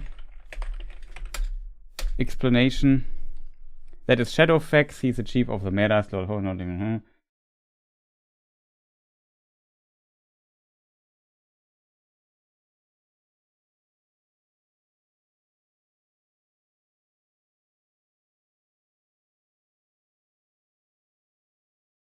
Now I understand a part of last night's riddle, said Legolas as he sprang lightly upon Arod's back.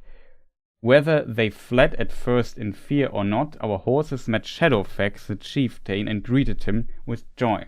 Did you know that he was at hand, Gandalf? Yes, I knew, said the wizard. I bent my thought upon him, bidding him to make haste, for yesterday he was far away in the south of this land. Swiftly may he bear me back again.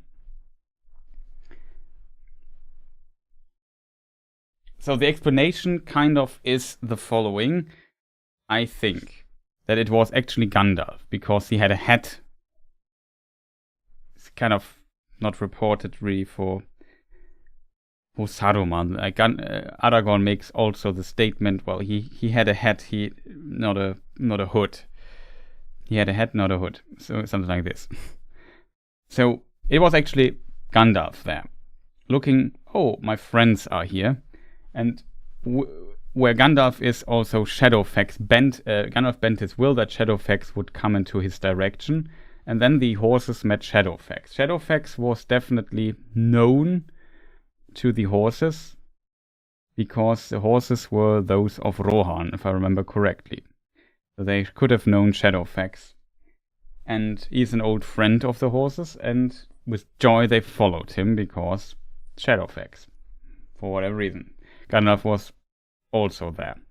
And then they wandered off further, and then they met Gandalf. And Gandalf, because, like I said, Gimli fell to his knees, shaded his eyes, said, "Oh no, Gandalf, I didn't mean to attack you." I said, "Don't worry about it. And was it you, Gandalf, that I saw last night and thought, oh, it must be Saruman?" And he says, "You clearly did not recognize me. It was not me that you saw, because Gimli, of course, did not expect Gandalf. You know, I think it's kind of a play with the words. So he says, you have seen Saruman indeed." And then later he called Shadowfax, and Shadowfax comes back to Gandalf with his horse friends that he took with him. And then they all reunite. That's kind of how I would interpret. It would be strange if Saruman would also walk around there in Fangorn with them. Like, what is his purpose? What is he doing there? Like, he has an orc army. He has a big interest in kind of, I don't know, sabotage them at least, if not take them prisoner, convince them to follow his cause. I don't know. Saruman has like a lot of things. So that's very strange, especially that the description of the man with the hood, like in the description where Gandalf appears for the first time in this chapter, if we White Rider.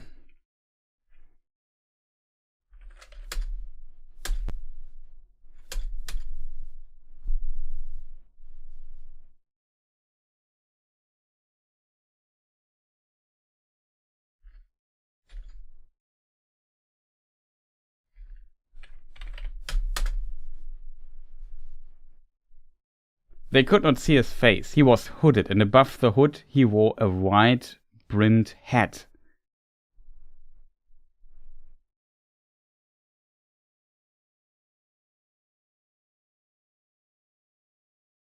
So, like, the parallels are kind of too strong for this particular chapter. It maybe is interesting to look into this chapter from maybe the reader's companion. That might be an interesting thing as well. Sorry if we're talking so long about this particular question, but it's really interesting.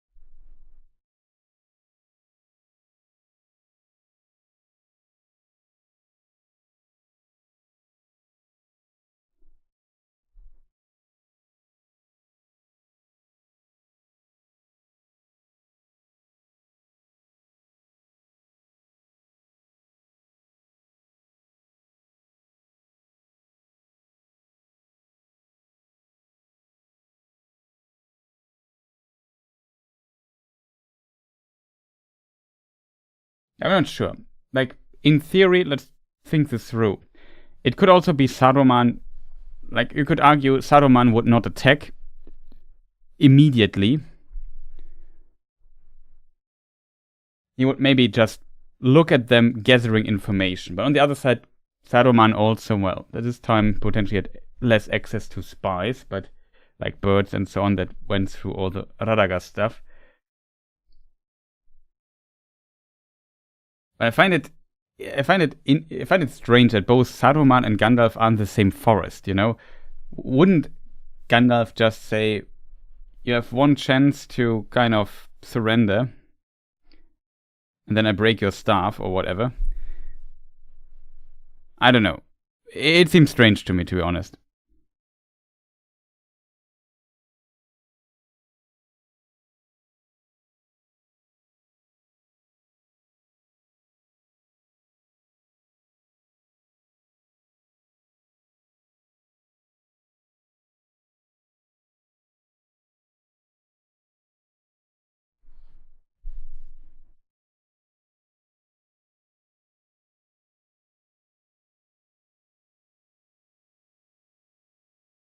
It was a specter of Saruman only. Maybe. Also maybe a possibility.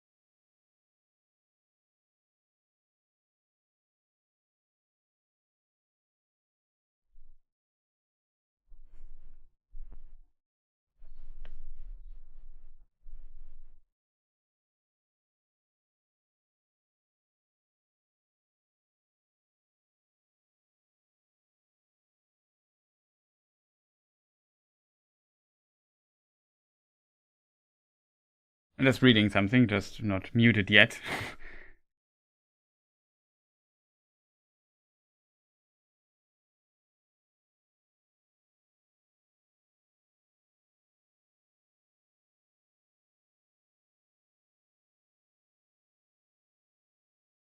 Interestingly, there's an interesting theory by Christopher Tolkien, just looking that up. Christopher Tolkien, let me see which book it is. Just one moment. It's a Treason of Isengard, which makes sense.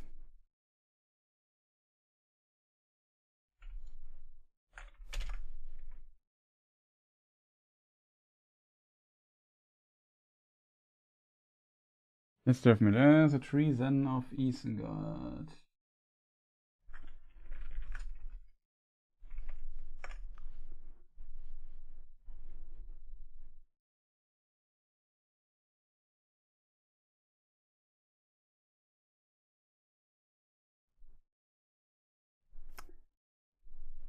They obviously represent a new thought.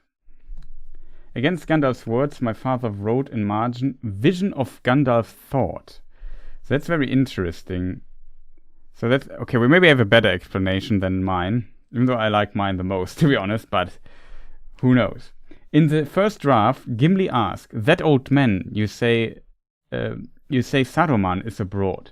Was it you or Saruman that we saw last night? And Gandalf replies, if you saw an old man last night, you certainly did not see me.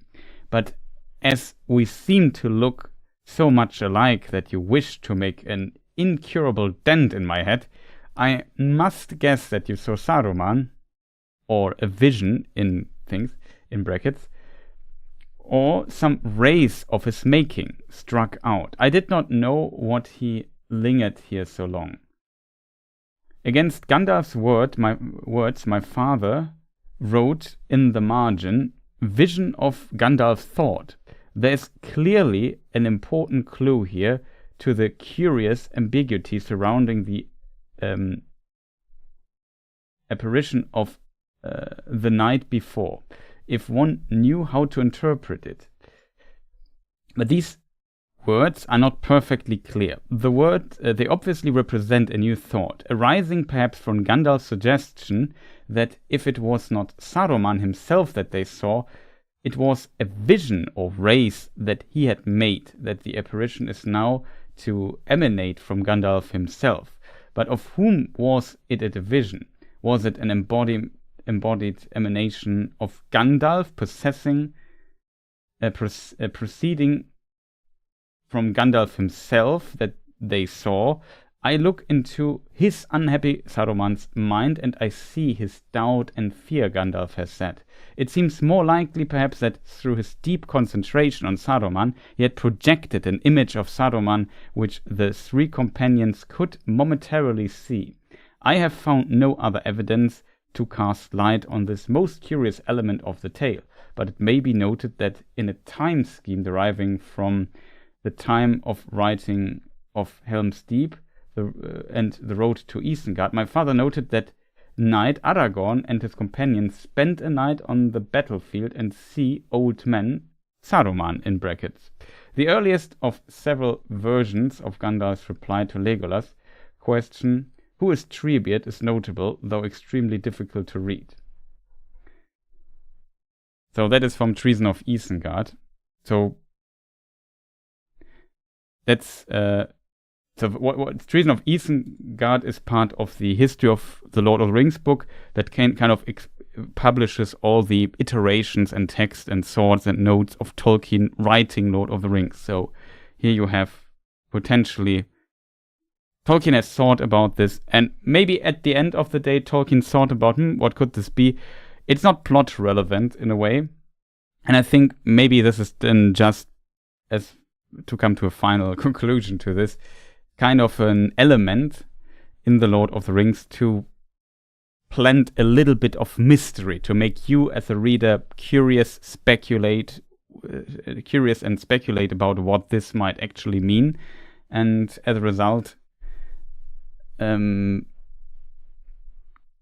spin some theories about this or be confused. Like Tom Bombadil is also kind of in a way confusing.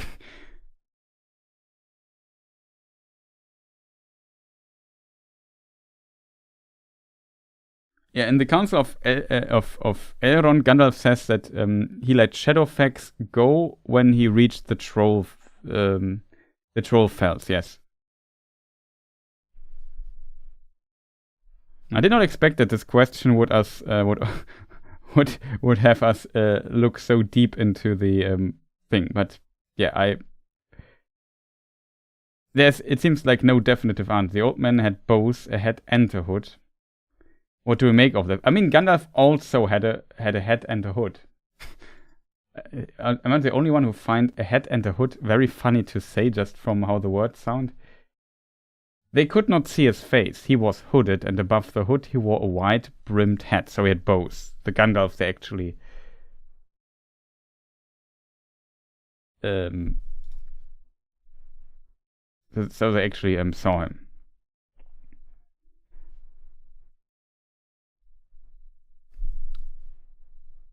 So maybe, yes, it was maybe a projection. That would also explain, in a way, why there were no footprints. I mean, Aragorn is a world-class ranger.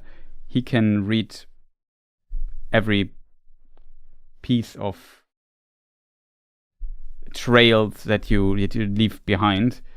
And he did not see anything, so the vision is very interesting. I mean, I would say that potentially Gandalf and Saruman, especially Saruman the White especially, like we can read about Saruman the White that he's also by his nature different. Like Gwahir describes him as light as a feather and kind of almost like you can look through him like a spirit and so on. So of course you might be able to avoid leaving footprints.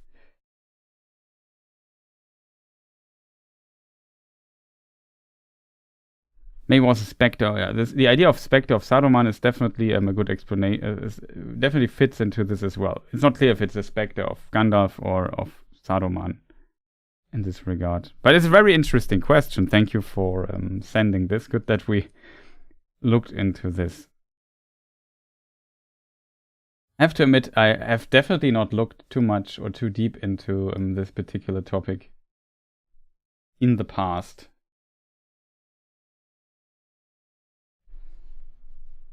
But like I said, I rarely read Two Towers.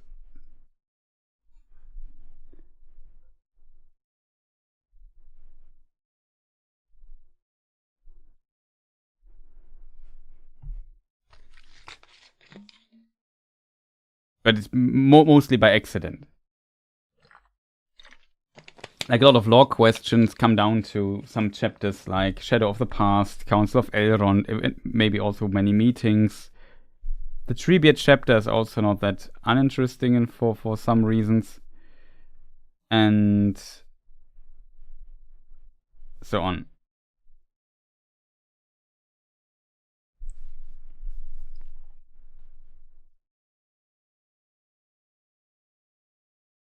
Also, Paul Freeborn, hey, Saruman led the East study for a long time. Remember, he has time to plan an invasion of Rohan and enjoy the lovely flowers of Fangorn at the same time. Just kidding. Yes. I mean, you are not wrong, but for sure.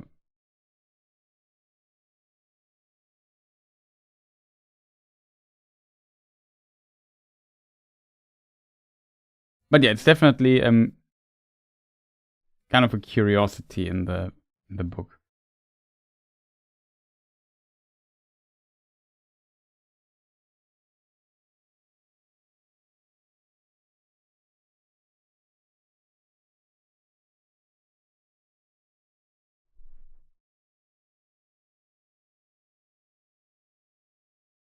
I think when it comes to Saruman, like, we even have the double treachery, as Gandalf calls it in the chapter we just read. That Saruman, I think Saruman always pretended to kind of ally with Sauron, but he had his own plans.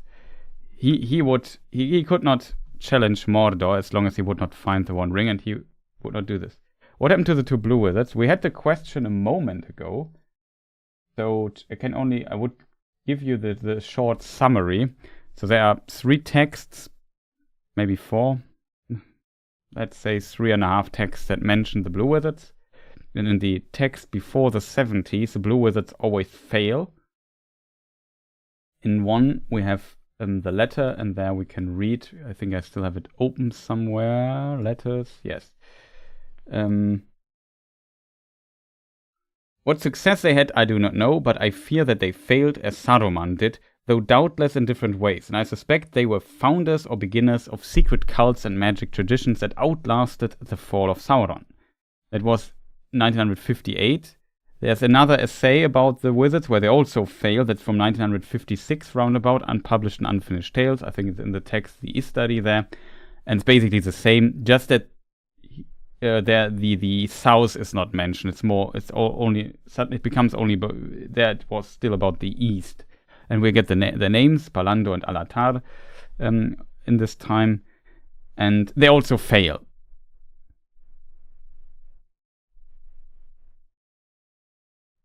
I can rewrite. Don't worry. You can just repeat it because I like talking about the blue wizards. And then in Peoples of Middle-earth, there is the latest text that Tolkien wrote about this published, and there basically Tolkien changed his mind completely, and now they are successful. They fail in finding Sauron at the end of the Second Age, or at the beginning of the Third Age. After the Battle of the Last Alliance, when the ring was cut off, he flees into the east, his spirit, and the blue wizards try to find him in the east. They fail doing that, and they, though, help the tribes in the east. The south is not mentioned there in the text. And they cause dissension and disarray between the tribes and prevent that the forces of the east do not outnumber the forces of the west. And as a result, are very successful in their mission at the end. What happens after that to them, we don't know. And there they also get new names. They're not called Alando and Alatar. Palando and Alatar at this time. They're now called Romes Damo and Morinechtar.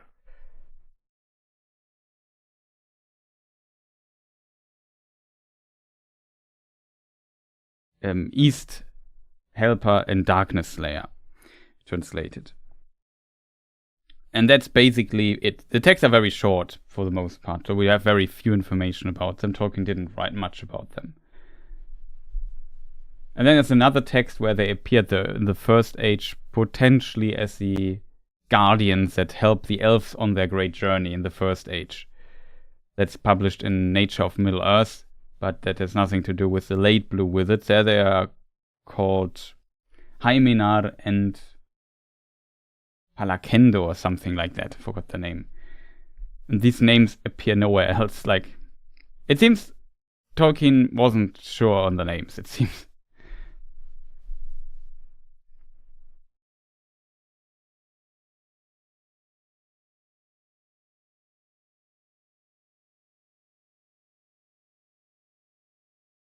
Was Saruman in Tolkien's mind reincarnated as a cat with 9 fingers sprouting off their paws? I don't know. I don't think so.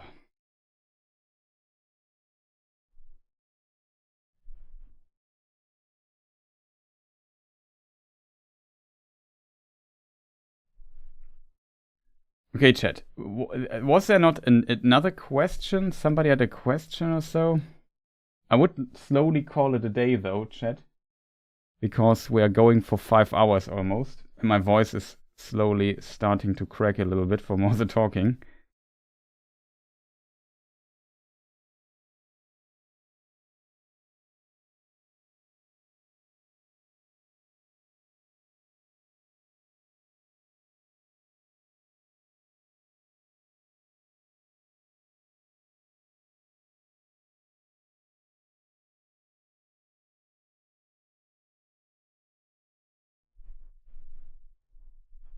Thanks a lot, Greg. Yeah, glad you enjoyed the stream.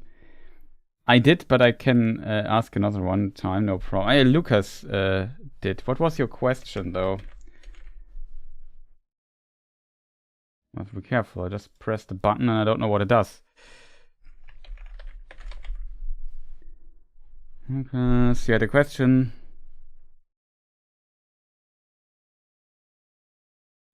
Was it the troll question? Troll mate question? I think it was. It was about trolls. Unfortunately, I can already spoil that I might not be able to give you a really good answer on this.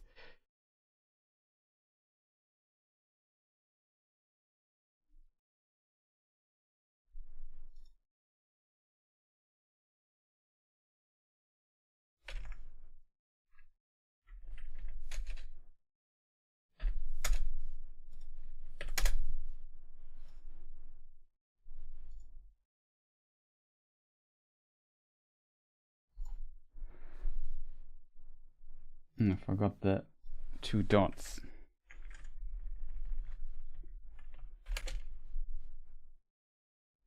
Okay, better. So this is kind of a funny question, but in The Hobbit, when Elrond says the swords they found were not of troll make, it got me curious about what kinds of things troll make. Are they crafty like orcs? I think, to my knowledge, there is no reference to this. In some ways, the stuff about Blue Wizards reminds me of the way Star Wars the Star Wars prequels came out. Lucas always claimed to have a backstory, but based on how the prequels evolved,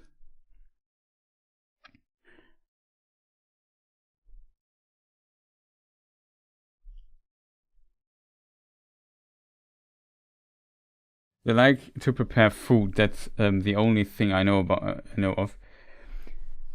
Yeah, I think the trolls are kind of a very strange detail. It's very strange, in a very strange place.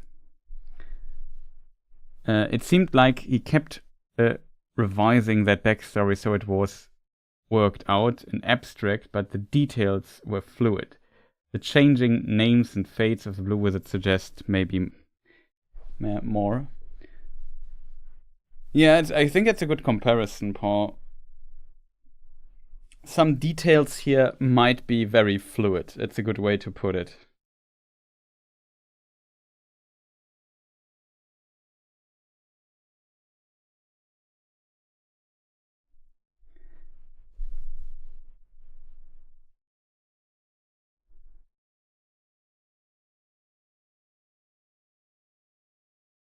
Tolkien was the same. He had general ideas. Blue Wizards disappear into the east, but the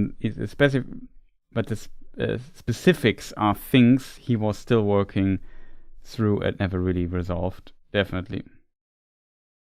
Tolkien was the first master of retcon, for sure. I mean, to be fair, that was... Yeah, okay, he was, definitely, considering The Hobbit, I guess. Just looking at The Hobbit, yeah, for sure he was. But he made it not that bad, to be honest. And the other stuff with the different versions, you have to keep in mind, these were often work-in-progress texts where Tolkien did not compose them for the final release because he could never find the publisher, or he wrote things for the appendices and then he had to cut out a lot of stuff because the number of pages he had available for the appendices was limited, and so on. But yeah, I'm coming back to the trolls, to the troll question. I think we also have like some image.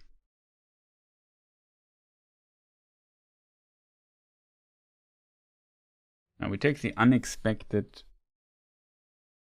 journey thing here.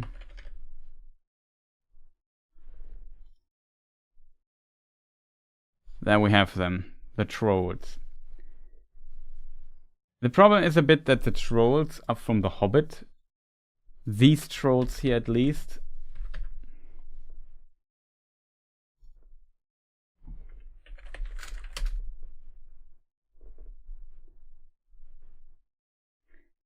Let me just read one interesting thing. Bert and Tom went off the barrel. William was having another drink. Then Bilbo plucked up courage and put his little hand in William's enormous pocket. There was a purse in it, as big as a bag to Bilbo. Ha! Thought he, warming to his new work as he lifted it carefully out. This is a beginning. It was. Trolls' purses are the mischief. It was. Trolls' purses are the mischief, and this was no exception.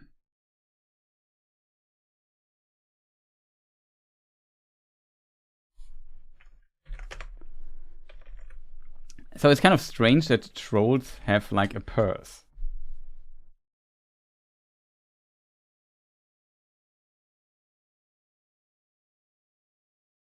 The nests were like red nests, yeah, for sure. But yeah, it's the Hobbit suggests definitely there was also a key.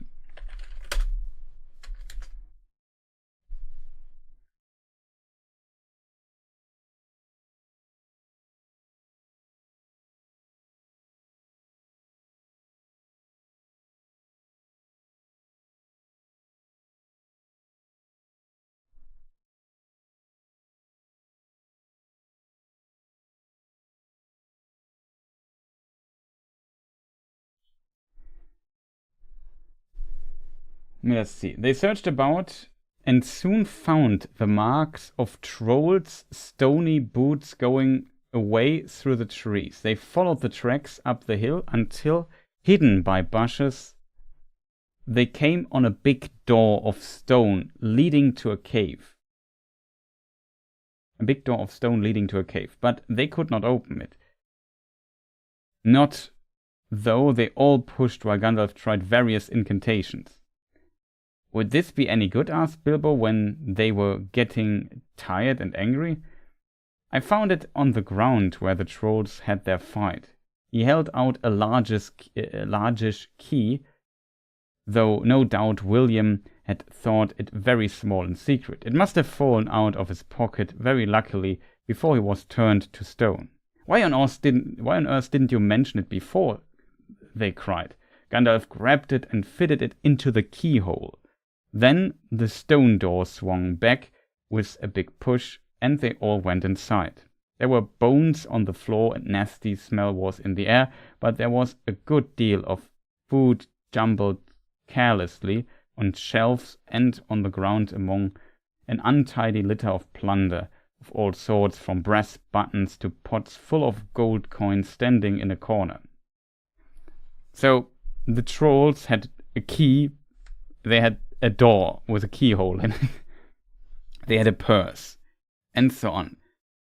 You have to consider that The Hobbit is a very strange book in the more grounded context of The Lord of the Rings, where this would be very different. But The Hobbit is just a very different book from The Lord of the Rings. We have to keep this in mind, and sometimes these details kind of clash. But if you consider this as canon, then I would say, well, where would the trolls get a key from? So maybe they can make keys, doors, so potentially some trolls might have the wits to actually be crafty, yes. At least when you take this. I would, though, compare the stone trolls, that stone troll that later appears or whatever. So it's the stone troll Moria is actually a orc in the book, but there is definitely a troll entities in this that do not see, they don't seem to have this kind of craftiness. Yeah, for example, exactly. There is the mention of the Olokai as well. We know they have black blood, and we know they speak black speech. I did research once for the Shadow of War video for the lore details, and in Shadow of War, the Olokai speak black speech, and I said, hey, it's cool. In the book, it's also mentioned they speak black speech as a language, which is sometimes too complicated for the orcs. So that definitely speaks that there's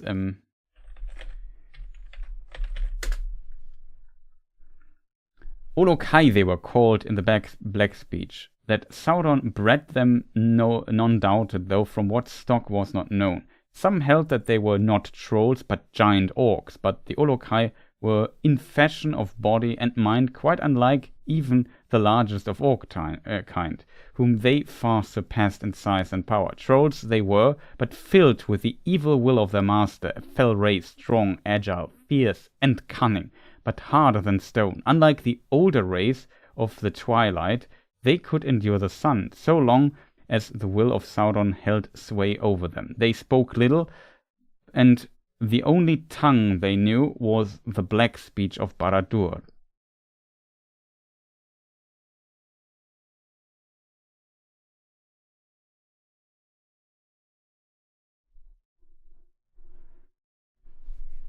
Then we have the troll. I can read the whole troll section. Trolls. Troll has been used to translate the Sindarin Torog. In their beginnings far back in the twilight of the elder days, these were creatures of dull and lumpish nature and had no more language than beasts. Sauron had made use of them, teaching them what little they could learn and increasing their wits with wickedness. Trolls therefore took such language as they could master from the orcs, and in the Westlands the stone trolls spoke a debased form of the common speech.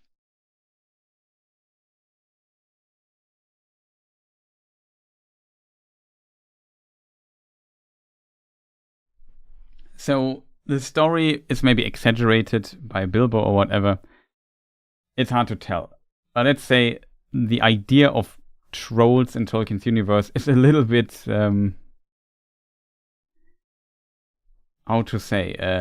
inconsistent maybe in Tolkien's universe, depending on how you look at The Hobbit. You have to think of, in origin, there might have been a moment where Tolkien thought about letting The Hobbit place in, let The Hobbit play in the time of the Silmarillion. And then the necromancer that is mentioned in one place there is Thu the necromancer. And maybe the Elven King that is not named in The Hobbit is maybe actually Thingol or something like that. Or whoever. So you maybe also, I don't know, a successor of Denethor or whatever. There are multiple ways how you could try to place The Hobbit into the First Age. I think, though, that was very briefly, because the Lord of the Rings, the Silmarillion, was not far enough developed at this time. So Tolkien wrote in a letter, he just borrowed some ideas and words like Gondolin and so on that appear there in the Hobbit book. I guess Tolkien still tried to find his style to write his fantasy, his mythologic-based fantasy with the Hobbit. Like in the early manuscripts, he even has like real-world comparison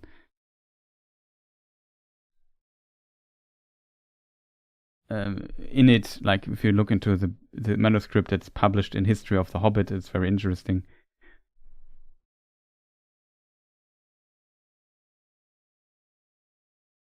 And yeah, when Lord of the Rings, when he started writing a sequel to this, to the Hobbit, his Silmarillion ideas were much further developed already, and he decided very fast to write the sequel, The Lord of the Rings, in the world of his Silmarillion, just in the Third Age, so thousands of years, 7,000 years after the First Age. Well, actually 6,500 years, whatever. 400 something. You get the point. Let's not be too precise with the numbers here, which I have to calculate in my head. So there the setting was much more defined and connected to the Silmarillion, to many of the Silmarillion ideas. You had suddenly at Numenor, you had Beren and Luthien in it, and so on and so forth. All these Silmarillion ideas were, when he wrote the sequel to The Hobbit, The Lord of the Rings, much bigger, more fleshed out, and much better connected. While in The Hobbit, the texts that he used were loosely connected to, and some ideas, names just dropped. Elrond is a character that's older than The Hobbit and The Lord of the Rings. I think the first appearance is 1900, round about 26 or something in his text, versus The Hobbit was released 10 years later. So 1937, 11 years later. But yeah, roundabout. And in this context, I think it's very interesting to see that Tolkien then decided to kind of change The Hobbit afterwards. Like, as Adam says, it's very inconsistent. I love Tolkien so much, but that man was changing things, yeah, for sure. So Tolkien made the second edition of The Hobbit to make, and with this, trying to move it from the children's book that was loosely connected with some ideas and names that he just took from his earlier works on the Silmarillion, and moved it into this world. But this was an afterthought for the story. Tolkien changed the chapter, especially Riddles in the Dark, massively. Was one of the biggest changes, and there's some other changes if you compare this to the first edition of the Hobbit. And wanted, though, I think, to keep most of the Hobbit intact without too many changes. And you have some inconsistencies, like the trolls who can speak, who have a purse, who have a stone door with a key, and so on. You have these fantastical elements all over the place. You have the werewolves of the Eastern Desert and stuff like this. Some name drops. You have the necromancer. You have the Council of White Wizards, and so on. Like, there's so many details that change. It's sometimes interesting. There's some references, I think, that were added later to make sense with Lord of the Rings. Just noticed one recently and forgot again where it was. But yeah, overall, that's, I think, a very detailed, interesting story.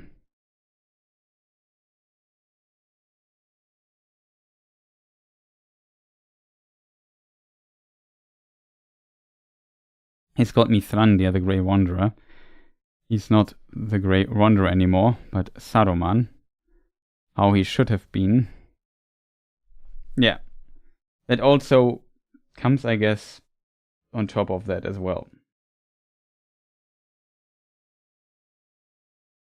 If we jump back to the theist.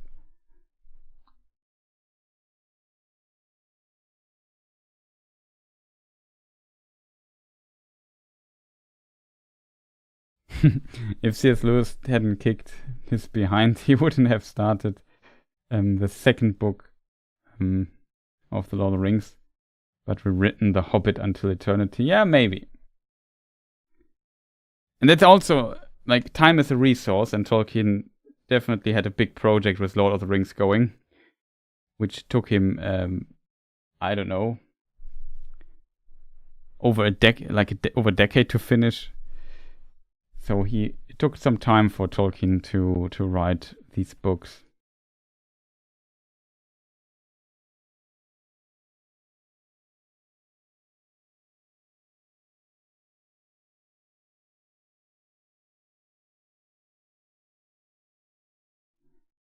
But yeah, I'm not sure if this really answers your question, Lucas.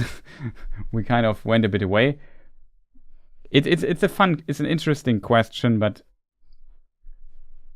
it can't be consistently answered because Tolkien's approach is in this regard not consistent. Like, what do you consider? It depends on the question. How deeply do you consider the Lord of the Rings canon, if that makes sense?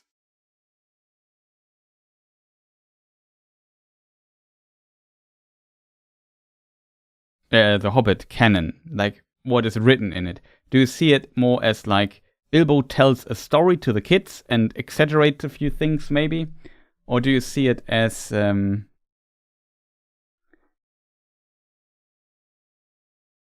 the grand scheme of Tolkien's works as like a first step in his writings, but it's less grounded, and so the trolls like they exist in The Hobbit would not exist in this form in Lord of the Rings. That is, I think, pretty clear.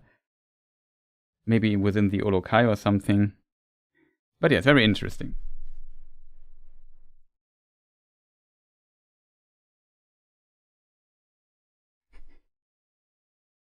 I mean, Narnia is also its fans, so I would not be too small. Also, C.S. Lewis had also like what was it, a bet or something like a bet going on with Tolkien. C.S. Lewis had to write a science fiction story, which he did. Forgot what it was called. C.S. Lewis.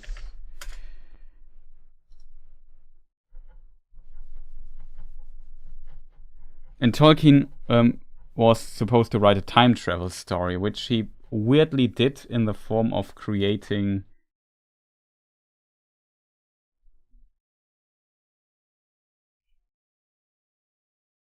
the Space Trilogy, I think it is.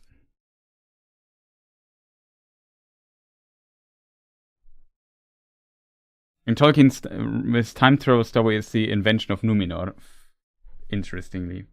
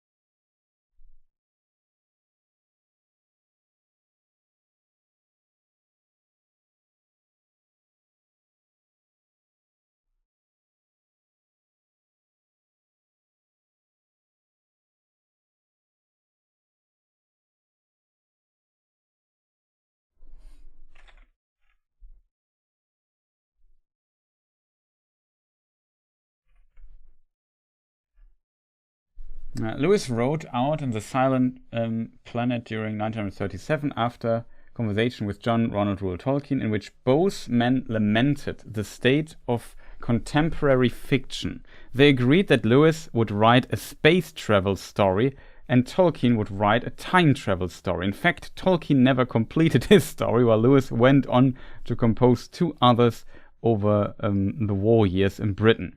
These three books are now referenced as the Cosmic or Space Trilogy, occasionally the Ransom Trilogy after the main character Elwyn Ransom.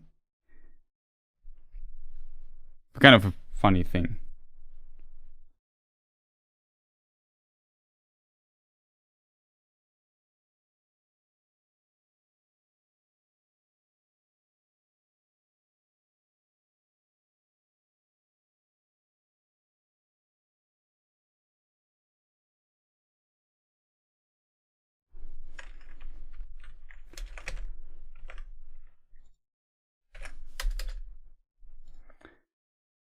How is this pronounced? I did not know that it was called apron, I think it's pronounced. I just listened to it. It's called an apron. German it's Schürze or something like this. That's kind of funny. Yeah, it really is.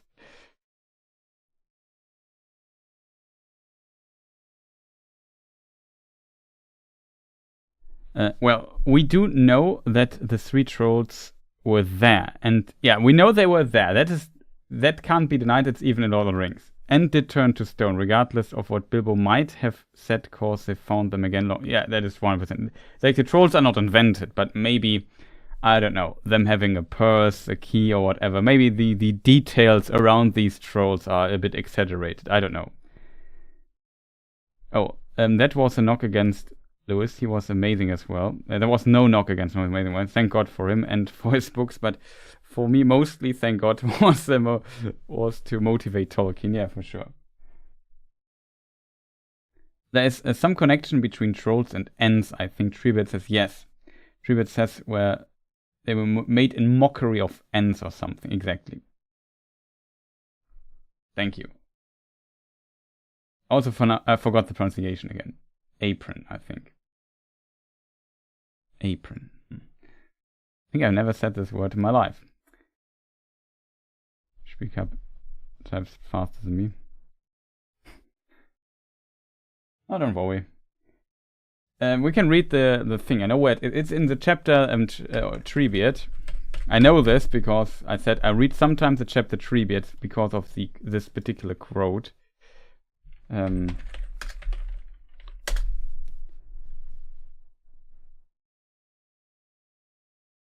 Maybe you have heard of trolls. They are mighty strong, but trolls are only counterfeits. Again, not sure how it's pronounced. Counterfeit or counterfeit? It's fit, okay. English vowels are always a nightmare. But trolls are only counterfeits made by the enemy in the great darkness, in mockery of Ents, as orcs were of elves. Let me just read it again because it was terribly read. They are mighty strong, but trolls are only counterfeits made by the enemy in the great darkness, in mockery of Ents, as orcs were of elves. Right the first time, awesome.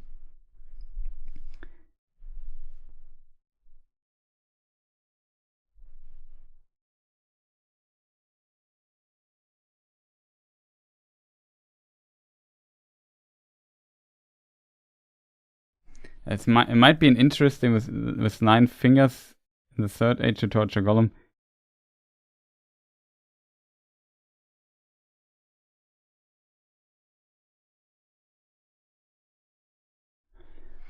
I think when it comes to the connection between Tevildo and Sauron, Tevildo was first there in the very early writings. Then Tolkien developed Thu that replaced Tevildo.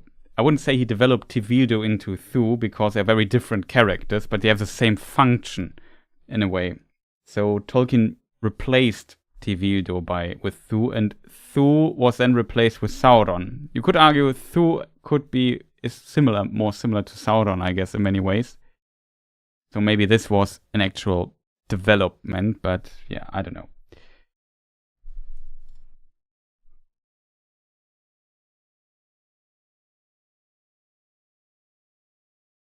So yeah, Lucas, I hope this kind of answers your question. It's a very interesting question to discuss in a lot of detail.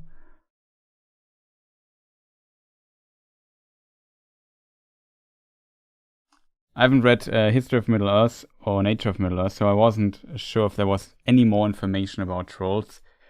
To my knowledge, there might be some information that I might have missed. I think I looked into the books as well back in the day when I did research for this other video.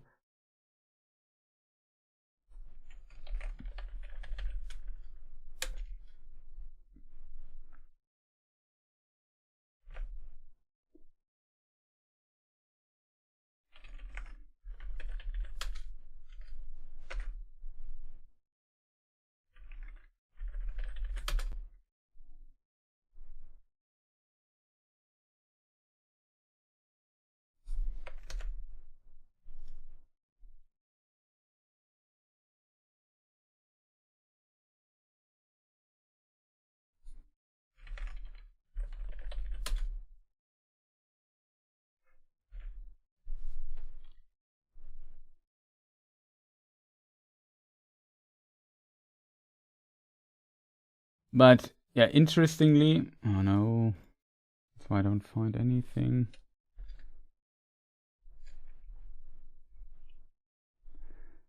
In earlier writings also, on the First Age, also trolls appear.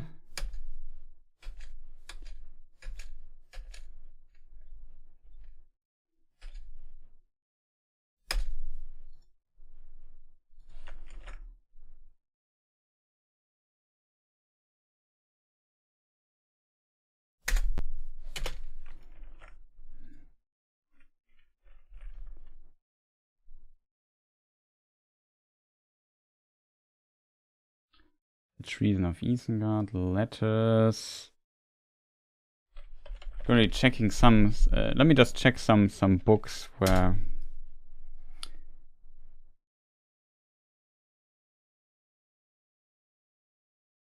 Common speech had also been learned by other races: dwarf, orcs, even trolls.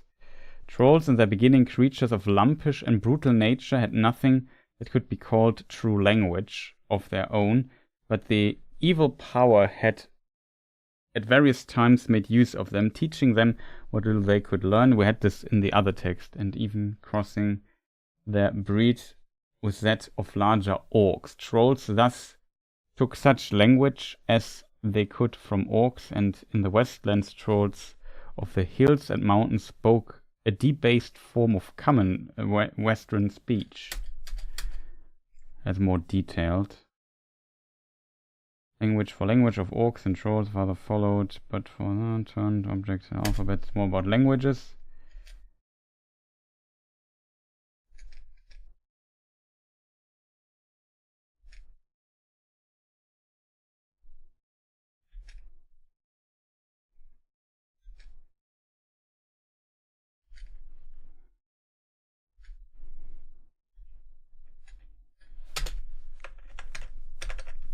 So just going through the books really quick for you, because I'm also interested in it.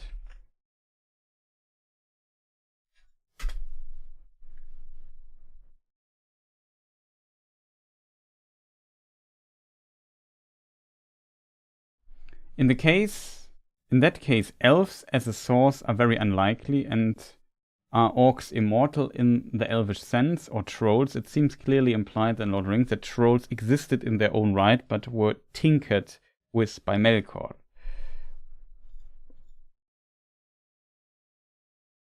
Also, meaning of far back, Twilight, Elder Days.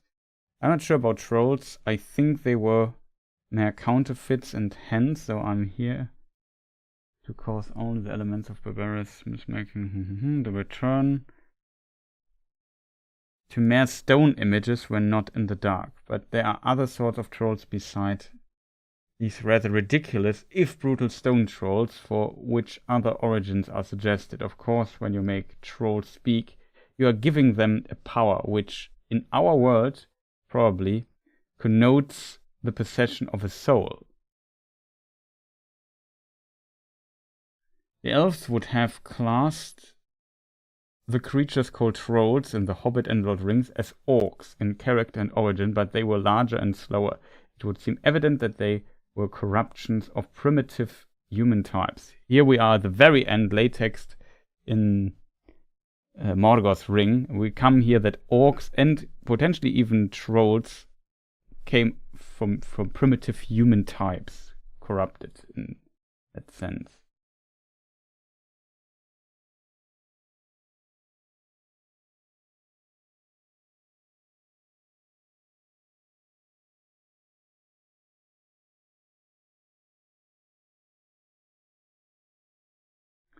That's basically it for trolls in this book. I have another one which I would like to check. That is the book War of the Jewels.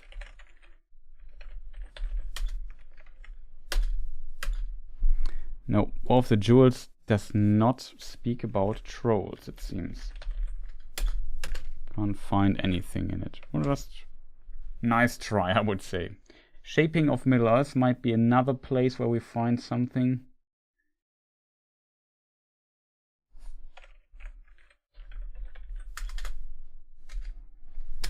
Nope.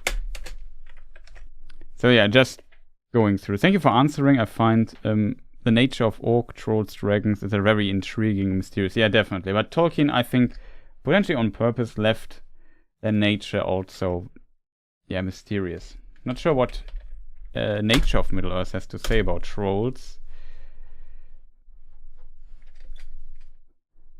Trolls had lived in the north. Oh yeah, this has nothing to do with the origin of the trolls, but there's the information in Nature of Middle-earth. You're now seeing it. I've used in a recent video. I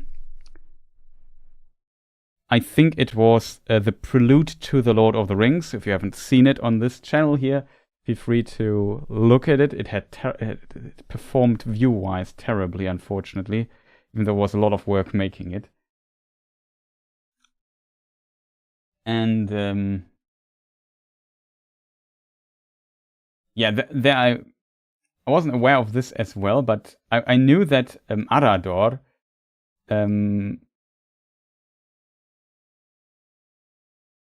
was killed by trolls, the father of Arathorn. And here we find like a little information that he was actually kind of kidnapped and killed. In the time of Arador, a band threatened the house of Chieftain, which was then near the wood troll shores. Yeah, here's basically the mention of that Arador's house was attacked and that he had his whole house in the troll shores.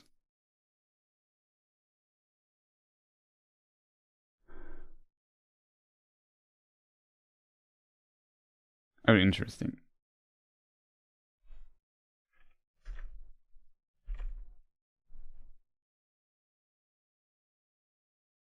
Trolls. Controlled.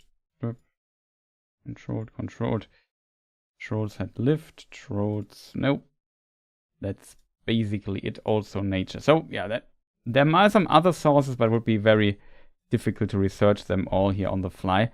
But yeah, that's basically it. The only thing I know is that Olokai had like black blood when you stabbed them. That's one thing I definitely still have in mind. I can't remember though where this is. I think it's in Lord of the Rings somewhere where Olokai in some battle gets stabbed in the foot or whatever. But there comes out black blood that kind of also smokes. You know what I mean? I remember something like this distantly in my head. That's something I read years ago.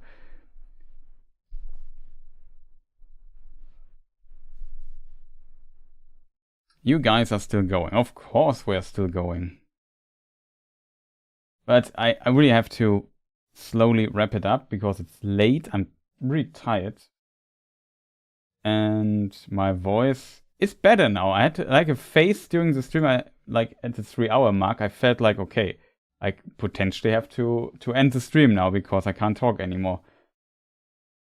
But it's now better again. So still shutting up for a moment would definitely be not too bad, to be honest, chat.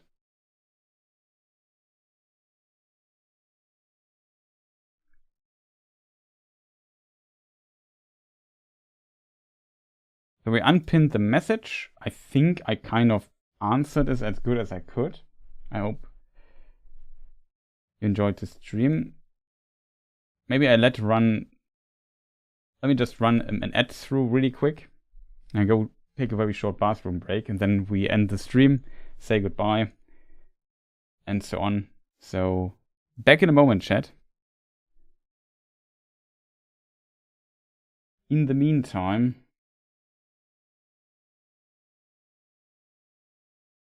I'll just give you this weird screen here so you know when I'm back.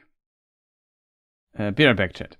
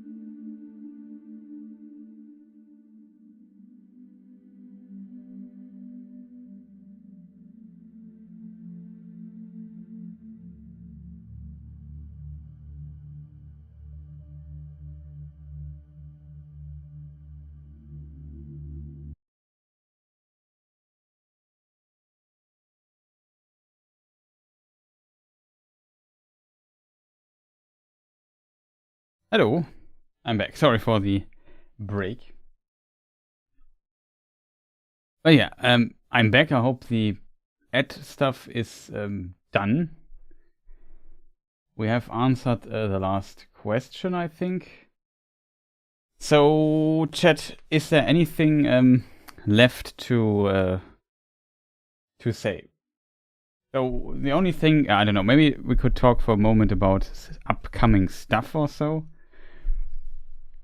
I'm still working on a video for the games channel currently, which takes a lot more time than I hoped it would take to make the video, to be honest. But we're on a good way. After that, I have some other ideas for the games channel. The games channel really need like some updates.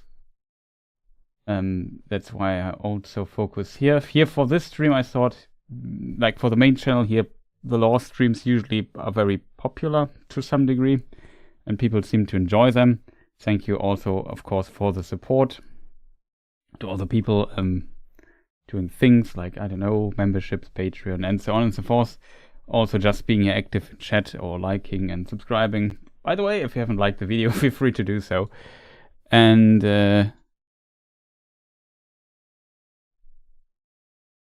that is what's going on here. I plan, like, there will be more streams here on the channel in the future, because as mentioned earlier in the stream, I plan on doing the Lord of the Rings and Hobbit watch party as every year. We will start somewhere in November, I think, so that we shortly before we have Christmas, we have seen to the Return of the King film. That's really the last one we watch. And as you can imagine, if you do like it's 6 films every week, you need 1.5 months to get through them if you have one stream a week. And it's always a bit of a time commitment. If we want to do law streams in between, it's quite a bit. So we should kind of start early with the films, and so we have a watch party soon. I think we start then with The Hobbit or with War of the Rohirrim, maybe. Not sure if you want to see that as a watch party. We also just start with The Hobbit to have a little bit more space for other stuff to do. Else we have a lot of watch party content. When it comes to watch party streams, I will most likely list them in the playlist for watch parties. I will put them to unlist after like a short amount of time, because usually people think, oh, this is the actual right, I don't know, watch party, in brackets, not the film, and people come, hey, this is not the film, you betrayed me, I can't watch The Hobbit illegally on your channel. How dare you? And then they press the dislike button and annoy me in the comments. And I think to myself, well, why? Why are people coming to my channel with this expectation? I don't know. But yeah, so I'm potentially set the watch party then to not to private, but to unlisted. We could watch the Soviet Lord of the Rings together. Yeah, maybe. But usually if we spend so much time on stuff, I feel like we should spend time to watch the good stuff. Not to be disrespectful towards the Soviet era adaptation, but yeah, I don't know.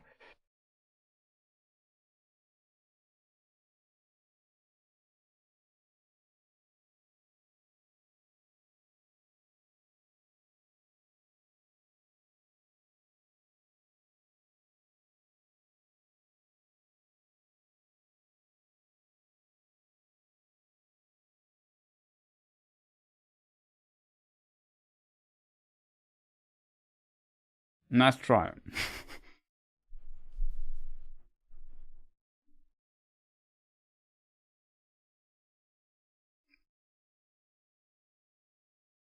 Nice try, Spielkalb. But yeah, that's kind of the thing planned. I definitely want, if possible, complete Who's Elrond as well. So that's potentially the next lore video. I think maybe a video about Olokai or Trolls would be interesting. Or about what we just today learned about the weird, yeah, I don't know, vision of an old man that was not Gandalf, but was maybe manifested through Gandalf's mind, or it was a vision through Saruman or whatever. Alien versus Balrog, who would win? I would bet on the Balrog, I think.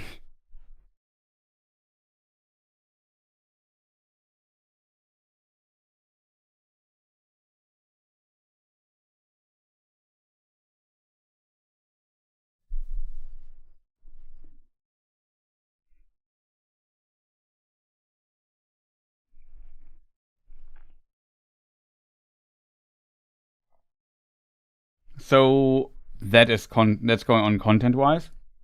As you potentially have heard, I don't know, I just have to mention it, of course, always, because it's quite important for the channel. And you can also give me you can also give me feedback on this, if I'm honest. But yeah, I mentioned it in the channel update video. If you have not seen it yet, I also try to explain it. But yeah, this channel here, you can post it here in chat. That is the channel we will slowly potentially transition to, depending a bit how things work out there, how things perform here on this channel when we upload. I will definitely upload for the time being more stuff to this channel. Will I transform to a cow tomorrow? I don't think so. But yeah, the new TPH Law channel will be the like my channel has cursed the performance for 46,000 subscribers on uploaded videos so bad. So we're asking possible questions. Don't worry.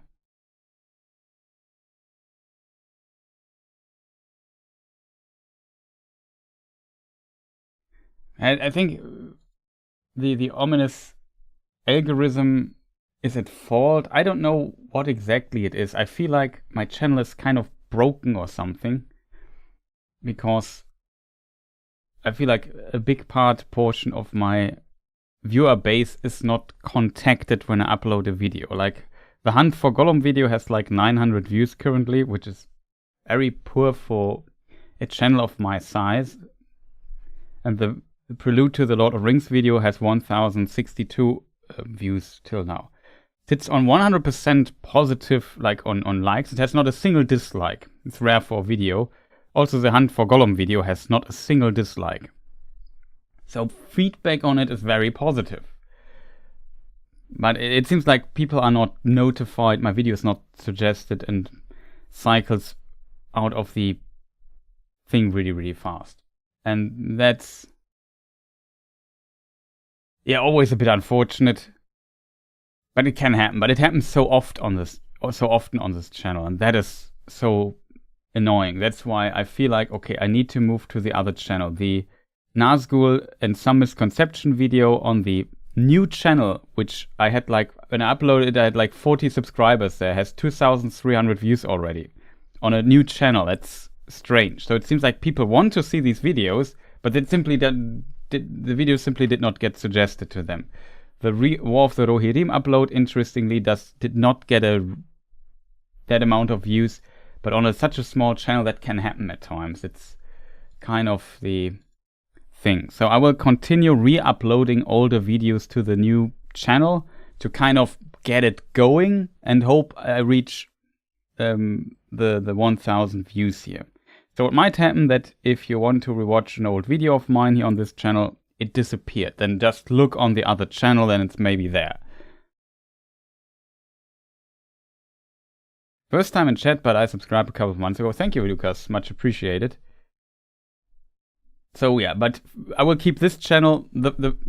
For me as a creator, of course, doing this here, it helps out when I can monetize my videos at least a bit. And I can only do this if you have 1,000 subscribers and 4,000 watched hours on a channel. And 4,000 watched hours, I think not that difficult to reach for me. 1,000 subscribers is the number I'm worried about.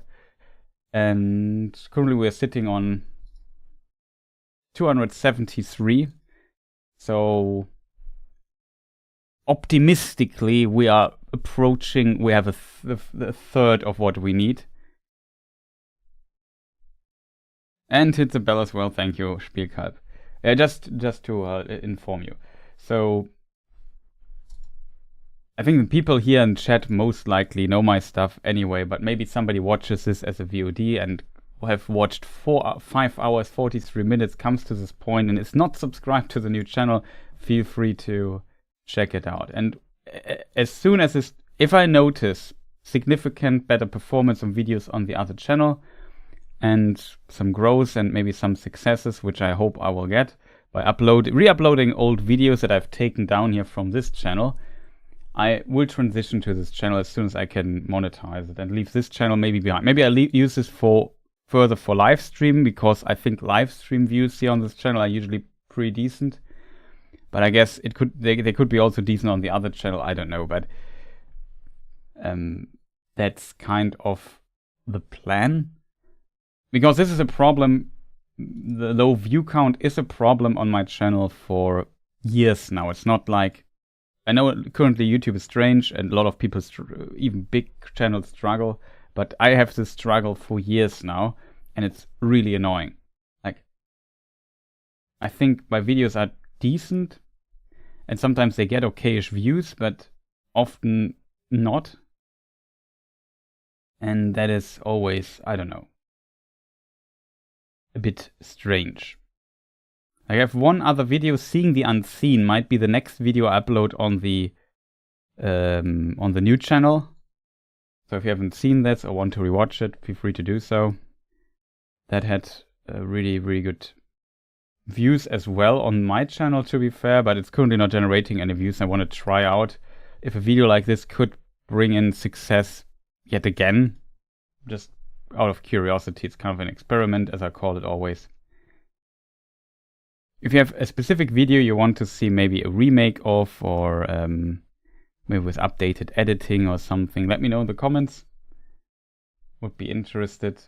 And yeah, I use just my old comment to kind of boost the other channel a bit towards, and then, you know, I definitely want to re-upload the complete history of the Lord of the Rings, history of, not the Who is Elrond, let's call it, series for the new channel.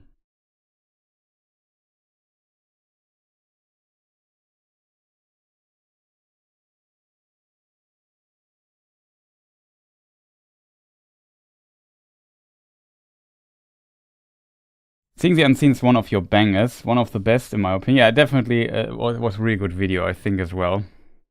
Watch it again. Yeah, feel free to do so, chat. Just that you people know. And yeah, I don't know. Is there anything left to say, chat? I just know it's complicated. I would prefer to stay on this channel and just do my thing, you know, upload videos. And Lord of the Rings fans are usually, YouTube should be able to recognize those because they watch lore videos. So maybe suggest my videos to people who like Lord of the Rings. That worked in the past somewhat well, but currently it's not working. It has potentially also to do with we have far more other good channels that bring out a lot of good lore videos. But it's not like I expect like 1 million views, but still with like 46,000 subscribers, I often think like, well, what was the number? 900 views after like, I don't know, 2 weeks is a little bit low on views, to say the least.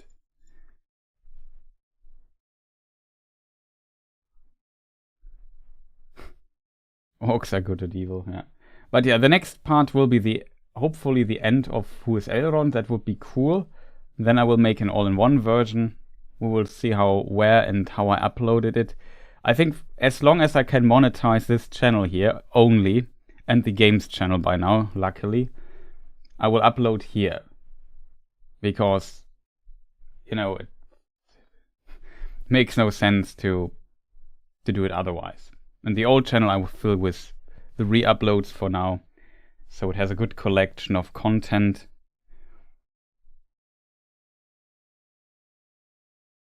It's the end of Who is Elrond.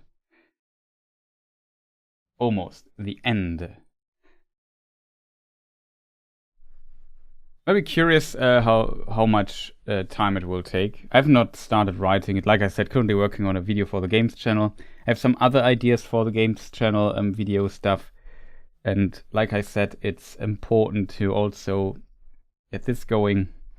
So I definitely plan though to have these lore Q&A streams and watch party streams and whatnot more frequently, as you noticed in the future, because they are easier for me to produce than like it would take me literally to make a 5-hour long video. It would take me months.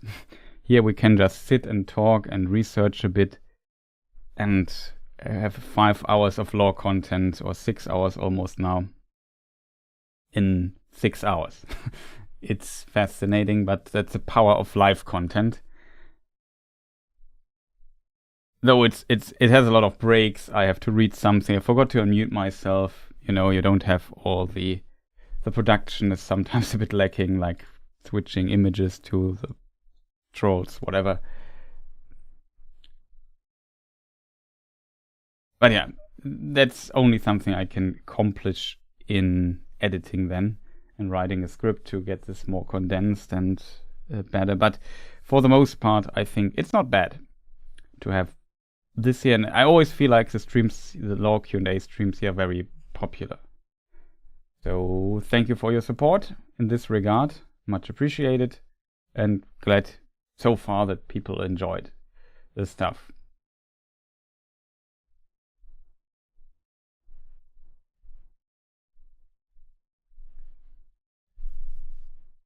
is there anything left to say, chat? Because then I would slowly end it.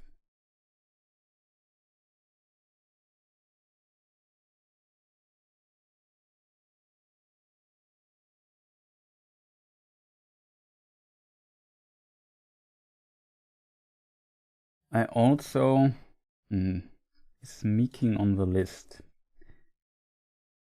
Yeah, also hint at, of course, the Patreon page, the other stuff. Whatever suits you best if you, like I said, want to support the channel, the project here further. But like I said, even just watching the videos, recommending me further, liking, writing a comment, stuff like this already helps. So I'm glad that you people support me in so many ways and continue to do so. Let me just check.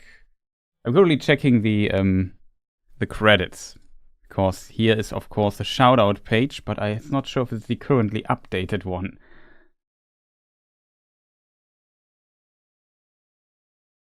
Maybe there's somebody missing, or I just remember I updated it recently.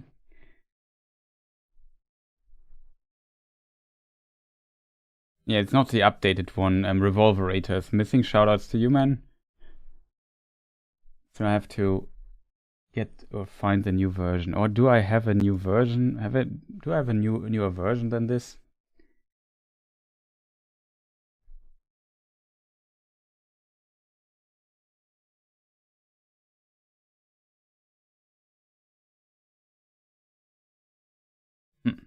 Strangely, I have not.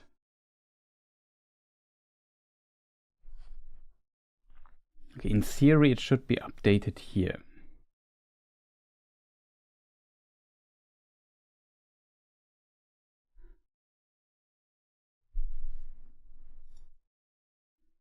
Currently having trouble to fit all the names on it, which is a good sign, to be honest.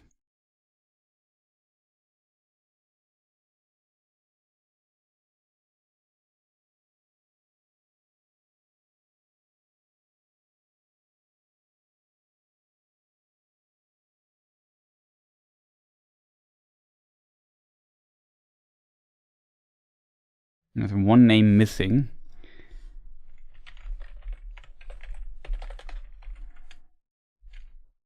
Okay, it fits, I think.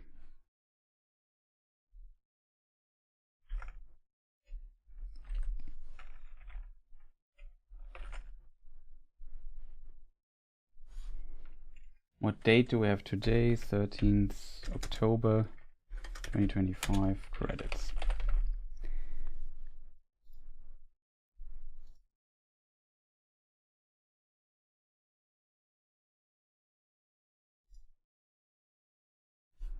Okay, we have to update the list. One moment, chat. It's just a matter of hours. No, I might be faster than an hour, but that is the updated one. So now everybody's on it. So thank you so much for your support on all the supporters. Now we have the credits updated. And quite a few people, I have to admit. And also some ones who might get leave the list, but whatever. It should be roundabout right. If I forgot anybody, let me know. I add you the next time or something. Where is my chat? That is.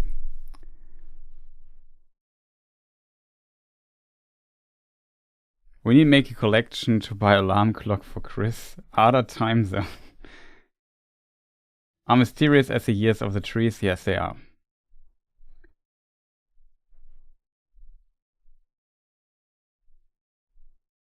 But yeah, thank you, people. Have a good rest of the day, night. Sleep well in case you also go to bed. And I also plan continuing Indiana Jones on the games channel as a live stream as well. Soonish, maybe next week. Most likely, if nothing gets into my way.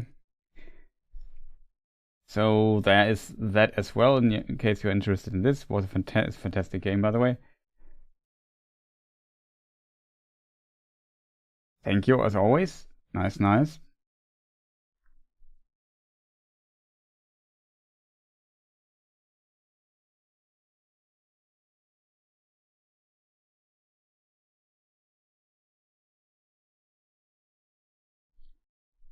And with this, where is the last screen? Okay, it doesn't work. Now it works. Thank you for watching, people. Also, on the Patreon, for the people if they're still there, just curious if I should announce all the streams there as well, or if this is maybe too spammy. You know, I don't know. But let me just know in the comments or somewhere. Would be appreciated. Again, have a fantastic rest of the day. Good night, and see you people next time. Goodbye.